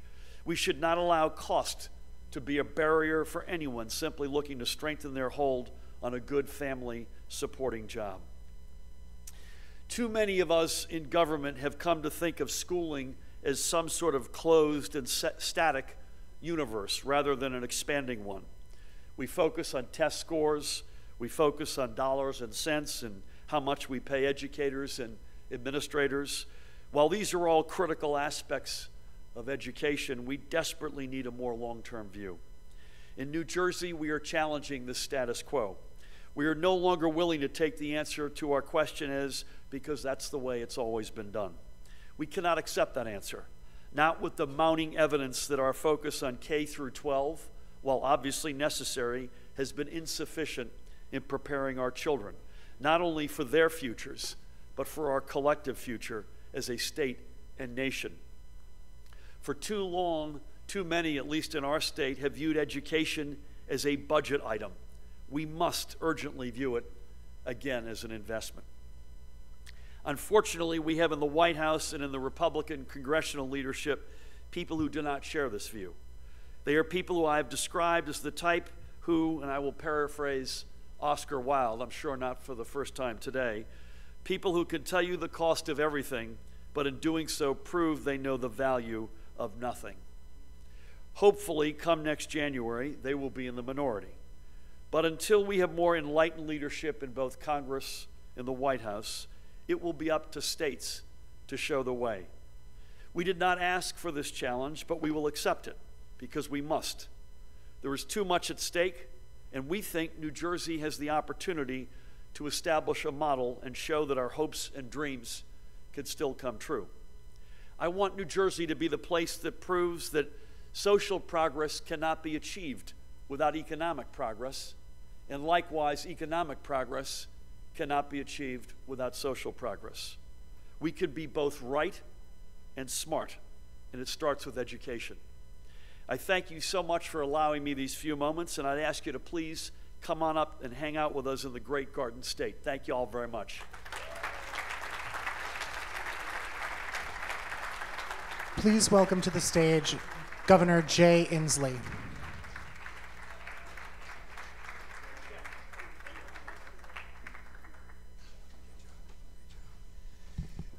Good afternoon. I'm Jay Inslee, Governor of the state of Washington. I'm so delighted to be here to talk about something that is so close to my heart, which is this monster of climate change. Can we have a shout out for CAP, for their leadership, for what they've done, and John Podesta and his team. They've been great. Well, look, this we know. We are the first generation to feel the sting of climate change, and we are the last generation who can do something about it. And I am here to tell you we are going to do something about it. We are going to defeat climate change. We are going to make sure Donald Trump's administration is a blip in history, and we are going to make sure America rejoins our leadership position in the world. And in my brief comments today, I want to tell you why I believe that. First reason is we know what is at stake. Look, I co-authored a book on clean energy a few years ago. I've been working on this for 15 years, and there's a reason for that. The reason is I do not want climate change to cloud the future of my 3 grandkids. I want my 3 grandkids to be able to fish for salmon just like their grandmother did and ski in the snow just like their uncle does. Our grandkids are at stake, and nobody comes into my state and fools with my grandkids without a fight. And they're going to get a fight on climate change, and we're doing it. Second, the reason we are going to succeed is that this is a matter of character as much as a matter of science. It is an issue about the basic fundamental character of the American people, and I know something about the American people. We are optimists. We are a can-do people. We do not take no in the face of technological challenges, and our enemies, the climate deniers, are pessimists. They are afraid we can't solve this problem. Well, I got a word for them. Americans are optimists. We're can-do people. We are going to get this job done because it is a matter of character. Third is a matter of jobs. There is no better jobs message in the United States than clean energy today. In every community across this nation, clean energy jobs are growing twice as fast as the rest of the economy, and solar energy 17 times as fast as the rest of the economy. And it is not just urban areas. You want to talk about jobs in the Midwest and rural areas? Our jobs are in the rural areas. The largest manufacturer of electric car carbon fiber is in a small town in eastern Washington. The largest manufacturer of polysilicon is for solar energy, for solar panels, is in a small town in eastern Washington. This is a jobs message, and if we want to win the Midwest, I can say this: when it comes to clean energy, the Midwest is the best because they got great people who know how to build things, and we're going to make sure that they do. Third reason, we just understand that this is now going to become a central tenet of our message to the American people. Climate change will no longer be on the back burner. It will not be a peripheral issue. It is a central message, Every Democrat running anywhere in America needs to make it a central message, because the American people are with us. They have watched the hurricanes. They have seen the forest fires. They know that last year the average family of four spent $4,000 paying for the damage. That's why 80% of the people believe we should stay in the Paris Agreement. And here's the good news. As soon as Trump wanted to pull out of the Paris Agreement, within 48 hours, we'd stood up a thing called the United States Climate Alliance. It's 15 states. It's governors who are leading. And here's a central message. Donald Trump cannot stop us in states and governors in building a clean energy future. He cannot stop us in our renewable portfolio standard. He cannot stop us in our efficiency standards. He cannot stop us in helping people get electric cars. And that's why I'm so proud of my fellow Democratic governors, Raimondo, who's got the first offshore wind in Rhode Island, and Murphy, who's got us back within the first week in the RGGI program, putting a cost on carbon. We are moving the needle. The people are with us. So we are going to win this battle. It is based on who we are, and it is based on justice. I remember meeting this young woman named Jasmine, a young Hispanic woman aged 14. She lives in the industrial sector of South Seattle. She's breathing those toxic fumes all the time. She told me she was 11 years of age before she understood that there were some kids who didn't get asthma. And she went out and studied the asthma rates, and guess what? They're directly correlated to carbon emission in the particulates is involved. So we're going to win this battle for many reasons. And I come to you as a person with optimism and confidence, in part because we have blown up the myth that you can't have a clean environment. You know, the #1 economy in the United States is Washington State, with some of the best climate fighting policies. I'm proud of that. So we're going to win this because we have the character of optimism. We're going to win this because we have a job creation message that is unparalleled. We're going to win this because we have an understanding of basic justice, and our grandkids is something we never give up. This is our destiny. We will do this. We must do it. And I'll look forward to the victory party. Thanks a lot. Joining Governor Inslee on stage, please welcome Mustafa Ali, Tom Steyer, and moderator Amy Harder.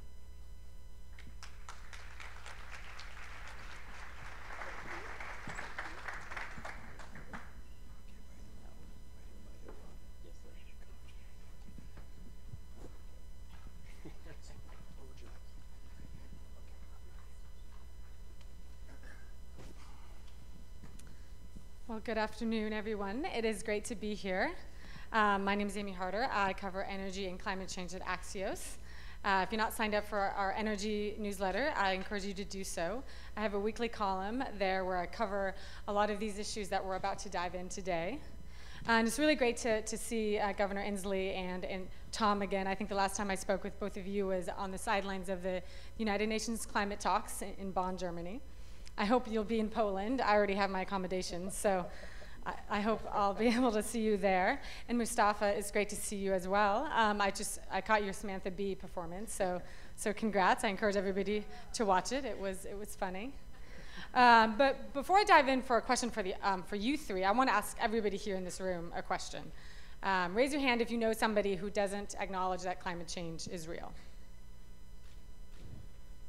I see relatively few hands go up. I have my crazy aunt. She doesn't acknowledge it, so I certainly put my hand up. Not to be the skunk in the room, but of course, you know, the dynamic here in Washington is very different than in Washington State, which of course is my home state, so it's great to be sitting here with you, Governor, and in California.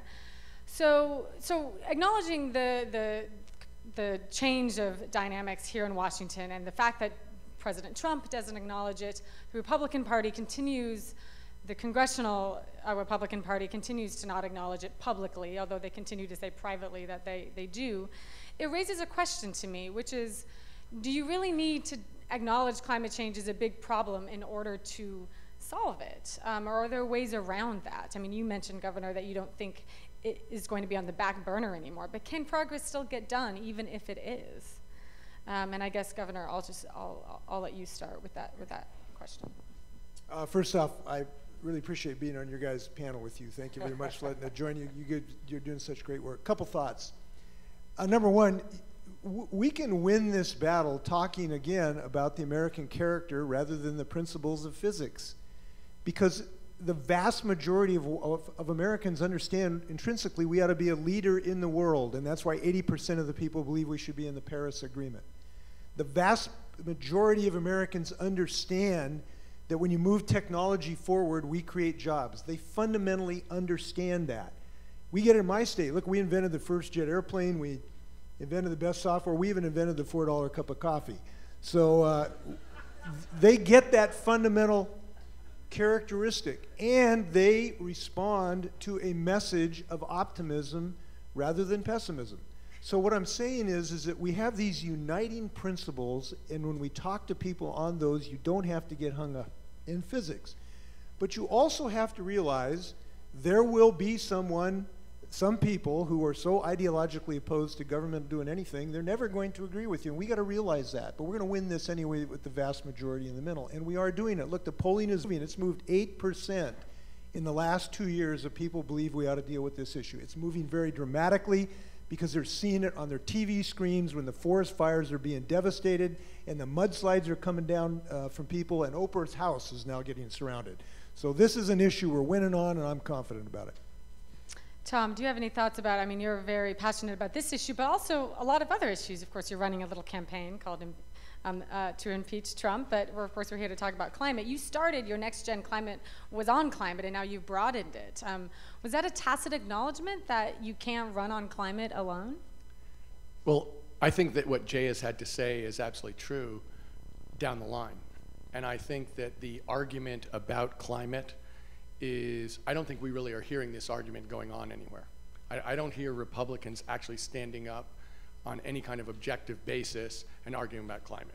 And I think that the numbers are moving for everybody in the United States to move to our position and agreeing with us increasingly, because there's really no debate left. On the other hand, we're not winning in Washington, D.C. on climate because the EPA and the Department of Energy are moving exactly against us. And I think that reflects something that I've come to believe about a theory of change on this issue and on other issues, which is, I think objectively we've won this argument. And that doesn't, and in the states where, as Jay said, we have Democratic governors, then in fact we have leadership, we have results, we have outcomes that are really good, and in fact, on any kind of business economic argument, we have all the facts on our case now in addition to the scientific facts.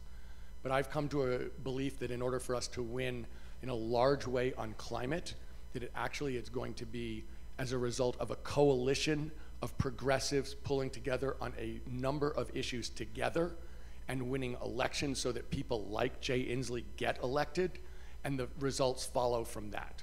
So whereas before I would have said in the United States of America, if we can prove it's the smartest thing economically, if we can prove it's the smartest thing from a health standpoint, if we can prove this increases our leadership around the world and makes us a better country and a country we are safer and happier to pass on to our kids and grandkids, then we win, that's not true. So I would say in order for us to win on this, we have to in fact win elections as a result of a coalition of people who have each other's backs on every single issue. Jay does do that. Washington is proof that it works, and I think that's the only way we're going to have it work in Washington, D.C. and the United States writ large. Mustafa, I want to go to you. You spent almost 25 years at the EPA, and you resigned last year.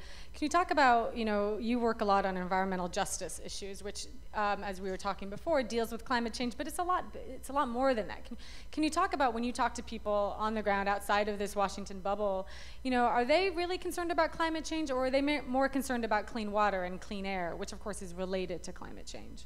Yeah, so the communities that I've worked with, and I've worked in over 1,000 communities, we take a holistic approach to these issues, and it's an excellent opportunity also for the intersection of climate change. So we talk about housing justice, transportation justice, we talk about economic justice. Of course, we're also talking about the impacts that are happening inside and because of climate change as well. So when you're having these conversations with everyday folks out on the ground, they want to know, we talked a little bit about asthma impacts, and we know 25 million people, 7 million kids, and disproportionately it's African American, Latino communities that are being impacted from this. Then we have the conversation about where are those fossil fuel facilities located in those frontline communities. So there is a direct connection. I often talk about a double whammy that goes on inside of communities. The first one is communities like the Manchester community in Houston, Texas.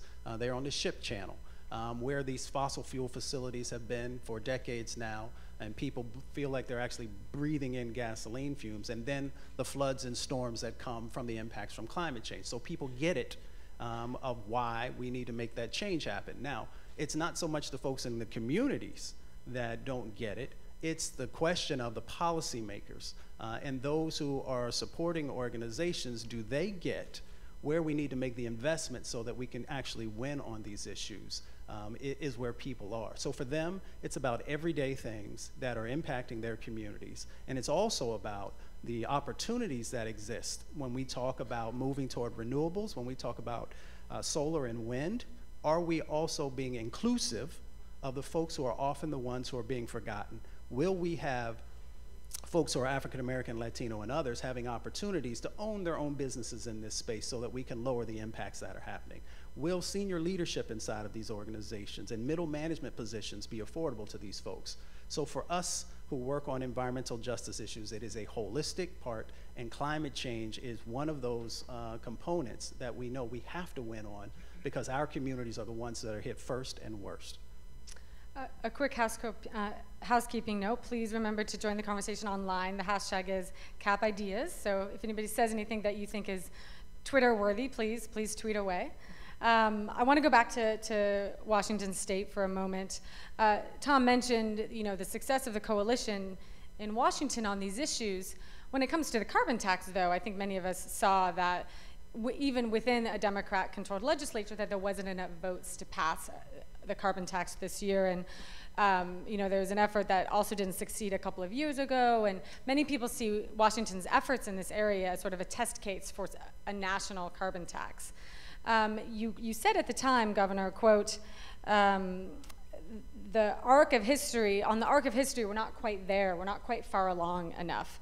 That day will come, but we're not quite there yet. What's taking so long, I guess, is my first question. And then my second question is, there's going to be, as many of us know, a ballot initiative, probably, if they get the votes. Do you support that effort, and what are you planning to do to sort of support it, if indeed you do? Yes, I wholeheartedly support it. This will create the first direct carbon fee in the United States that will create a $1 billion fund plus to help create the clean energy jobs we're talking about, to deal with the economic injustice of pollution and help these communities of color get access to training funds and help with their energy costs, to help people get access to electric cars and solar energy. And the reason it hasn't happened yet is not November. Now this November, we're gonna have people coming out in droves to vote because they have been inspired, because they have seen the chaos when you have a climate denier in the White House, and they've had a belly full of it, and they're gonna come vote. And they're gonna have an opportunity to vote for an initiative with the biggest alliance, and Tom is so right on this issue. We have, I think, one of the most beautiful alliances I've ever seen, at least in my state, between the labor community who understands the jobs perspective, the communities of color and poverty who understand that they have been on the short end of the stick for too long, for the traditional environmental community, and folks in politics as well. So I am very bullish on this prospect and excited about it. And I'm undeterred because I think if you look at the arc of history, Nelson Mandela didn't win for 22 years, then he became president. And it took us a long time to get Medicare. But this is the nature of progress, but we're gonna win it. And I look forward to all of you vacationing in November in the state of Washington and a few moments helping make sure that this happens. Thank you very much. Mustafa, there is some criticism that a carbon tax is regressive, often impacting, poorer people worse, and oftentimes tends to be also people of color. Do you personally, what's your position on a carbon tax, and are you going to be visiting Washington in November?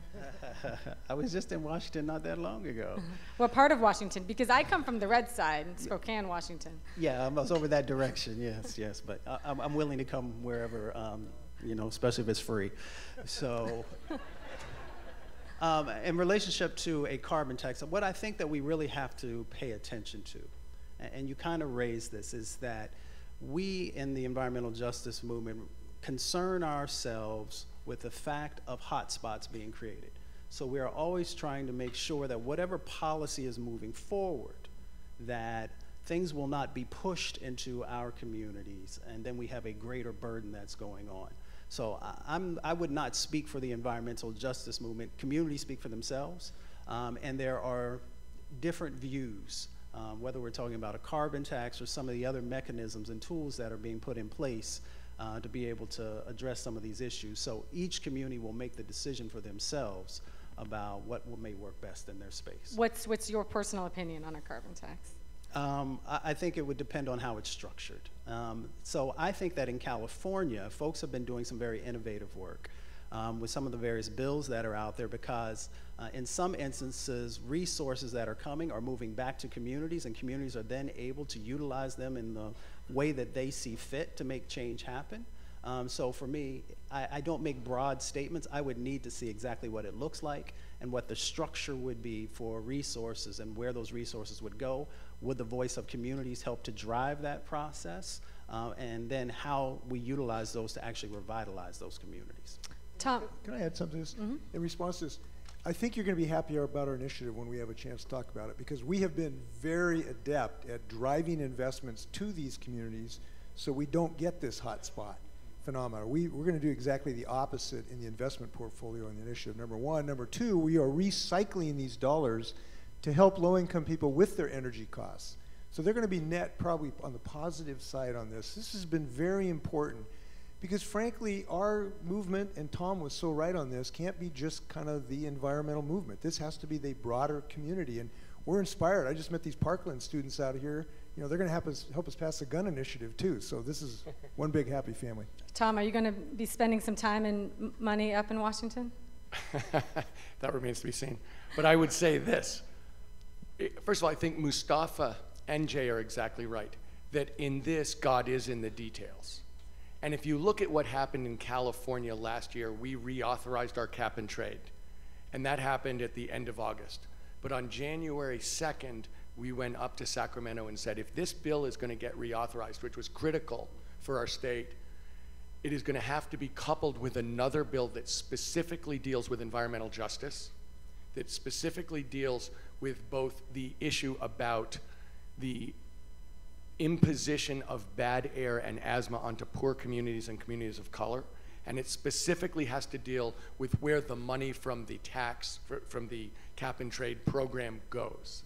And from the very beginning, there was no chance that the cap and trade bill would get reauthorized without a huge environmental justice accompanying bill. It couldn't have passed. And in fact, the people who really led it were two Latino legislators from some of the poorest districts in the state of California. So whereas everybody looks at California and thinks, oh, those guys can pass any kind of progressive energy legislation, you know, at the drop of a hat, it was extremely difficult to pass. Governor Brown did do a fantastic job of marshaling everybody, but the environmental justice aspect of it was critical, central. We started from it. And if you cannot go and put that as the add-on, it really has to lead. I now have a couple of lightning round questions. So I know this is near impossible in Washington, but keep your answers to one word or two-word phrases, nothing longer if humanly possible. I'm going to say a word and then tell me what the first thing is that pops into your mind, the first word that pops into your mind. Scott Pruitt. Anybody can go first. Corrupt. Deplorable. Gone. He is an optimist. Nuclear power. Unfulfilled promise. Old. A possibility in discrete new technology.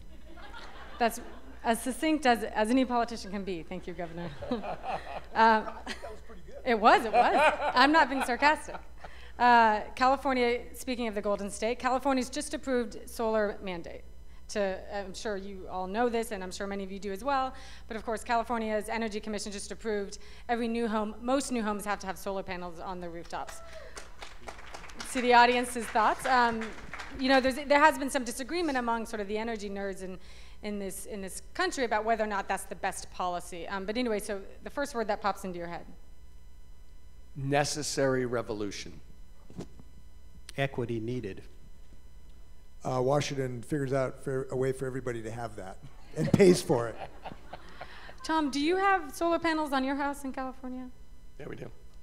But, I mean, one of the big issues in terms of solar and why this is how is going to be to answer Mustafa's question.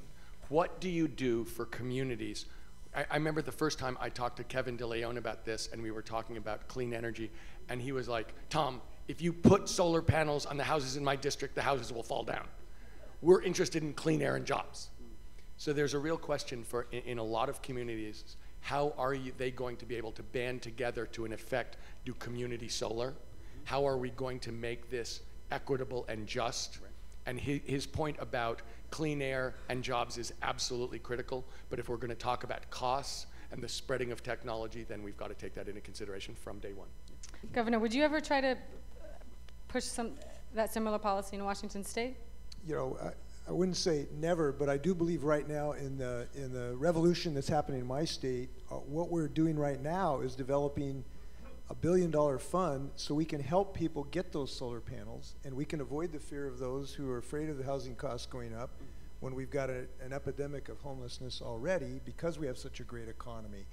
So I think you've got to have something, again, where the community moves forward together, and we ought to do that where people at the lower end of the income scale move forward together, meaning help them get a way to finance that solar package, and that's why having this, actually it's a carbon fee rather than a tax, but it's a way to help them do that so we don't get into this schism between the haves and have-nots in an economy that is already unequal.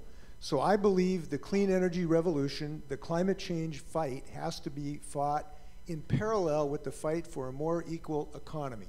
And both of those have to be victorious at the same time. We got a good plan to do that. One of the big ways that the climate movement has shifted their focus, in particular over the last couple of years, have been lawsuits suing oil companies for alleging their role in causing climate change. King County became the first entity in Washington State. California has been at the forefront of it. Do you think this is a well-spent time of the movement? And do you think if Democrats regain control of the House and possibly the Senate, that Congress should also hold hearings on this topic? Look, I think there's a long established tradition in America that you're supposed to be responsible for the outcomes of your actions, particularly when you know what those outcomes are. So if you look at what happened with cigarette companies, for a long time they maybe didn't know what was going on, but after a while the science became unavoidable about what the impact was of smoking cigarettes. And ultimately, when they acted contrary to that and didn't tell the truth about it over decades, they were liable. I think that what's going on in climate change, which I think we all said at the outset, is this is not a scientific debate anymore. The outcomes are clear, and so are you supposed to be responsible in American society for extreme outcomes that you're causing other people as a result of you making profits? I think that our legal system says yes. Well, we are almost out of time. In fact, we are out of time. Governor Mustafa, do you have any final comments you want to share about going forward and what Democrats should focus on going into the midterms and the next presidential? Well, coming from Appalachia, I think it's extremely important that we focus on revitalizing vulnerable communities, uplifting those success stories that are out there of communities like the Spartanburg community, Spartanburg, South Carolina, the Regenesis community that took the $20,000 grant and leveraged it to $300 million in changes, and climate change is a part of that because they're putting a 35-acre solar farm in. So for me, these conversations, if you want them to resonate with folks, then there has to be how we are lowering the public health impacts, but also how we are creating economic opportunities for those who have often been forgotten. And that is a message that will resonate with folks that sometimes, for whatever reason, we seem to forget. Great. I just want to thank you for everybody's leadership in this room. I hope that in every instance where you feel frustration and anxiety and anger about the dark spot in coming out of the White House, that you will find a way to channel that into the most effective thing you can do to right this ship. And frankly, it's to elect a governor somewhere that you can reach to develop these clean energy policies that Donald Trump cannot stop, who will also stop the gerrymandering that has been so pernicious, which has prevented us from having a House of Representatives. I hope you will help. Thank you. Well, I want to thank our panelists. I think we just skimmed the tip of the iceberg, no pun intended, of this topic. And so I want to thank you very much. Thank you. Please welcome back to the stage Neera Tanden.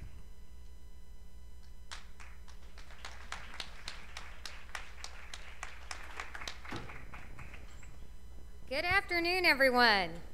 Good afternoon. This conference, I want to thank our panelists for a fantastic discussion. I also want to say that this conference is proof that at a moment where some politicians are trying to divide our country, America's progressives are rallying together to defend and advance values we all share. Now I want to introduce a leader who has struck a chord with many people, many people in our nation, Senator Bernie Sanders. Senator Sanders has fought for many years on behalf of the progressive causes he believes in, and he continues to fight for those causes today, from demanding greater economic justice to making college more affordable and ensuring health care for all Americans. And I would just like to add that I am incredibly grateful for Senator Sanders' leadership in defending the Affordable Care Act. He had rallies, protests all around the country. He really got people into town halls and into Congress to protect the Affordable Care Act, and we are lucky that he did. We're glad he could be with us today, so please join me in a very warm welcome for Senator Bernie Sanders.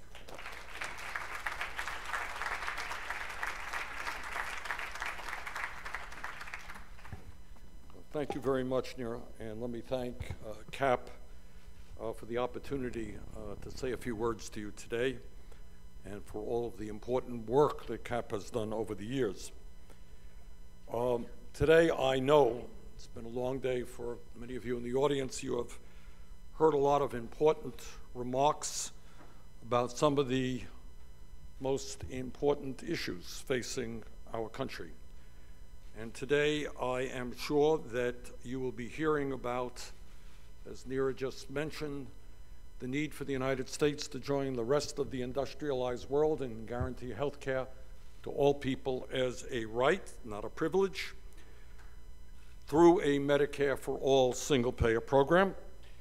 You will hear discussion about the need to reward work and finally raise the minimum wage in this country to a living wage, $15 an hour, and at the same time to demand that women receive equal pay for equal work. And I am sure that during the course of the day, speaker after speaker has mentioned the absolute need for us to protect a woman's right to choose and not have local, state, or federal governments take away that basic right. And I'm sure that there will also be discussion about rebuilding our crumbling infrastructure and creating up to 15 million good-paying jobs as we rebuild our roads and our bridges and our water systems and our airports and our rail system, and build the affordable housing that this country desperately needs. And I'm sure that there will be discussion about fundamental education reform, making sure this country moves to universal child care, making sure we improve public education, making sure that finally we move toward making public colleges and universities tuition-free, and that we deal with the very, very serious burden that millions of Americans have regarding student debt. And I have no doubt that there will be discussion about the need to end institutional racism in our country, to end the failed war on drugs, and to make dramatic reform of a criminal justice system which is failing the American people every single day. There will be, I am sure, discussion about the need for comprehensive immigration reform, protecting the 1.8 million young Americans either in the DACA program or eligible for that program, and the need to move to comprehensive immigration reform and a path towards citizenship for the undocumented.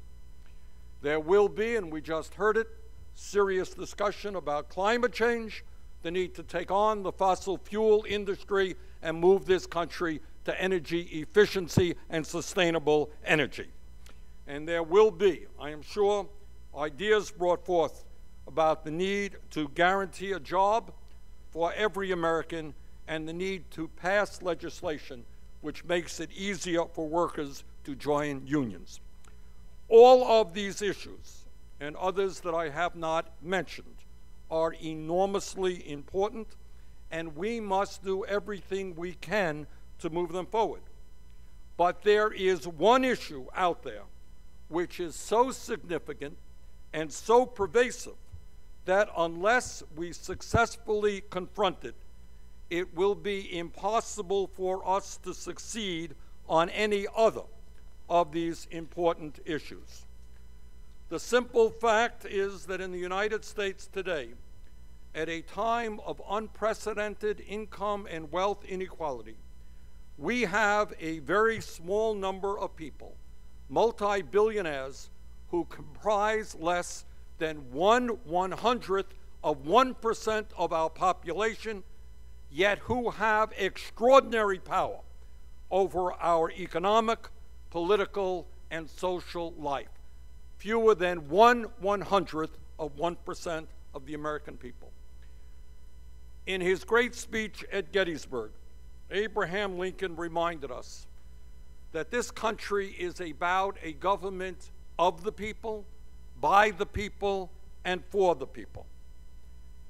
And let us make no mistake about it.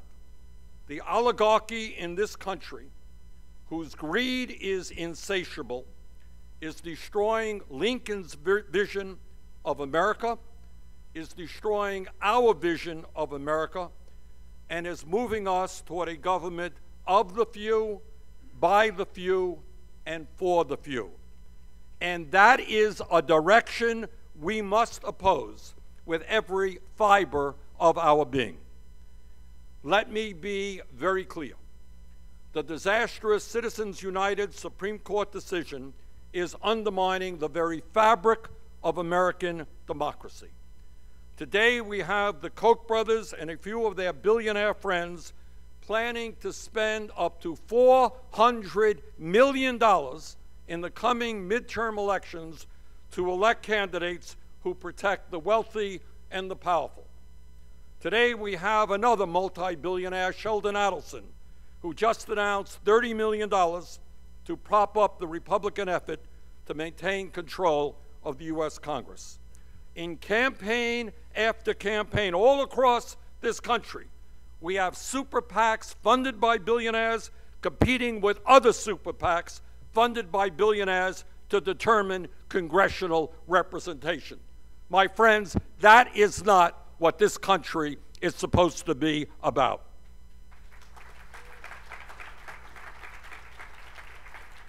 Further, we have big money interests who are pushing voter suppression efforts all across this nation to deny people of color, older people, poor people, young people, the right to participate in the political process. If we are serious about our desire to maintain representative government in our country, one person, one vote, we must not only overturn Citizens United, end voter suppression and extreme gerrymandering, but we must move toward automatic voter registration. My friends, it is not a radical idea to say that every American over the age of 18 should be automatically registered to vote if they are a citizen of this country. We must make it easier for people to vote, not harder. We must end the disgrace of having one of the lowest voter turnouts of any major country on earth.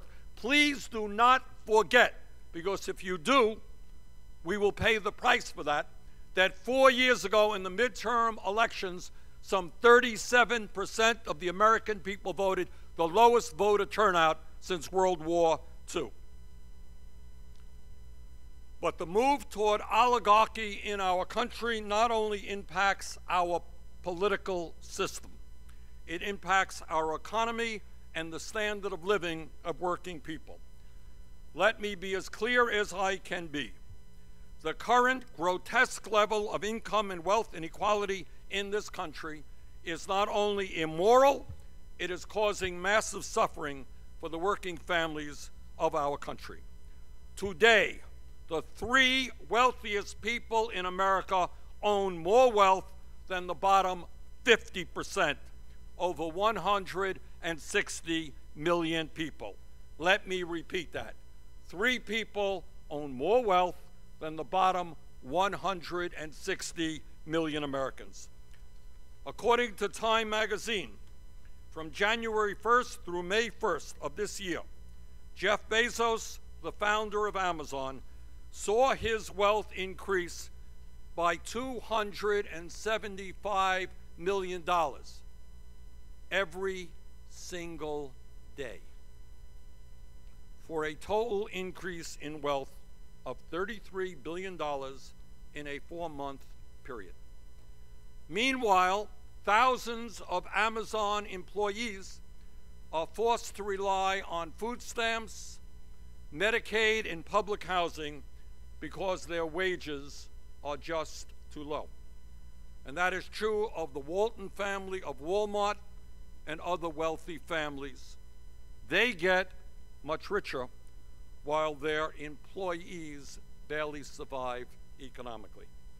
And when we talk about wealth inequality, let us not forget that the wealth gap between white Americans and African Americans has more than tripled over the past 50 years. Today, the median white family has almost 10 times as much wealth as the median black family. Right now, in America, over 40 million of our people are officially living in poverty, but the truth is that 140 million Americans are struggling economically. Over half of older Americans have no savings and no idea how they will be able to retire with any shred of dignity, and 44% of Americans do not have the cash to pay for an unexpected $400 financial expense like a car breaking down or a medical emergency. 44% of the American people do not have $400 available for an emergency. Unbelievably, up to 20% of people in jail today, some 400,000 people. Do you know why they are in jail? They are in jail for the crime of being poor. They are being imprisoned because they lack the money for cash bail or to pay fines for minor violations like owing a traffic ticket. The younger generation doesn't know this, but 50 years ago, one wage earner in a family could support his or her entire family.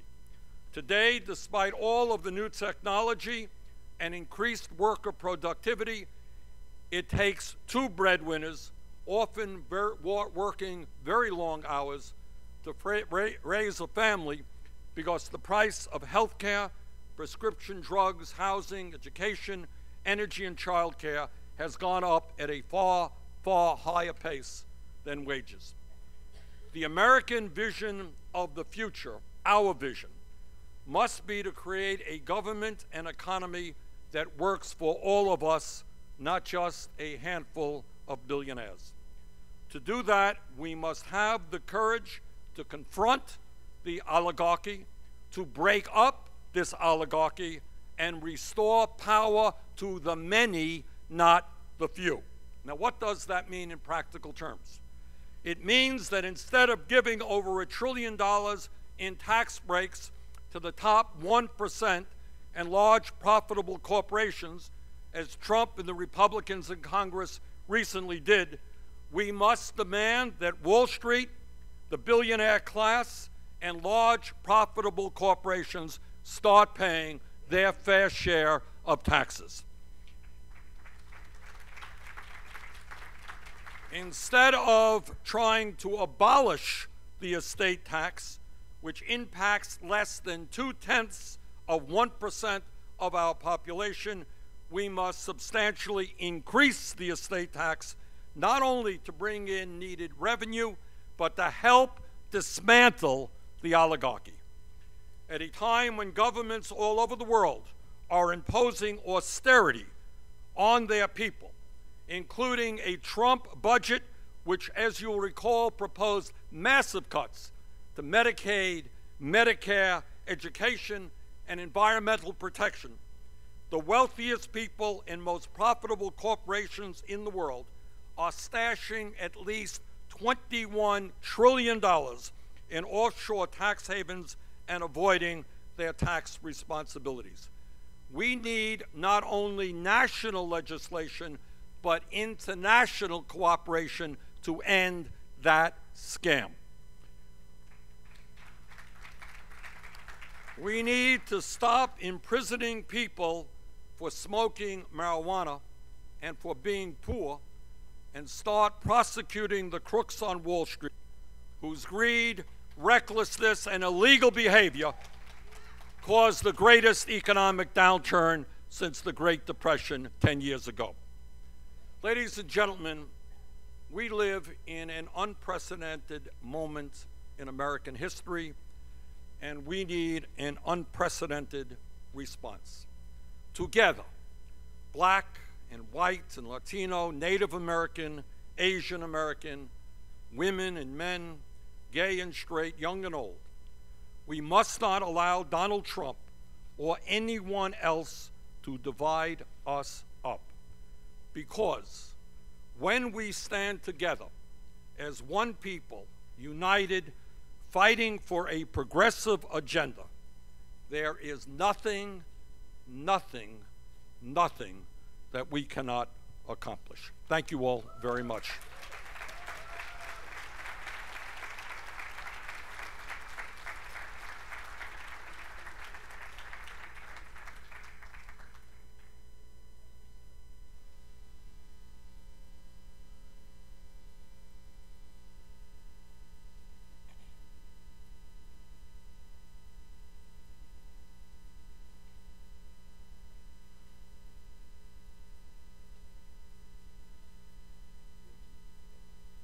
Please welcome to the stage Senator Chris Murphy.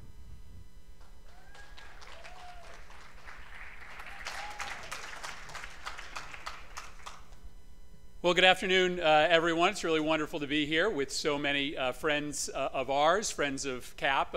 Really excited to be able to follow my great friend Bernie on stage and to provide you with a very short introduction to what is going to be a fantastic panel on the epidemic of gun violence in this country. Ryan and Dewan and Karen are going to be out here in about 3 minutes.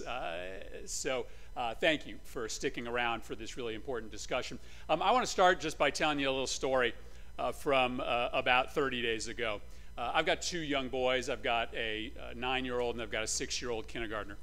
6-year-old kindergartner came home from school on a Friday afternoon. He goes to a big public school with about 25 kids in his kindergarten class, and he described to me what he had gone through that day. He had been through his first active shooter drill as a 6-year-old.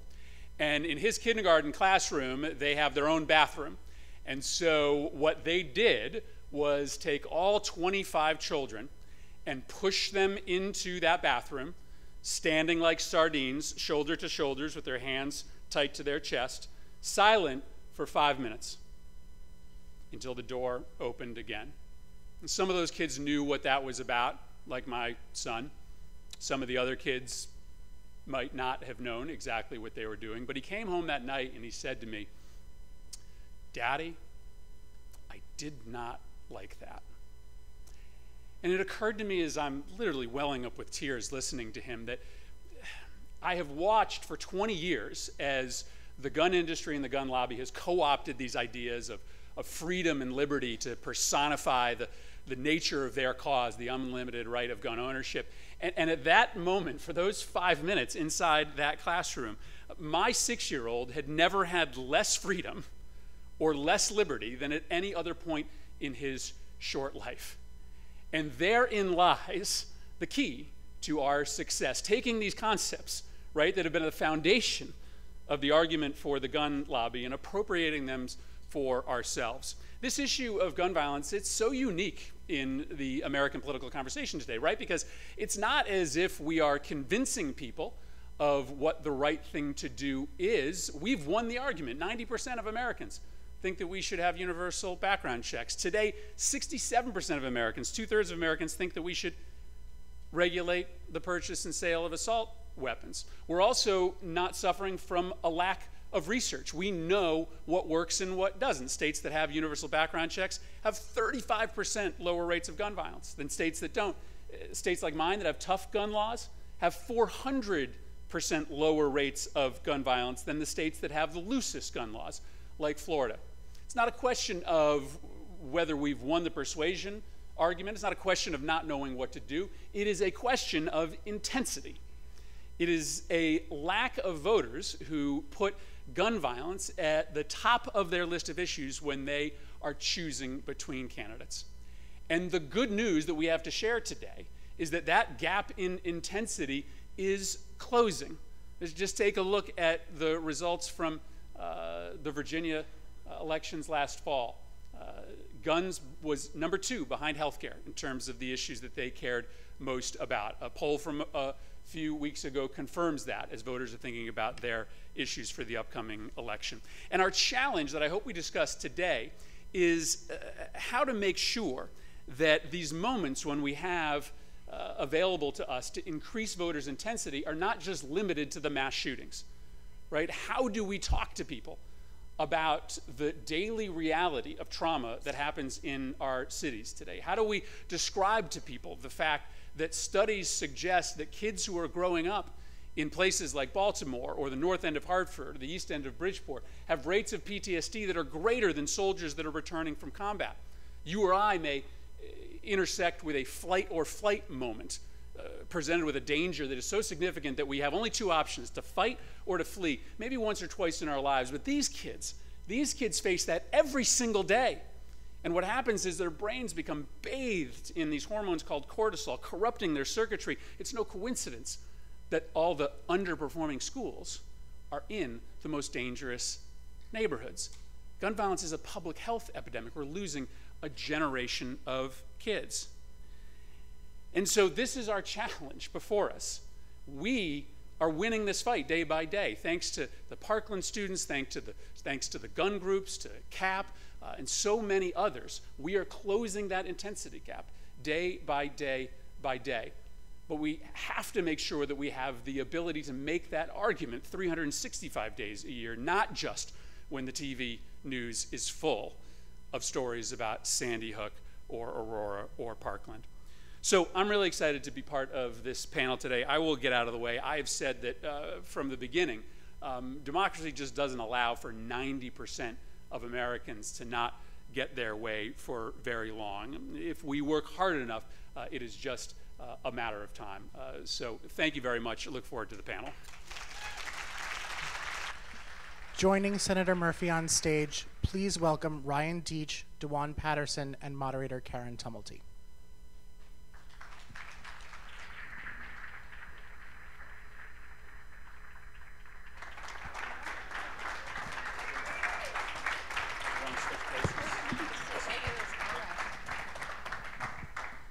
This is such an honor to be here to talk to all of you about this from all your different perspectives. But I think I wanted to start out asking Ryan a question. Right after the shooting, there was a CNN town hall and a really emotional exchange between you and Senator Rubio where you said, "Why are we the ones who have to march?" But there was something else that you said. You said that you felt like you were on the first step of a 5K race. It's been 3 months. We've seen this extraordinary marches and so much action. Where do you feel like you are now in this 5K race? Well, I feel like we have taken some leaps and bounds. I mean, as we see all the states that have passed legislation that has benefited their own people and their own constituents, that's been amazing. But at the same time, this isn't a 5K race. This is definitely several marathons that are consecutively running all at once. And we have so much to do, so many things that we can do at all levels, that as I learn more about education reform that needs to be done, the mental health spending in our country, that how the state of Florida alone on mental health is 50th out of 50 states, and that's just disgraceful in its own right, and that the gap between 49 and 50 in mental health spending is worse than the gap between 49 and 1. So just to see that it's double the worse in mental health spending, that we have to fix that. We have to fix things at the local level, the state's rights on preemption, on how local leaders cannot enforce these legislations. That, I mean, Mayor Gillum of Tallahassee alone fought the NRA in court to uphold a law that he himself didn't enact, but he just enforced, and he was sued as an individual. That is legal in the state of Florida. That's something that we have to fix. There's just so many issues, and then just going on the federal level of gun violence, there's just so much more that we can do, since so much legislation has yet to be passed. It's just there's so many sitting on the shelves that is just so easy to just enact yesterday, that it could save countless lives, that we should just get to work. And did you expect things to move faster, that the whole country was so shocked that, did you expect more action than we've been seeing? I expected more action from those who haven't done anything thus far. There are still countless representatives that have no public stance on these issues of gun violence, and to see some of them actually put out a statement saying that I will not stand for this, or to say that I stand against anything that these kids are saying, that to see even just that reaction made me feel like things would happen faster, since, I mean, just the disapproval rate of Congress is just awful. to see it even less than 50%, that America doesn't feel like Congress is doing the job that they could be doing. And I feel like they can be doing that job as long as they actually get to it and start listening to the American people. As, I mean, certain things like, as Senator Murphy has said, with universal background checks, are just 97% of Americans pretty much more or less support it. And if 97% of people support something and Congress hasn't moved on it, it just shows you where our country is heading. Dewan, I don't know that everyone in the audience knows your story, so I'm going to tell it briefly. In 2005, you were a victim of a robbery, and you're a survivor of gun violence. You were shot in the head. But the first thing that you saw after hearing this shot was you look up and you see a bunch of police officers with their guns pointed at you. Could you talk, I mean, a lot of years have gone by. Thank God you are here with us today, physically healthy. But you were telling me backstage that, you know, there are parts of you that just don't heal that fast. Could you talk a little bit about that, what it's like to be a survivor of gun violence this far out? Thank you for briefly talking about my story of what brought me to this point. As we was mentioning backstage, there is something about gun violence survivors that we tend to forget about because we overlook the invisible scars. Now, we have some physical scars that we see, and we make the assumption that physically they are healthy and mobile. However, there are some scars that go beyond and meets the eye. Talking about their reoccurrence, exposure to trauma, reactivating some of those traumatic experiences when I'm experiencing the exposure on TV from mass shootings, but oftentimes we're forgetting about the shootings that do not reach mass media and the news, that everyday youth, such as myself and younger, are facing, and they're facing in such a reoccurring base that it won't have an opportunity to turn off that fight or flight response in our mind, and we're always thinking about fight, and that actually evokes a hyperactive cognitive processing. And that may be perpetuating some of the violence that's happening in urban communities. And we're never asking the question about how do we support gun violence survivors? Where's the mental health support services, the wraparound services after they leave the hospital? Those type of discussions and policies are not being implemented or highly promoted, and we're not seeing how we can use that to really impact gun violence and a level of prevention. So I wanted to make sure that we bring up that point.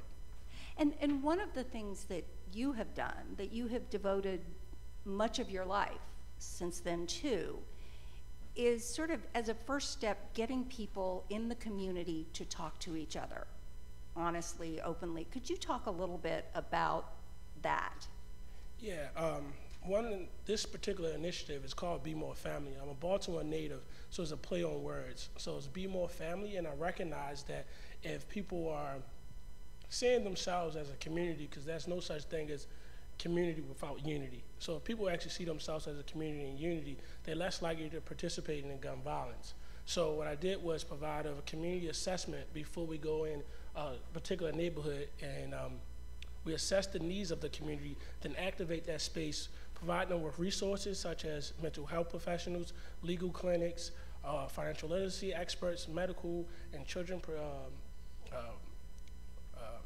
dental health service providers, as well as physical nourishment. So these are the type of things that help you to be more receptive, because now I'm able to nourish your physical, now you're receptive on the mental level. So having no level of conversation and engagement helps to build the capacity to reduce gun violence, and it allows the community to see the solutions, and they be able to engage some of their public officials. So with these particular affairs, I have elected officials come in and talk to the community, and we're able to impose some solutions and policies from that standpoint. And Senator, you had talked about the divide between where public opinion is and where legislative action is. Do you feel like it has changed at all? And why is this divide where you have all these issues where, you know, public opinion is in the 60s and 70s and 80s and 90s, and yet, you know, Congress can't act? Why do we have this great divide? Well, I absolutely do think it's changed, and that's just not my anecdotal experience. That's driven by data, which shows you that this is an issue of voting importance to more and more Americans, and those numbers that I referred to at the beginning have moved as well. You look at the support ratings for all the interventions that we think will make a difference, and those are at record numbers as well. I mean, the problem has always been twofold. One, it's a question of intensity amongst those that already agree with us, but the second problem is a much more difficult one to diagnose, and that is really a story of the modern Republican Party.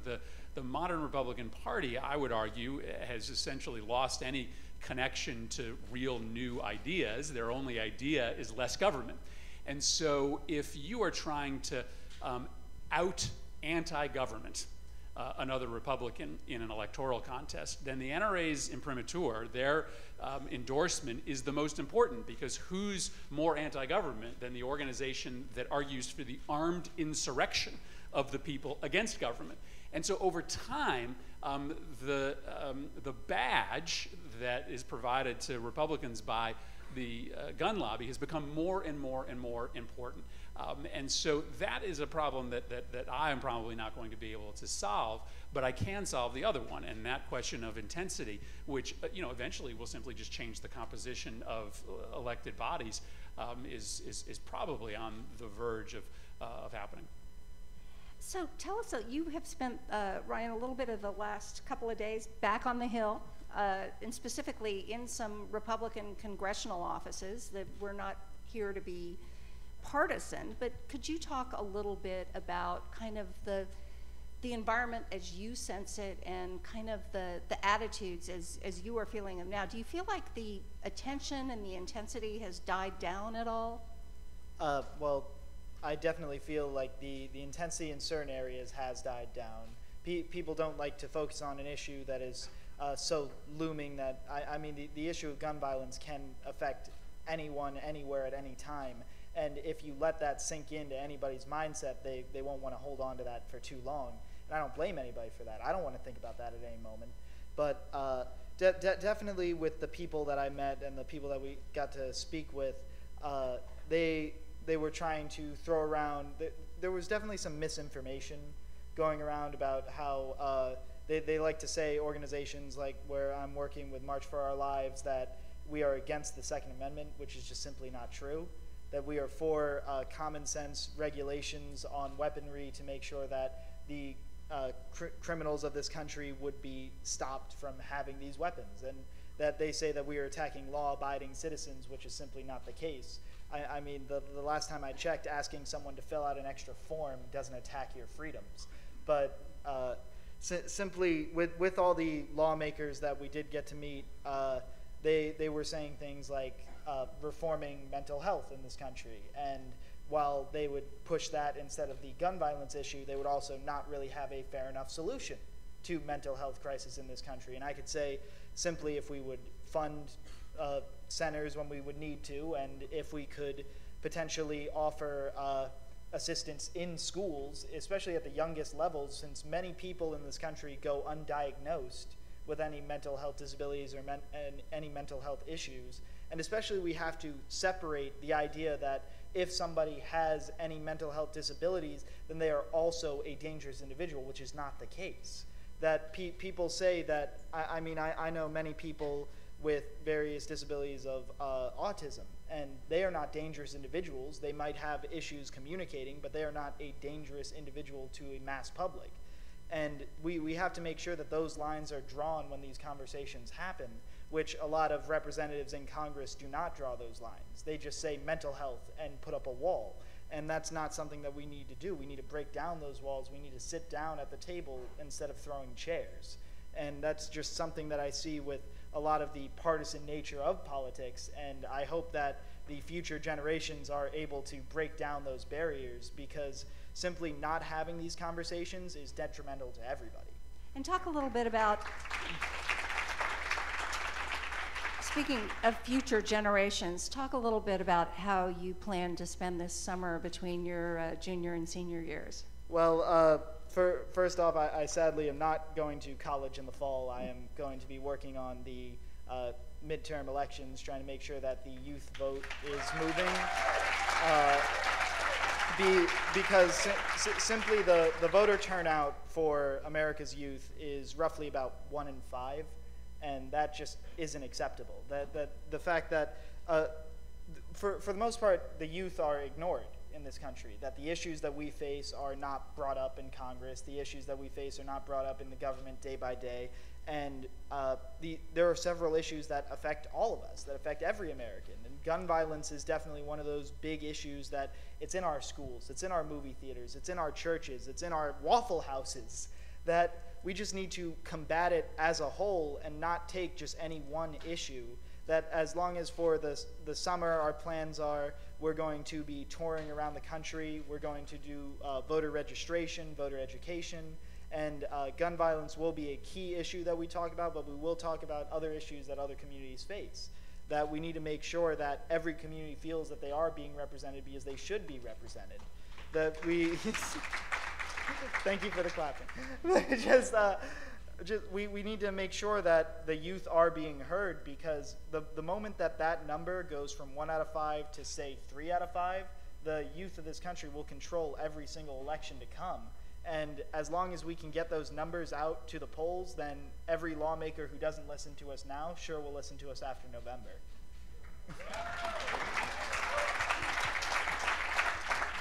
So, Dewan, you kind of touched on this, but the Washington Post did a big study of gun violence in schools. And the fact is that the absolute overwhelming majority of gun violence is not the kind of horrific situation we saw in Parkland. It is something that happens day in and day out and doesn't really make the headlines because it has become almost so routine in much of America. Do you find, particularly, in urban settings, do people get frustrated by the fact that this issue kind of comes into everybody's attention when there's some big mass shooting, and then, you know, then we don't hear about it for a while? Absolutely. And I would propose a question that could be rhetorical right now. How many national foundations or national organizations has stemmed from urban gun violence that received over $500,000 or more to address gun violence? We probably can't name 3. And not to discredit any other movement addressing gun violence, but there are oftentimes days and weeks where gun violence are impacting communities of color and urban communities, and they do not receive the level of media exposure each and every day that we have seen in recent times. The March for Our Lives, we had direct support from very similar foundations and organizations that take Baltimore youth from Baltimore to Washington, D.C. to address gun violence and bring about our issues. And it's disheartening for myself and other gun violence victims indirectly, and some of the third-party victims of gun violence, and not having access to the same level of resources maybe become disheartening and discouraging at times, but we still have to continue to fight. I'm one of the, we call a veteran of the Generation Progress Fight for a Future of Gun Violence, and we have been protesting, demonstrating, lobbying for some time now. And if you look around in the urban communities, we are accustomed to crowdsourcing to fight against gun violence and advocacy and lobbying work and stuff like that. So when we leave here, we would like to see a deeper level of concern and support where we build alliances, where we see Parkland survivors who have used their power and privilege to uplift some of the other gun violence survivors. And I think that's something that we need to continue to do. And my last point is that there's more than one way to address gun violence beyond gun ownership. We can pass gun control, we can pass bunch stops like have we done in Maryland. However, we can use community reinvestment and empowerment to really bring about gun solutions across the board, from rural environments to urban environments. We can really do this together to really provide cohesive, real approaches that really address a lot of our needs, going beyond gun control, a level of empowerment, and providing economical opportunities.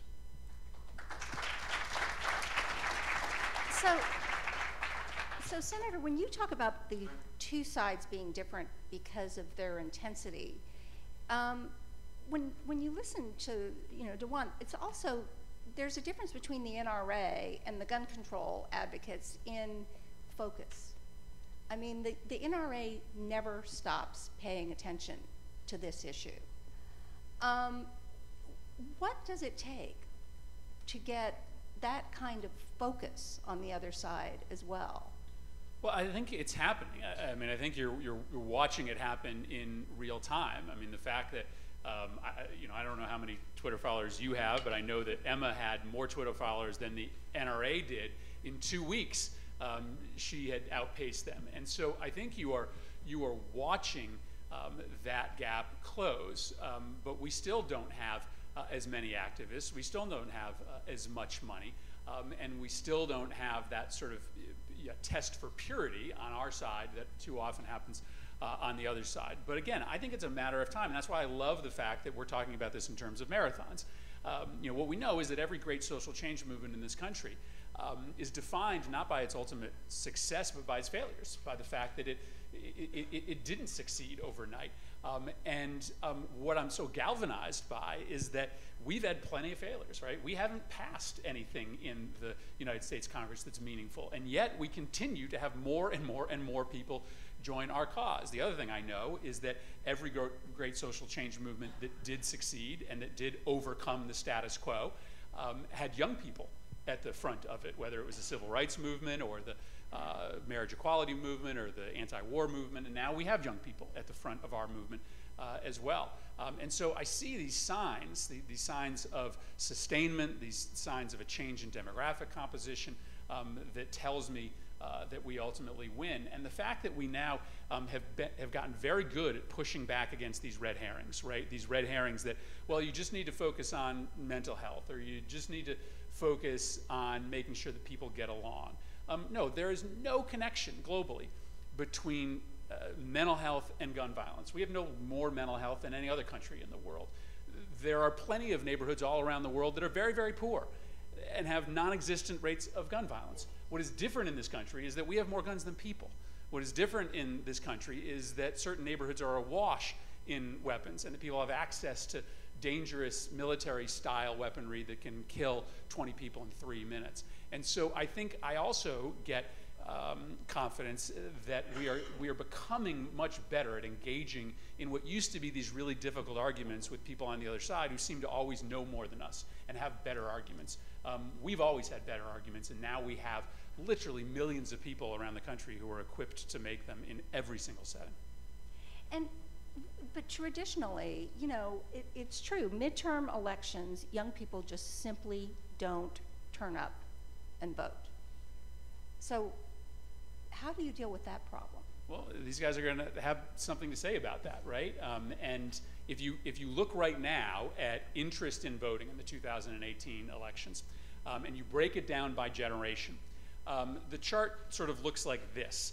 Every generation is more interested in voting in 2018 than they were in 2014 or in 2010. But there's one line that doesn't do this, that does this. And that's the 18 to 30-year-olds. Now, they're starting from a lower place, but already they are showing a greater vector between their previous interest and their current interest than any other demographic group. And that's not just good news for the issue of gun violence, that's good news for the previous panel, climate change, because on so many questions, it's the young generation that has made up their mind. So I think they're going to have to do the work. Unfortunately, I am what passes for young in the United States Senate, so I am not going to be the emissary to 18 to 25-year-olds. These guys are, and they're just the tip of the iceberg. There's going to be a massive movement of young people out there doing voter registration, doing turnout from now until Election Day. And is this something, I mean, again, as you said, it's a marathon. I mean, is this going to, do you think, galvanize your generation so that this is still, I mean, you're going to be working on this now, but also when you're 30 and 40 and 50. Do you really get the sense that... You will be 30 or 40 or 50 someday, just FYI. It's just hard for me to think of what tomorrow looks like, to think 30 years ahead. It just, I mean, this to me feels like a turning point. It definitely because there are so many things that, first off, we're taught in school, in civics, in AP government, like in all these courses that say, like, one thing is America is on the side of common sense. And right now I see that our legislators, more or less, maybe not Senator Murphy, but definitely a great deal of our legislators are not on the side of common sense. I mean, in the state of Oklahoma alone, they passed permitless carry, I believe it was, where you don't need a permit to carry a firearm in public, which just sounds unsafe. Doesn't really sound like it helps anybody. But definitely this is a turning point moment for our generation and for this country, because America's youth just really likes to see results fast. We have Twitter, we have Facebook, we have Snapchat, where it's that instant gratification, which you can argue day and night if it's good or bad. But frankly, we like to see those results, and we like to see it fast. And to have a whole just generation of people rise up and say, we want to see results now, I think we're going to see those results way quicker than in the past. If I may, real quickly, Yes, because we were talking about this, if we were to do a comparison analysis of how responsive the age group of 18 to 35 on political issues based on Twitter and in the right traditional polling, you'll see that 18 to 25 are more engaged and more responsive to our public figures who are responsive to us and that social media atmosphere. So if we was to actually use that and transform the way we engage our constituents and the public sphere, I think we'll see a difference in the way we bring about issues and who our public officials who represent us. So it's time we catch up to the 21st century. So I think we have about 5 minutes for questions, except with the lights here, it's hard for me. There should be people out there somewhere with microphones if anybody has questions that you would like to ask anyone on this panel. There we go.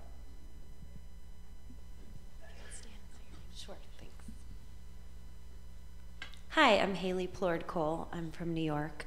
And when I was about your age, maybe a little older actually, I was stumping around the country for John Kerry, and I came down to DC and I met Howard Dean, and I remember he was talking about the youth vote, and I remember asking him then, like, how are we gonna really put this into action? How are we really going to turn out young people and take the enthusiasm that was shown on his campaign and turn it into the general election?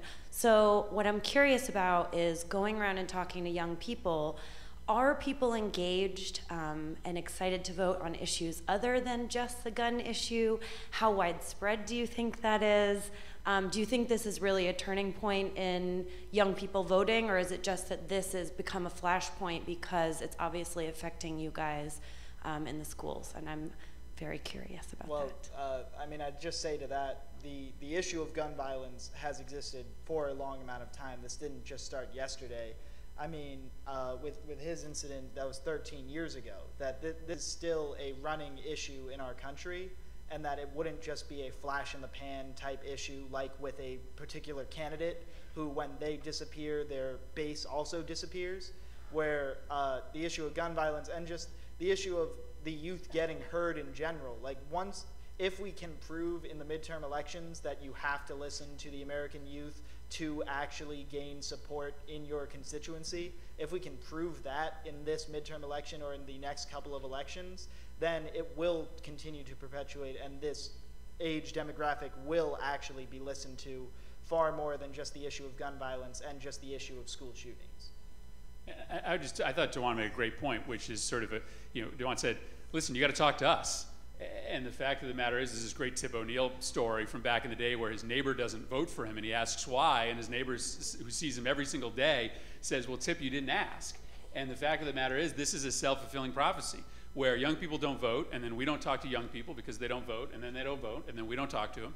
And so if you want to engage young people, then we got to be, A, in the space that you are, right, communicating in the same platforms in the same places, and actually asking for your vote, not just assuming that these set of issues are gonna result in new waves of young people coming out.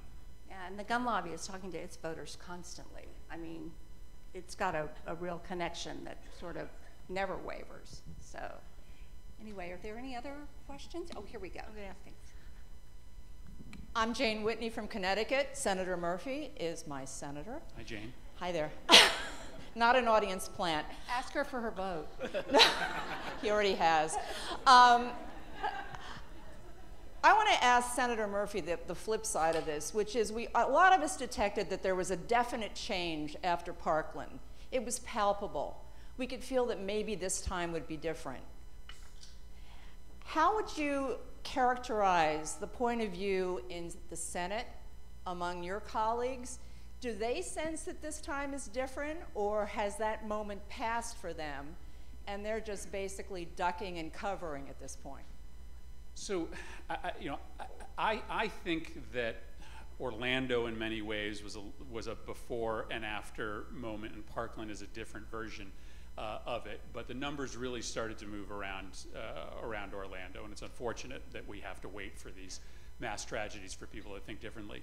And I know this is not a political conference, so I'll just be careful about how I answer your question, Jane. The short answer is yes. Republicans know that everything is different right now. And they know for the first time that they are fundamentally mispositioned on this issue. And they know that it may actually cost them for the first time ever in an election in 2018. But they, as I mentioned before, have this sort of genetic attachment to this lobby and to this industry that they simply can't break until they are forced to. And it will be an election. And it will be the post-mortem on that election in which they try to understand why they lost all of these seats in these kinds of districts that will finally cause them to make that break. And my hope is that that is this election. Maybe it's 2020, but it is never going to be a cataclysmic mass shooting that ultimately breaks that party from the lobby. It is going to be a recognition that their political survival ultimately depends on them getting right.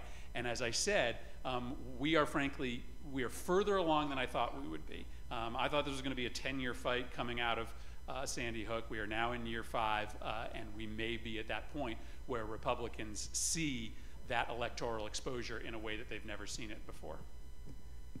Thank you very much, and we are out of time, but I want to thank all of you guys, and especially you two, for sharing your stories and showing your courage.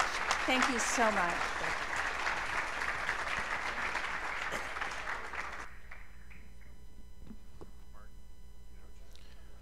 Please welcome to the stage Sarah McBride.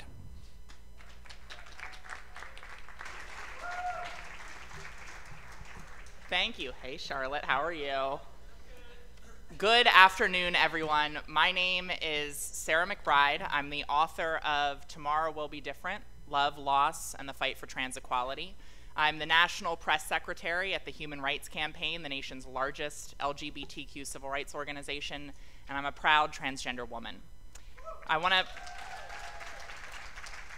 to thank CAP, my former employer, for inviting me here to speak.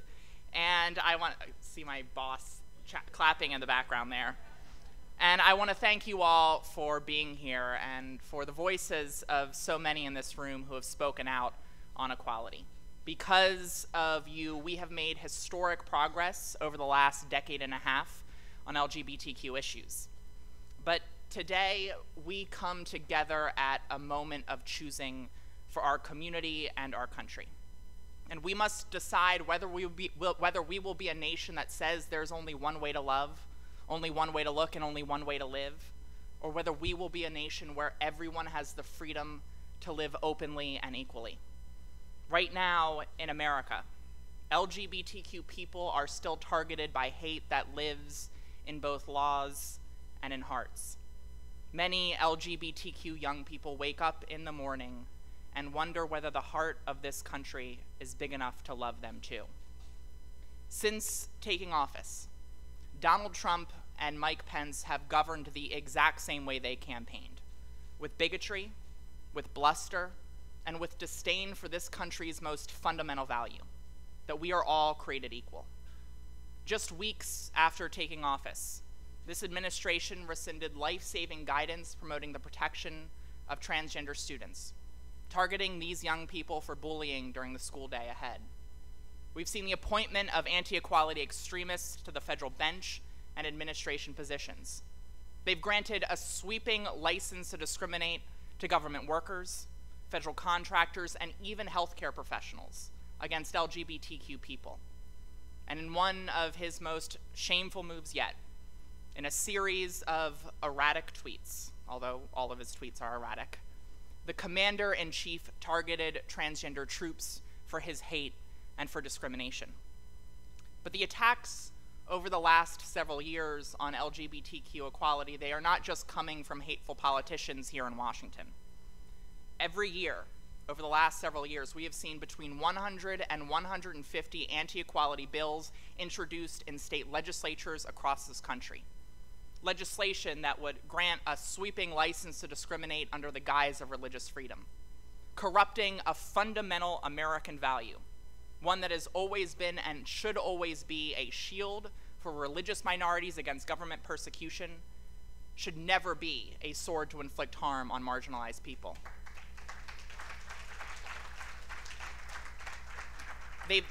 They've attempted to restrict access to restrooms for transgender people like me, a thinly veiled attempt to push transgender people out of public life and into the shadows.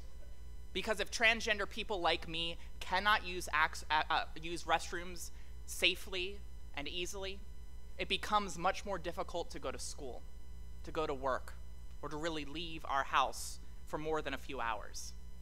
But we've also seen that with every single one of these attacks, we've ended up having a conversation with this country that has only served to open hearts, change minds, and sow the seeds of the destruction of the politics of hate that these politicians seek to implement.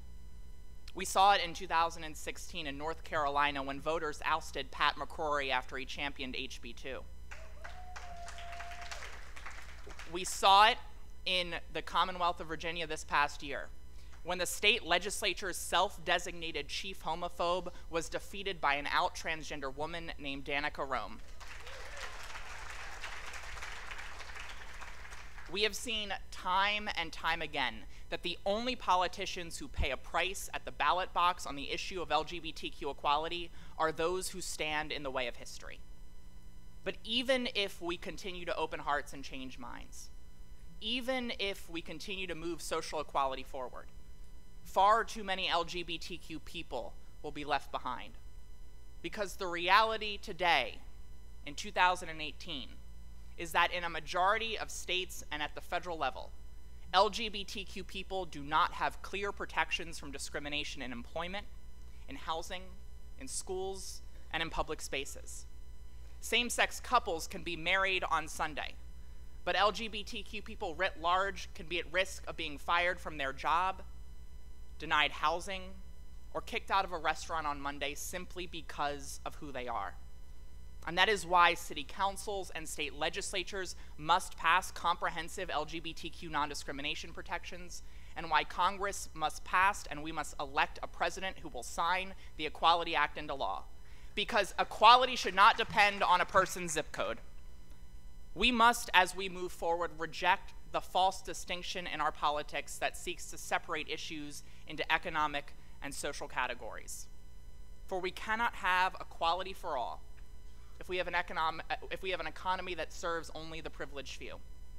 But we also cannot have an economy that works for everyone if even one person is kept out of a job because of prejudice or discrimination. Social justice is economic fairness, and economic fairness is social justice.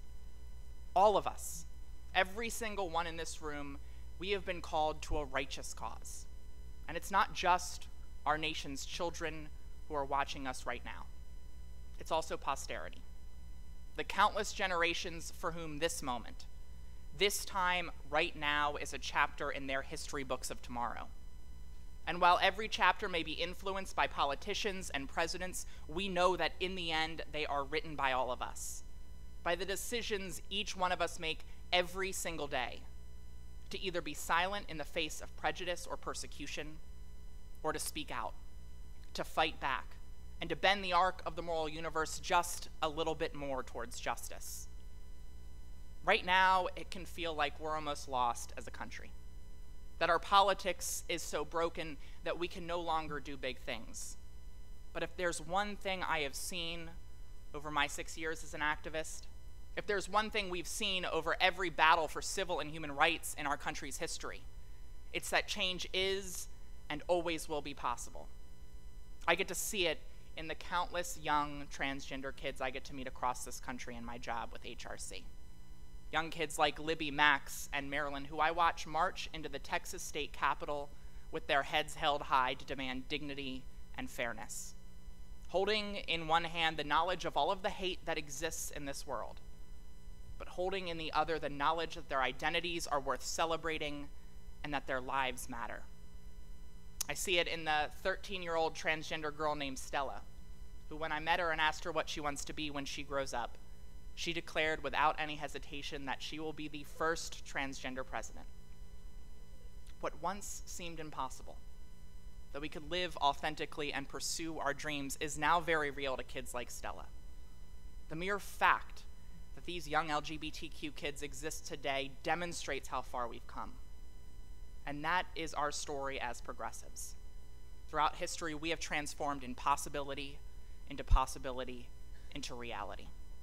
But we have not come this far to stop now, not with so much work left to do. After all, the fundamental truth remains that no one in the LGBTQ community is totally equal until all of us, from the gay Muslim refugee to the queer undocumented immigrant to the transgender woman of color living right here in Washington, D.C., until every single one of us is treated with dignity and fairness. But my friends, make no mistake, that day will come. So let us meet those young people's dreams with our own determination. Let us meet their perseverance with our own persistence. Let us reclaim the soul and story of America from those who wish to roll back the clock on our progress, and let us finally build a world where no child must be forced to defend their dignity or give up on their dreams. And when that day comes, when our understanding of we the people finally includes all of us, a young transgender student or a young gay student will grow up and learn about these struggles for justice and equality in their history books, and never have to know what this progress felt like to those of us who are LGBTQ, because they will never know anything different. And that will be because of LGBTQ people who marched and fought for a better tomorrow. It will be because of advocates and activists at organizations like CAP who dreamed of a different world. It'll be because of allies in this room who spoke out and fought back. It will be because of all of us. So thank you all very much. It's an honor to be with you this afternoon, and it's a privilege to be with you in this fight. Thank you all.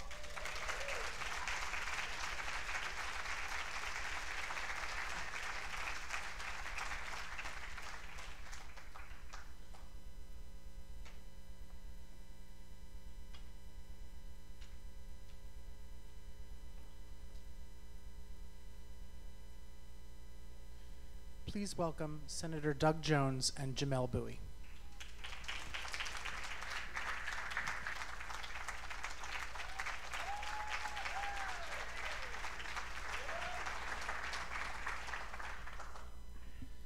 Hello, everyone. Hello, Senator Jones. Hello. How are you? I'm doing great. I'm going to say outright it's a little crazy that we're speaking to a Democratic senator from Alabama. Yeah. I've been telling folks, when I first got invited to a bunch of these gatherings like this, I thought it's just because I was so damn popular. But I realized that I am the closest thing to a unicorn that exists in the country. So I appreciate everybody, and I appreciate being here. So your victory in Alabama pulled together a broad group of people, Black Americans in the Black Belt and elsewhere in the state, moderate Republicans, the handful of liberal Democrats and moderate Democrats in the state. How did you keep that coalition together? What kind of message bridged the very real gaps of geography and class and race that are in that?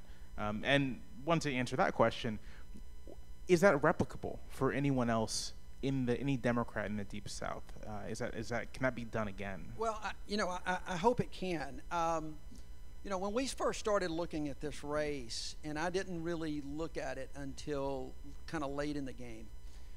Originally, this special election was supposed to be held in this November of this year in conjunction with our state elections.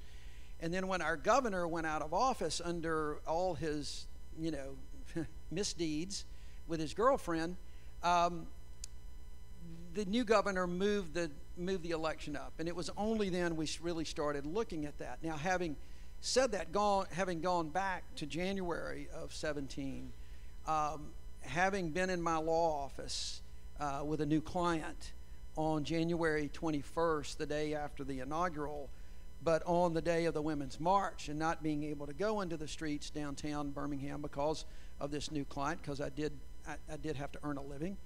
My wife was down there. My granddaughters were down there.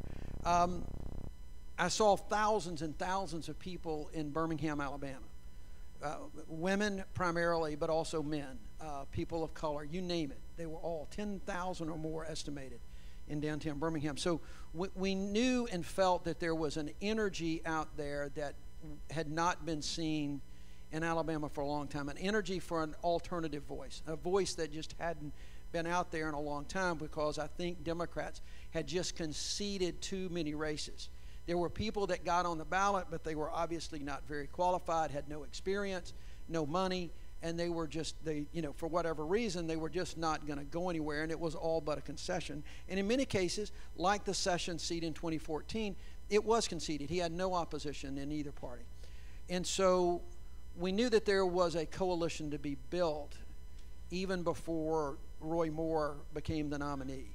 And that coalition, we believed, was built on people that believed that elections have consequences. They were seeing that. They believed that we needed to start talking about the issues that we have in common, the issues that people talk about every day. I called them the kitchen table issues: jobs, the economy, wages. Healthcare was a really important driver for us during that election. And that if we could do that and stay focused on those issues and not get sidetracked in the issues that we knew were coming, that were going to divide us, but take our stand on those issues, remain true to what I believe, because I really believe authenticity in a candidate is probably the biggest virtue that a candidate can have. And my wife and I, when we talked about it, so thank you for somebody out there. Thank you. Thank you. At least there's one authentic person out here. I don't know about anybody else. That we really believed that we could have a message that would get us across the finish line, regardless of who the nominee was. And if we didn't, we were still going to be fine, because we knew we were also, our objective, I mean, our goal was to always win this race, but our objective was to also build something in Alabama that hadn't been there for a long time.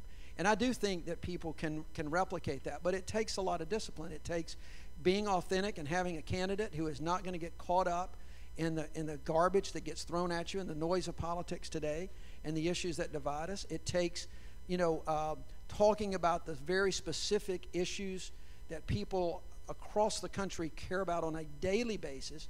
Not that they don't care about other issues that do divide us, but the issues that they care about on a daily basis. And then engagement. We really had an engagement process planned, and we were able to get enough people engaged, and that engagement, I think, was also critical. So I think that can be replicated, but it takes, I think, an awful lot of discipline on the behalf of the candidate and the campaign. I told my consultants early on, I said, now look, these are the issues I want to talk about. This is what I want to do. I said, don't ever, if we get to a point close to this election and we're within a few points, and you come in and tell me that if you could only cut a commercial with me walking out of a church with a gun, I'm going to fire your ass, okay? It is not going to happen. We're going to talk about issues. So a lot of that engagement was around black voters in the state, all through the Black Belt. What specific messages did you find spoke to black voters in those areas of the state?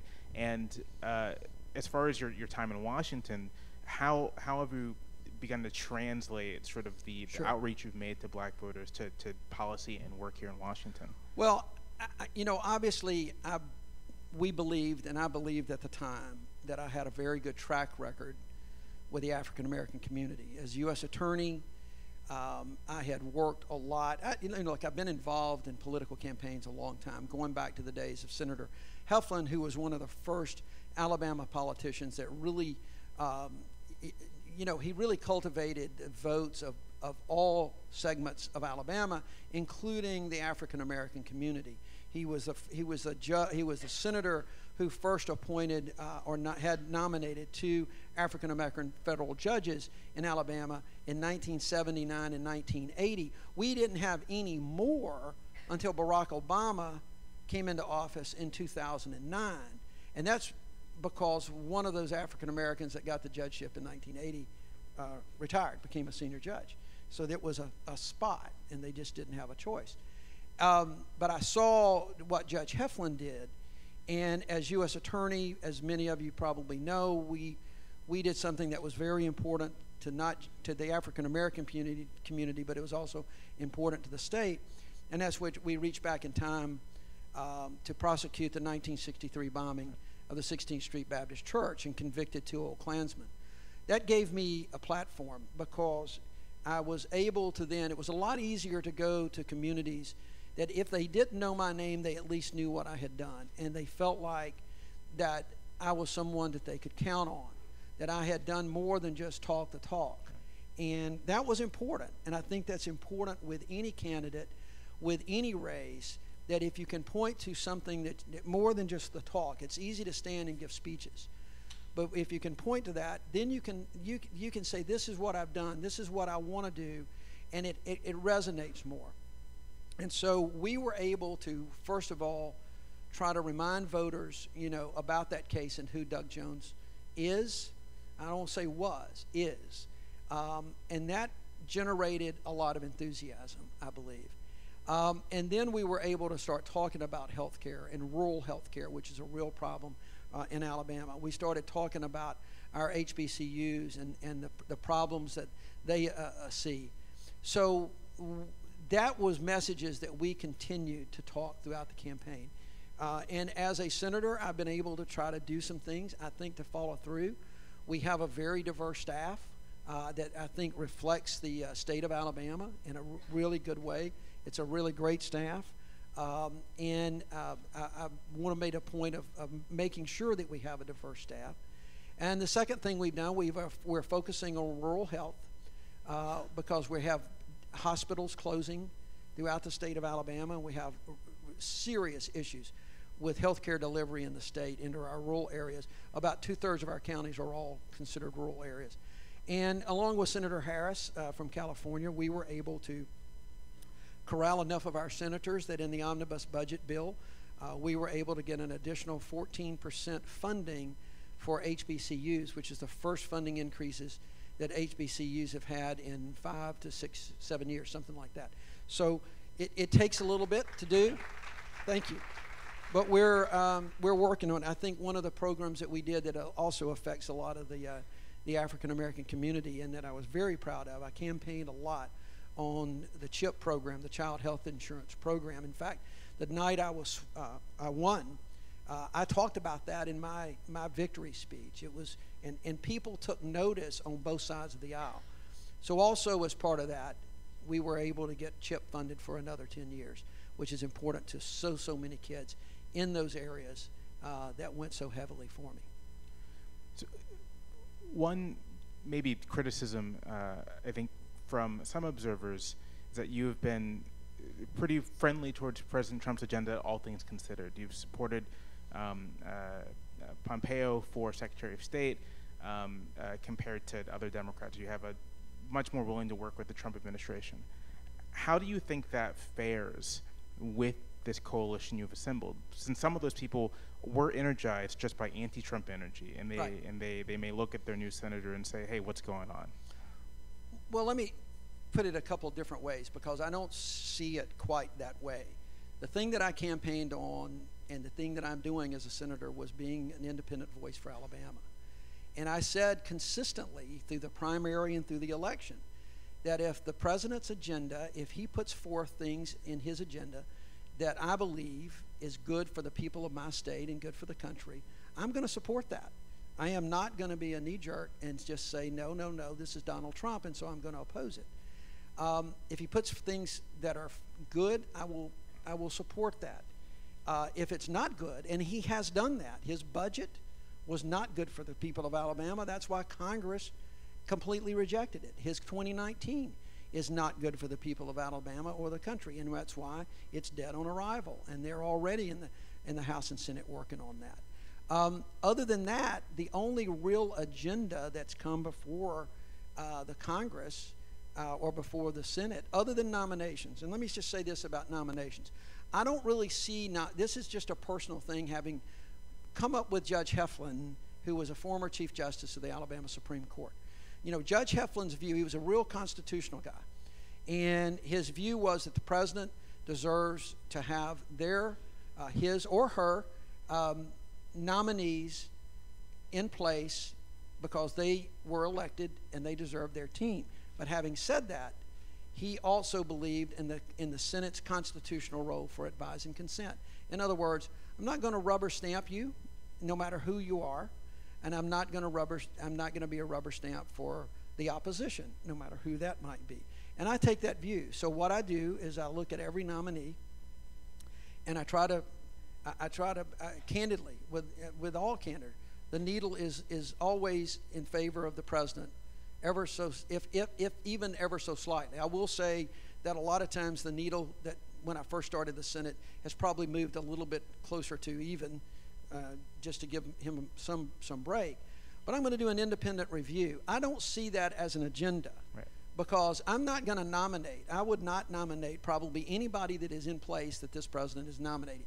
There might be a couple of exceptions, and so I can either just oppose them all, or then I can do an independent review and see, well, you know, I'm not going to agree with these people all the time, but that's just not my role. Are they qualified?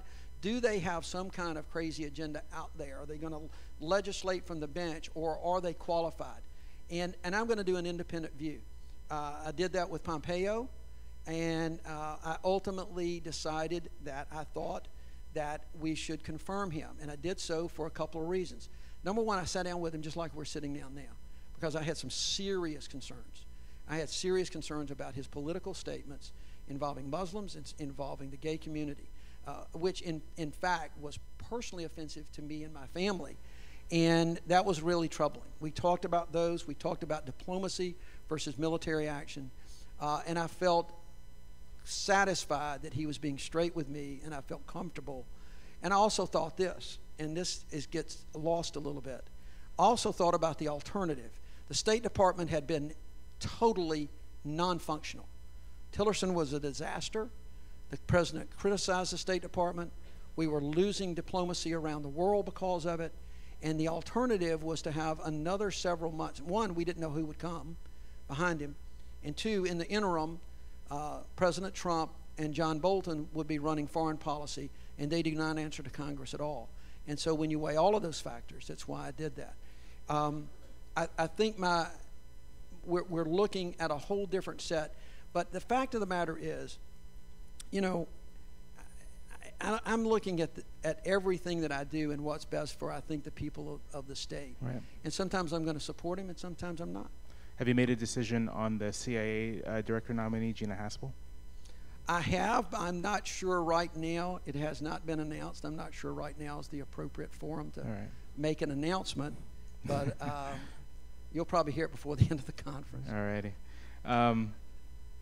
To turn back to Alabama, there's the new lynching memorial in Montgomery. Yes. It's gotten a lot of press. It's a very impressive piece of architecture, public memory. I would just love to hear your thoughts about the memorial, what it's trying to commemorate, and whether you think the fact that it even exists represents sort of a change, of progress for the state of Alabama. I can't imagine it being there 10 years ago. Oh, no, I couldn't imagine it being there 10 years ago. I think it is another step in progress for the state and for the South.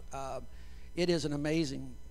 It is amazing. That's all. It's the only way. It will take your breath away. I would encourage everybody in this room, if you haven't been there, and some of you probably were, to come down and then go to Birmingham, too. Go to Birmingham, see 16th Street and the Civil Rights Institute and Kelly Ingram Park and Bethel Baptist, where Fred Shuttlesworth preached. The lynching memorial was a much-needed acknowledgement of a dark part of our history. And when people see the stories, it's one thing to just look and walk through the memorial and see the hanging fixtures. It's another when you actually read through and read how and why people were lynched. Women who were lynched simply because they complained about their husband being lynched, and for just no reasons. You see what we have come through, and I think if we could get more people there, it would give a greater sense of where we have been with race relations. I think what Brian Stevenson, who by the way I call Saint Brian for those that don't know him, he has done a remarkable thing to bring our attention to a part of our past that is often overlooked, because we talk about the civil rights movement and we talk about Emmett Till and the 4 girls killed, but we don't talk about the thousands who never made it to that point. And I think it really set the stage for where we are, and it was just it's a remarkable achievement. I am so happy that we have it in the state of Alabama, and it is part of that civil rights trail that connects, to Birmingham. The Rosa Parks Museum is not far away. Right. What do you think visitors to that memorial should take away for the present? There's a lot of racial divisiveness today. Hate crime rates are going up. So do you see any connection between what the EGI and Brian have tried to commemorate and things that are happening today in the United States? I think that they will take away that there is one, you still don't understand. You cannot in this modern day fathom why someone would be hanged like that in a public square. And if they think long enough about it, they will understand that a lot of that hatred, that prejudice at the time has still sifted through and forms the basis of our criminal justice system in a different way. And I think people can look at that and be a lot more tolerant of who we are and a lot more respectful of others. It's a really moving experience, and everyone, I think people that come there are coming there with a purpose to begin with. They're not just happening upon a memorial and saying, oh, you know, we're on our way to the beach and we see this, why don't we stop? They're coming there with a purpose anyway, and they're coming there either because there are folks like here in the audience that have a passion about it, or they got something nagging about them. There's something inside that are saying, I need to see this and I need to understand. And so in that context, it's going to be like that proverbial, pebble in the pond that can just, the ripples go everywhere. We are out of time. Thank you, Senator Already? Jones. Yeah. Oh, I'm so sorry. I wish we could stay longer. Thank you all. Thank you. Hey, Regina, how are you? I see friends. Please welcome to the stage Dr. Ibram Kendi.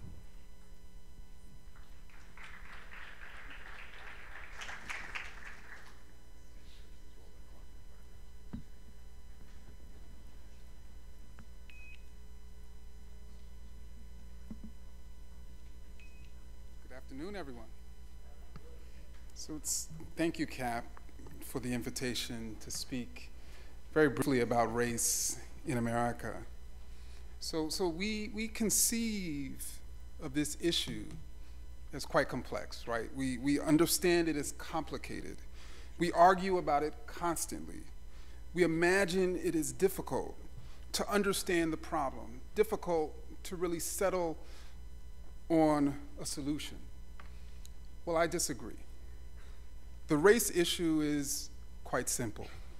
What makes the race issue complicated is us, is our shifting ideologies and self-interest, our false and fixed understandings of history, of scientific data, of what we see. We cover up the race issue. We make it elusive.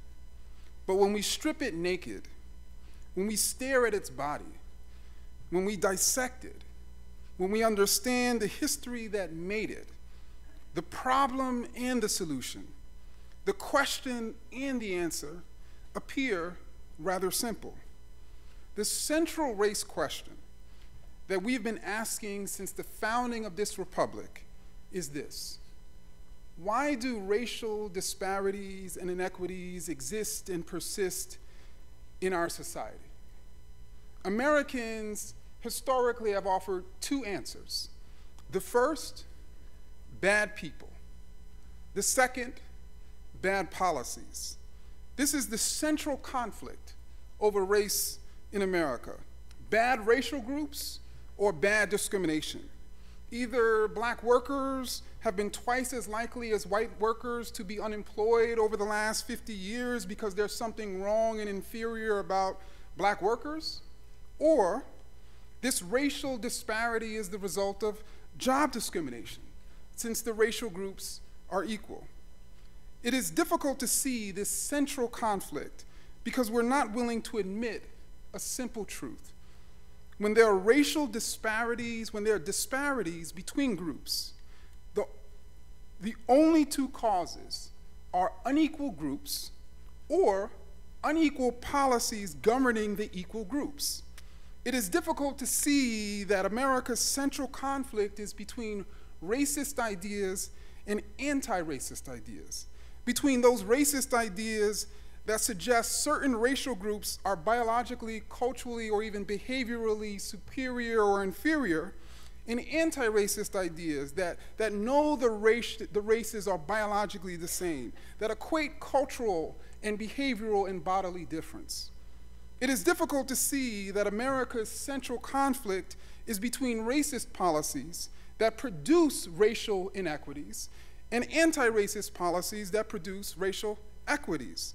There's no such thing as a not racist policy, a not racist idea, or even a not racist person. There's really no neutrality in the racial struggle. The central conflict is between racism and anti-racism, which is as historic as it is enduring as it is obscured. We must see not only the undeniable march of racial progress away from slavery to the president's house, but the undeniable march of racist progress from slavery to the jailhouse. Racist progress has often followed racial progress, and that is how a Jim Crow could follow slavery. That is how a Trump could follow an Obama.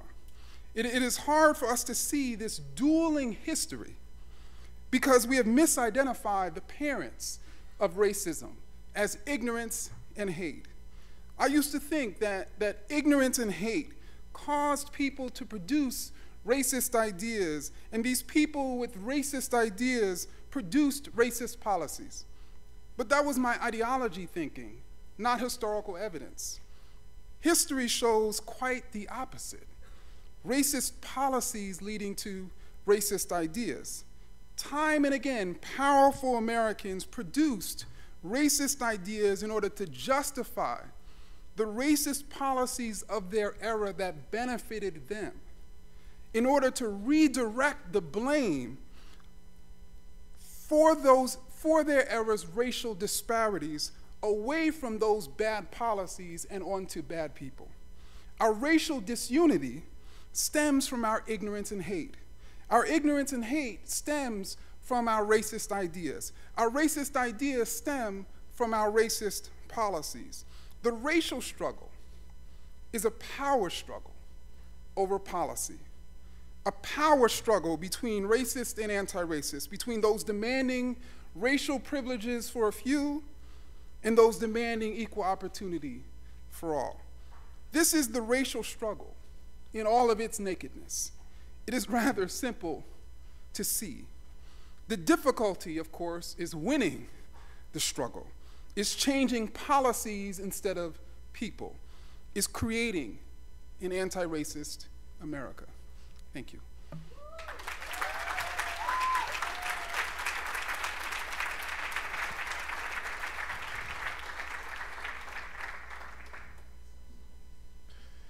Please welcome to the stage Representative Joe Kennedy III.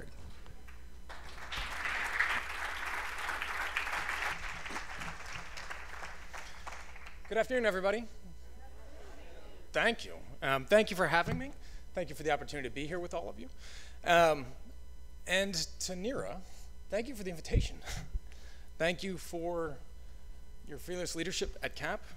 I have had the extraordinary honor over the course of the past year plus to stumble into Neera at many a late night rally at the Capitol. And even if I'm not exactly sure what fundamental freedom we are forced to defend on any single one of those necessarily, Neera, the fact that you are there and that you are fighting means that we are all in the right place. So thank you for all that you do and all that you have done at CAP. To everybody gathered here for this conference, thank you for being here early. Thank you for staying late. Thank you for pushing your country, your party, and your government to think bigger, to be bolder, and to fight harder. For your work now is more important than ever. If you happen to follow me at all on social media, you probably know that I have a 2-year-old and a 5-month-old little boy who loves to sleep until about 2 in the morning. Which means I've had this extraordinary privilege of having lots and lots of extra hours for big ideas in the middle of the night, inspired primarily by BuzzFeed quizzes and dog memes. It's gonna be a great speech, buckle up, folks. It's either that or tweeting back at the president at 3 a.m., so we'll see. About 10 years ago, I was a new prosecutor back in Massachusetts. And I remember very clearly, late one Friday morning, getting called back into the courtroom for an arraignment for larceny. And as I was walking in, this couple grabbed me and said that they wanted to talk to my son, who had just gotten arrested. And I said, I'm the prosecutor, and the defense attorneys are down the hallway. They said, no, we want to talk to you. We want you to hold our son without bail. It's not always the normal conversation you have with parents who come to court. I was stunned. They told me that their son had recently returned from fighting overseas and that he had gotten addicted to OxyContin. He had stolen and sold almost every piece of jewelry that their family owned. And the parents weren't sure what else to do. They'd called around and gotten him a bed at a treatment facility on Monday, but they needed to make sure that he would actually get there. And the only thing that they could think of was to have him arrested. This case gets called. This young vet stands up in handcuffs, and he did the most amazing thing. He apologized to his parents, to the court. And he said that he knew that he needed help, that he wanted to get help, and that if he were released, he wasn't sure what he would do that day. I'd been on the job for a couple of months, but it was crystal clear to me that that case was not about criminal justice. It was about illness. And it was about a country that allows illness to become a crime. It was about a mental health system so badly broken that parents getting their own son arrested could be construed as an act of love, because it was the only imaginable way to mend the wounds that he suffered, protecting our freedom. And we call that healthcare in our country. About 2 years ago, a young mom came into my congressional office in Massachusetts. Her daughter had been diagnosed with an acute mental illness at just 4.5 years old. A decade later, the stories this mom tells you will tear your heart to pieces. The story of her daughter's first inpatient stay, 1 week before she was supposed to start first grade. Story a few years later, when she's 9. She'd been at an ER in Boston for 5 days. 9-year-old girl, 5 days. They find out there's 1 bed available and 3 children in need. The hospital is calling around to the insurance companies to figure out which one has the highest reimbursement rate before deciding who gets the bed. Stories of countless other ER visits to facilities wholly unequipped to handle mental illness, let alone pediatric crises. Struggling to fit her daughter into adult-sized restraints, confusion about the dosage, or proper dosage, for psychiatric drugs. Stories about fights with insurance companies, fights with courts, fights with doctors, state regulators, all to try to get this little girl the care that she needs. The story of her being boarded at Children's Hospital for 21 days, 3 weeks, as they called everywhere from Maine to Virginia to try to find 1 bed. The story of that little girl today, teenager, having spent roughly half of the last decade in residential treatment. And still, her mother is hopeful. Her daughter has done well with her schoolwork, and she loves animals, and could one day be a veterinary assistant if she can get into a residential program and find her way to a high school diploma. After sitting across the table from Mom, 45 minutes hearing all of this, she says the most amazing thing. She looked me straight in the eye and she said, "We have been lucky. Compared to people I know, we have been lucky." Folks, if that is luck in American healthcare system, we should be ashamed. We should be ashamed that the 3 largest institutions providing psychiatric care in this country are the jails in New York City, Chicago, and Los Angeles. We should be ashamed that African American children visit mental health professionals at roughly half the rate as often as their white counterparts, despite being no less in need. We should be ashamed that we know families living below the poverty line are more likely to experience serious psychological distress, yet we continue to this day to try to take away their health care. We should be ashamed that 60% of the millions of Americans living with mental health conditions get no access to care at all. We should be ashamed that at every turn, on every level, and in every single way, our country fails to treat mental illness and substance use disorder as equally worthy of our care. It is no secret that we are at a defining moment in American healthcare. And what I ask of the powerful voices that are gathered at these tables is that you use your own platforms to help remedy this profound injustice. Because our fight for universal health care is for a mother with stage 4 breast cancer and a daughter with schizophrenia.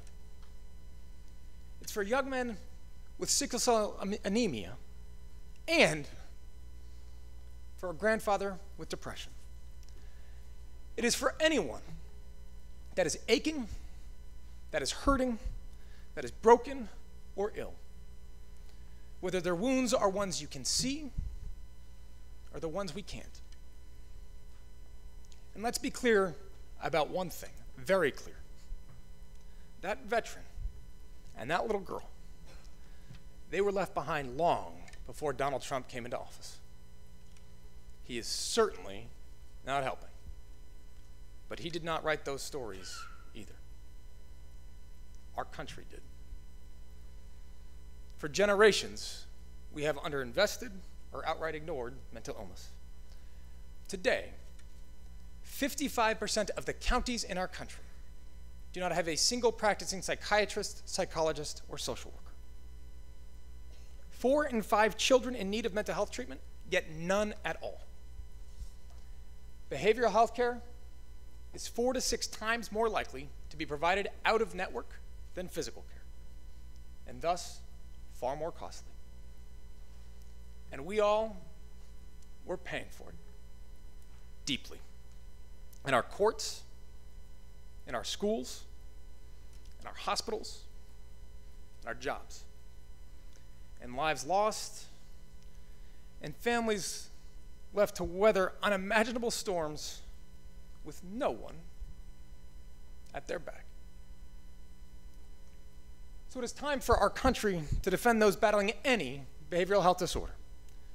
Not because it is an economic imperative, although it is, and not because it is part of a long, long overdue criminal justice reform package, although it is that too, but because we should have been standing beside our neighbors a long, long time ago already.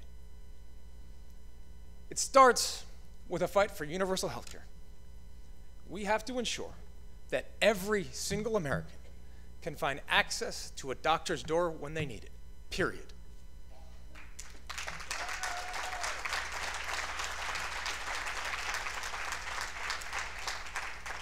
But look, it goes far, far beyond that. It requires a major upfront investment across our entire continuum of mental health care. So we build a network of doctors, of hospitals, providers, advocates, and community health centers strong enough to capture any person, any family that falls through the cracks. It means fairly compensating mental health professionals, increasing reimbursement rates, particularly in Medicaid, and incentivizing providers to meet skyrocketing demand. It means parity laws that actually have teeth behind them, with accountability and transparency, so that no insurer can justify covering diabetes, but not depression. And folks, it means talking about it. It means saying out loud that this is an epidemic that no American family is immune, including my own. Only then can we start to dismantle together the stubborn stigma of mental illness that has left far too many afraid, ashamed, and alone. The problem with stigma is that it digs deep roots, unchallenged, undeterred, quietly makes itself at home until it becomes the only reality we know. Our country's stigma against mental illness isn't personal, It isn't intimate, and it isn't small. It's systemic. And it is reflected in every single moment a struggling family spends trying to get their loved one care. That struggle is being made harder by the day because the Trump administration has made his vision exceedingly clear. Healthcare is a privilege to be earned. It's a luxury to be bought and a commodity to afford. We know better. Healthcare here, healthcare in our nation, healthcare is a right. Our health care system is a reflection of who we are. We are judged not by how we treat each other in times of ease, but how we care for a neighbor in their time of deepest need. When we are broken, when we are sick, when we are helpless and desperate and more vulnerable than we can ever imagine. Because every one of us will be forced to imagine that day at some point. And that's when it matters. So when Republicans throw words out there like dignity, responsibility, and self-sufficiency to justify Medicaid cuts, lifetime limits, and work requirements, and their endless iterations of repeal and replace, we fight back. We yell hypocrisy when they offer a $1.5 trillion tax cut and then turn around and say that we have to cut health care for poor kids to afford it. We call their bluff when they hold press conferences about the opioid epidemic and then take a hatchet to Medicaid, the single largest payer for mental behavioral health and substance use disorder in this nation.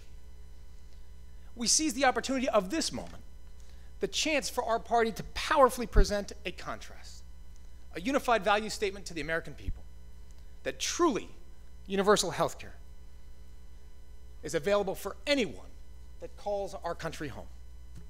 And yes, we will debate how we get there, from buy-ins to public options to single payer to Medicare Extra. But we will not lose sight of the end goal for every single citizen in our country. The goal that we owe every hardworking American who asks for nothing more than a chance to take care of themselves and the people they love. And as we have that debate, we will pay attention to the margins, to the details, to the people and the places that our healthcare system has consistently fallen short. The quiet corners that are far too often casualties to a healthcare conversation that is driven by politics and partisanship. The mother fighting bipolar disorder and trying to care for her 3 kids. The student on the threshold of graduation, paralyzed by anxiety. Survivor of gun violence with PTSD. Transgender soldier battling depression. The wounds that we will not always see. The illness we do not always recognize. The pain that cuts and debilitates and devastates all the same. A year ago, congressional Republicans got the moment that they had sought for their congressional careers. A chance to finally repeal and replace. And then they ran into the American people who said no to a healthcare system of winners and losers. No to a government that scapegoats the sick and the suffering, and no to a country that abandons us in our time of need. Our people asked for a nation that recognizes our dignity, our humanity, and the mortality that we all share. They demanded a government that treats every child as if he or she were our own. And they inspired the work that lies ahead, our own fight for the universal care that our country deserves. May we wage that battle fiercely and shoulder that burden proudly. And as we do, may we carry with us the people who need our voices most. Thank you for having me this afternoon.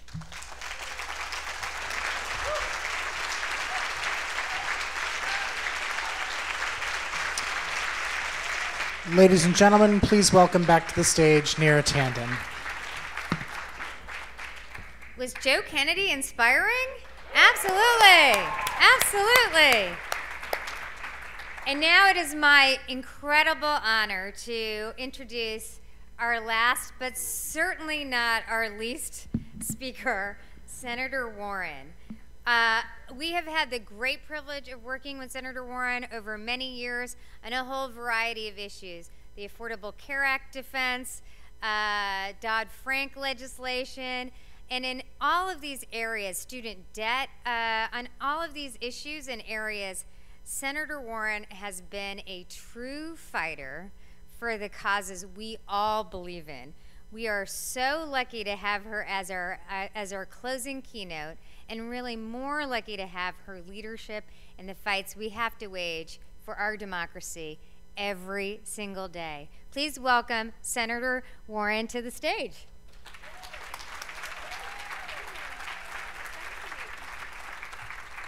Thank you.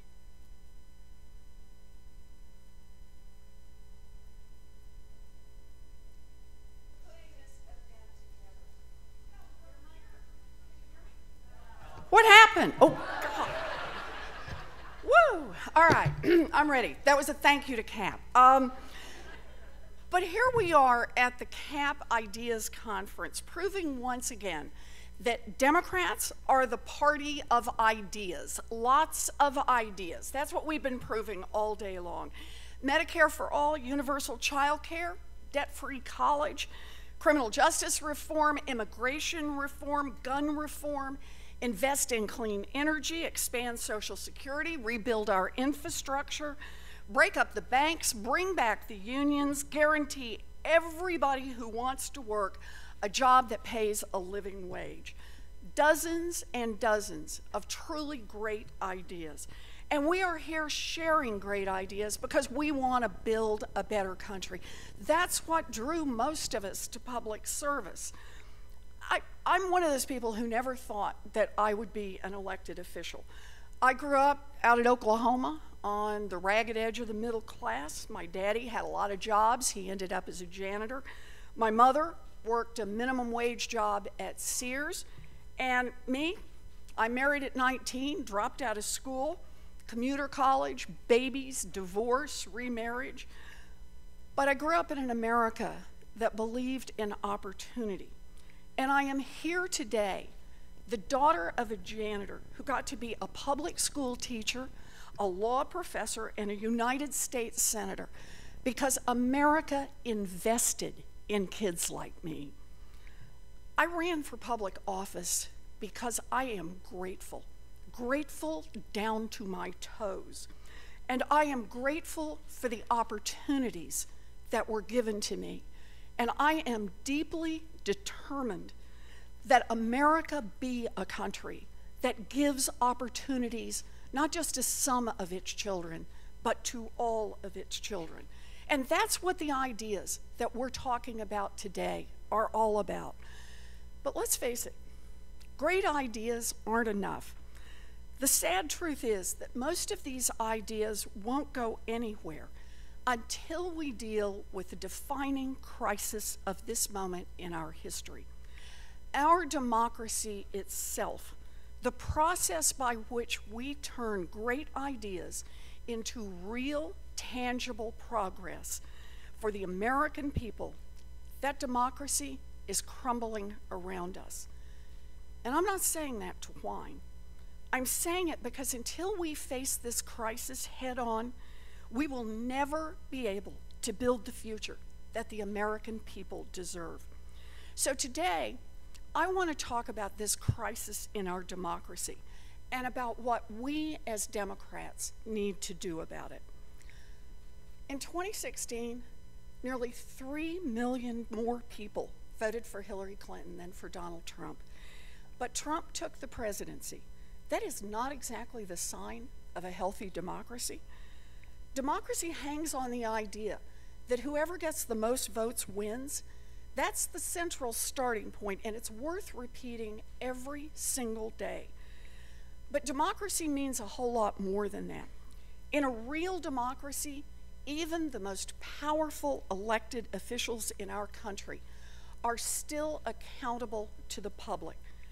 We have a whole host of laws, rules, standards, traditions that we've instituted over time to provide that basic accountability in democracy.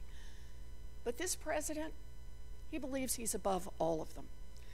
When he refuses to release his tax returns, when he turns agencies over to the corporate interests that they're supposed to regulate, when the people he appoints are allowed to sell influence, when he attacks a free press and the rule of law, in every case, he doesn't just undermine our sense of decency, he undermines the integrity of our democratic institutions. He declares that government is no longer a servant of the people, but is instead just another rich man's toy. And where is Congress while this goes on? Mitch McConnell and Paul Ryan, they're happy to overlook all the chaos and all the corruption if it helps get their agenda passed. In fact, they are willing to aid and abet the destruction of our democratic process to get their way. They don't mind the daily distraction because they know that their agenda does not reflect the will of the people. It's designed to help only a handful of billionaires and big corporations. Everyone else gets left in the dirt. And here's the kicker. In a democracy, the people always hold the trump card. No pun intended.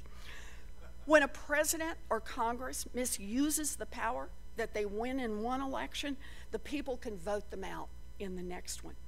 But this president and this Republican leadership have tried to change that too. They've launched a systematic campaign that includes everything from suppressing minority voting to welcoming foreign interference to undermining the census. And why not? Because if they can ignore the democratic norms on things like emoluments and congressional oversight and the legislative process and get away with it, why not just go ahead and mess with the elections themselves? Now, a lot of folks say Democrats shouldn't get distracted by that stuff. Inside baseball, they say. Process issues, they say. No one cares, they say. I disagree. Already, some experts are projecting that, thanks to gerrymandering, for Democrats to take back the majority in the House this November, we will have to win by 6, 7, or 8% of the votes cast just to pick up a simple majority. The 2018 election will be a massive uphill climb. And while we'd rather talk about great ideas, we can't climb that hill by ignoring the millions of Americans who are angry and scared about the damage this president and this Republican Party have done to our democracy. We can't ignore it, and we shouldn't want to ignore it. Our founders believed that our democracy was worth dying for.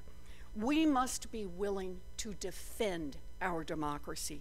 We must call the attacks for what they are, un-American, and we must use whatever power we have to stop them.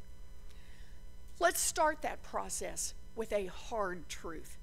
This crisis did not begin when Donald Trump took office. Men like Trump only wind up in power when democracies are already decaying.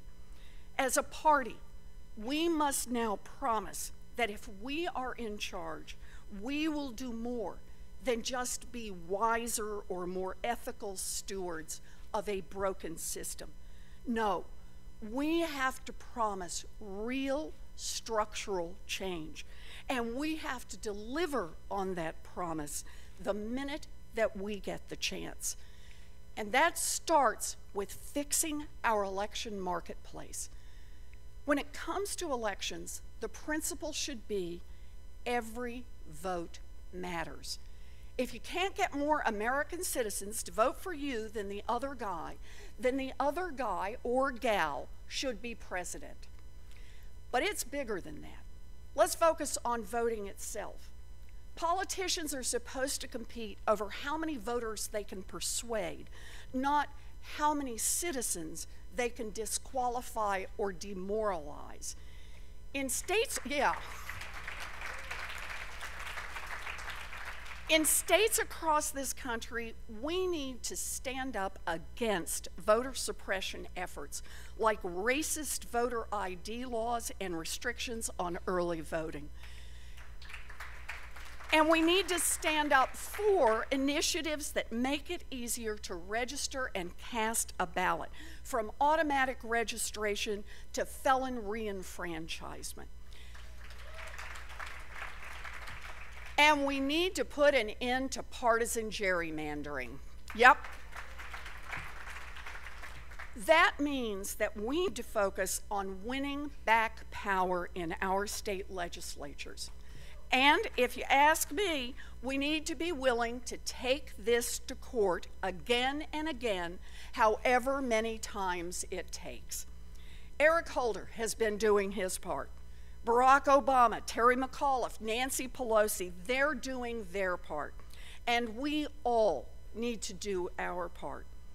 In March, I sent $5,000 to every single one of our 50 state parties to help them hire organizers and register voters, every single state. This week, I'm doubling down on the importance of our voters, state by state, and I want to turn up the heat on gerrymandering. I'm sending $175,000 to organizations on the front lines trying to win back our state legislatures and fight for fair redistricting. Yeah. Democrats believe in a fair fight, and making sure that districts aren't drawn to cut one party or the other out is a crucial first step. We can do this, and we must do this. But this is just one piece of the puzzle. Democrats should always, always be on the side of making it easier for citizens to vote. Voting is the beating heart of a democracy. And since we're at the Ideas Conference, here's an idea that we as a national party should get behind: a constitutional amendment establishing an unquestioned, unassailable, nationally recognized right to vote. Yep. So, first order of business, protect and expand the vote. But democracy isn't just about whether citizens get the leaders they choose. It's about whether they get the government they want.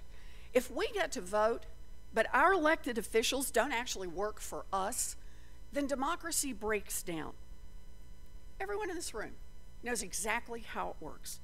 Year after year, election after election, people show up at the polls to kick the bums out, only to find out that no matter how many times they vote for change, too often it feels like Washington stays the same.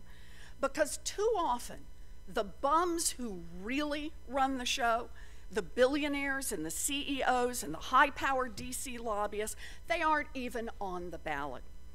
The truth is, no matter what we do to fix our elections, we can't fix our democracy until we root out the corruption that allows money and power to be traded so freely in Washington.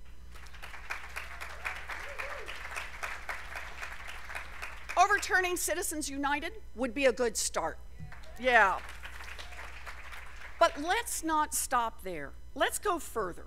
Let's dismantle the broken system that lets rich donors and giant companies undermine democracy by buying influence in Washington. Let me give you some ideas. No more financial conflicts of interest that make it impossible to tell whether agency heads, cabinet officials, or members of Congress are serving the American people or helping out their own bank accounts. Divest and report publicly, or don't take the job. Here's another one. No more secret multi-million-dollar deals that allow cronies to take a so-called leave of absence to serve in government and help out their old employers along the way. And one more. No more powerful politicians and government officials trading on their public service by cashing out as high-powered lobbyists after they leave office. How about a lifetime ban on lobbying for anyone who serves as a president, senator, representative, cabinet secretary, or agency head? A lifetime ban. The honor of service should be enough without the chance to sell access to your former colleagues in Washington. So that's the second part. Make our government more accountable to voters by getting rid of the incentives to work for anyone other than the voters who sent us here. And here's the third part. Rebuild our ability to come together. Democracy works best when we're all part of the same enterprise.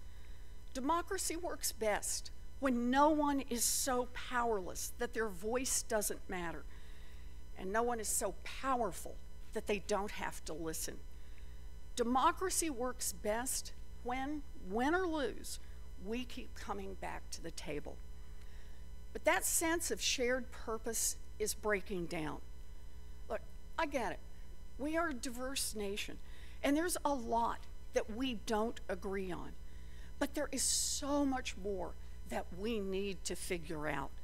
Rising healthcare costs, a changing climate, the cost of college, trade, so much to work on that will affect our future. And this democracy can't do that when so many people across party lines retreat to their own corners and view each other with suspicion and resentment. Now, don't get me wrong. I am not one of those Democrats who thinks we ought to throw working people under the bus every now and again just so we can show up at some bill signing and brag about what deal makers we are. The truth is, democracy works best when those of us who are in the fight are not afraid to stand up for what we believe in and even throw a punch once in a while, a verbal punch once in a while.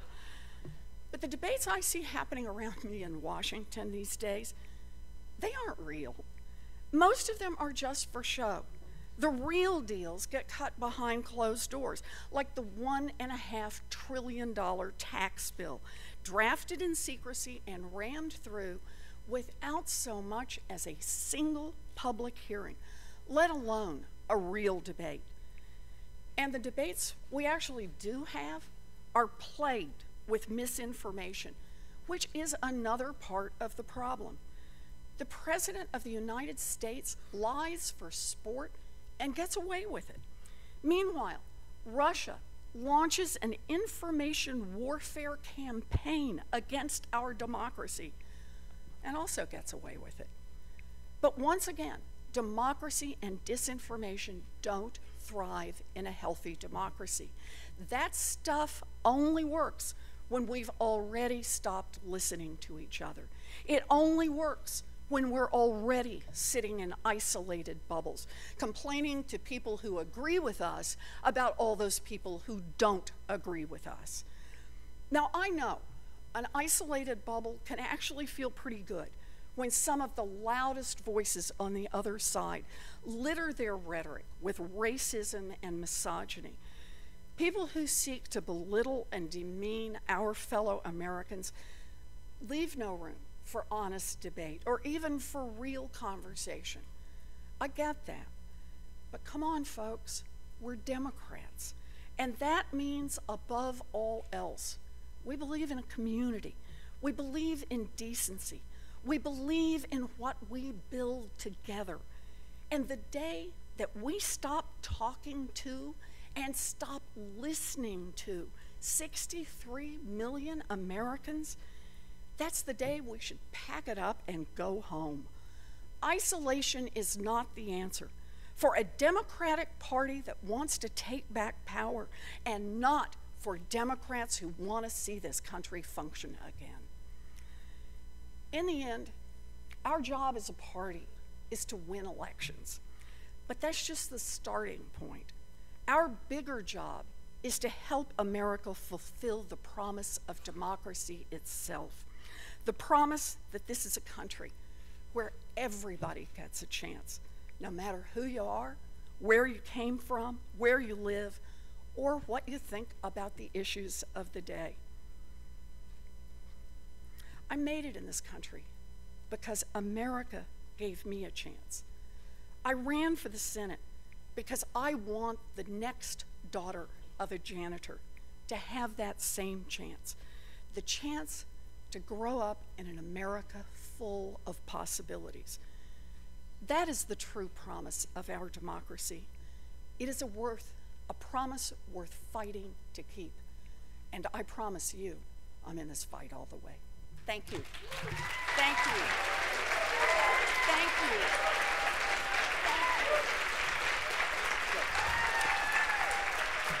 you. Once again, Neera Tanden and Elizabeth Warren.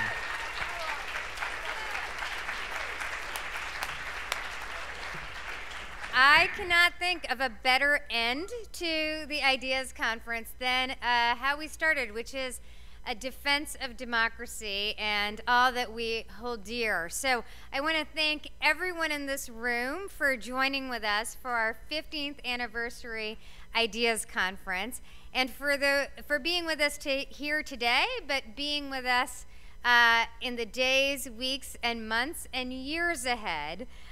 We are excited about what we've done in the last 15 years, but thrilled about what we will do in the coming decades as an organization.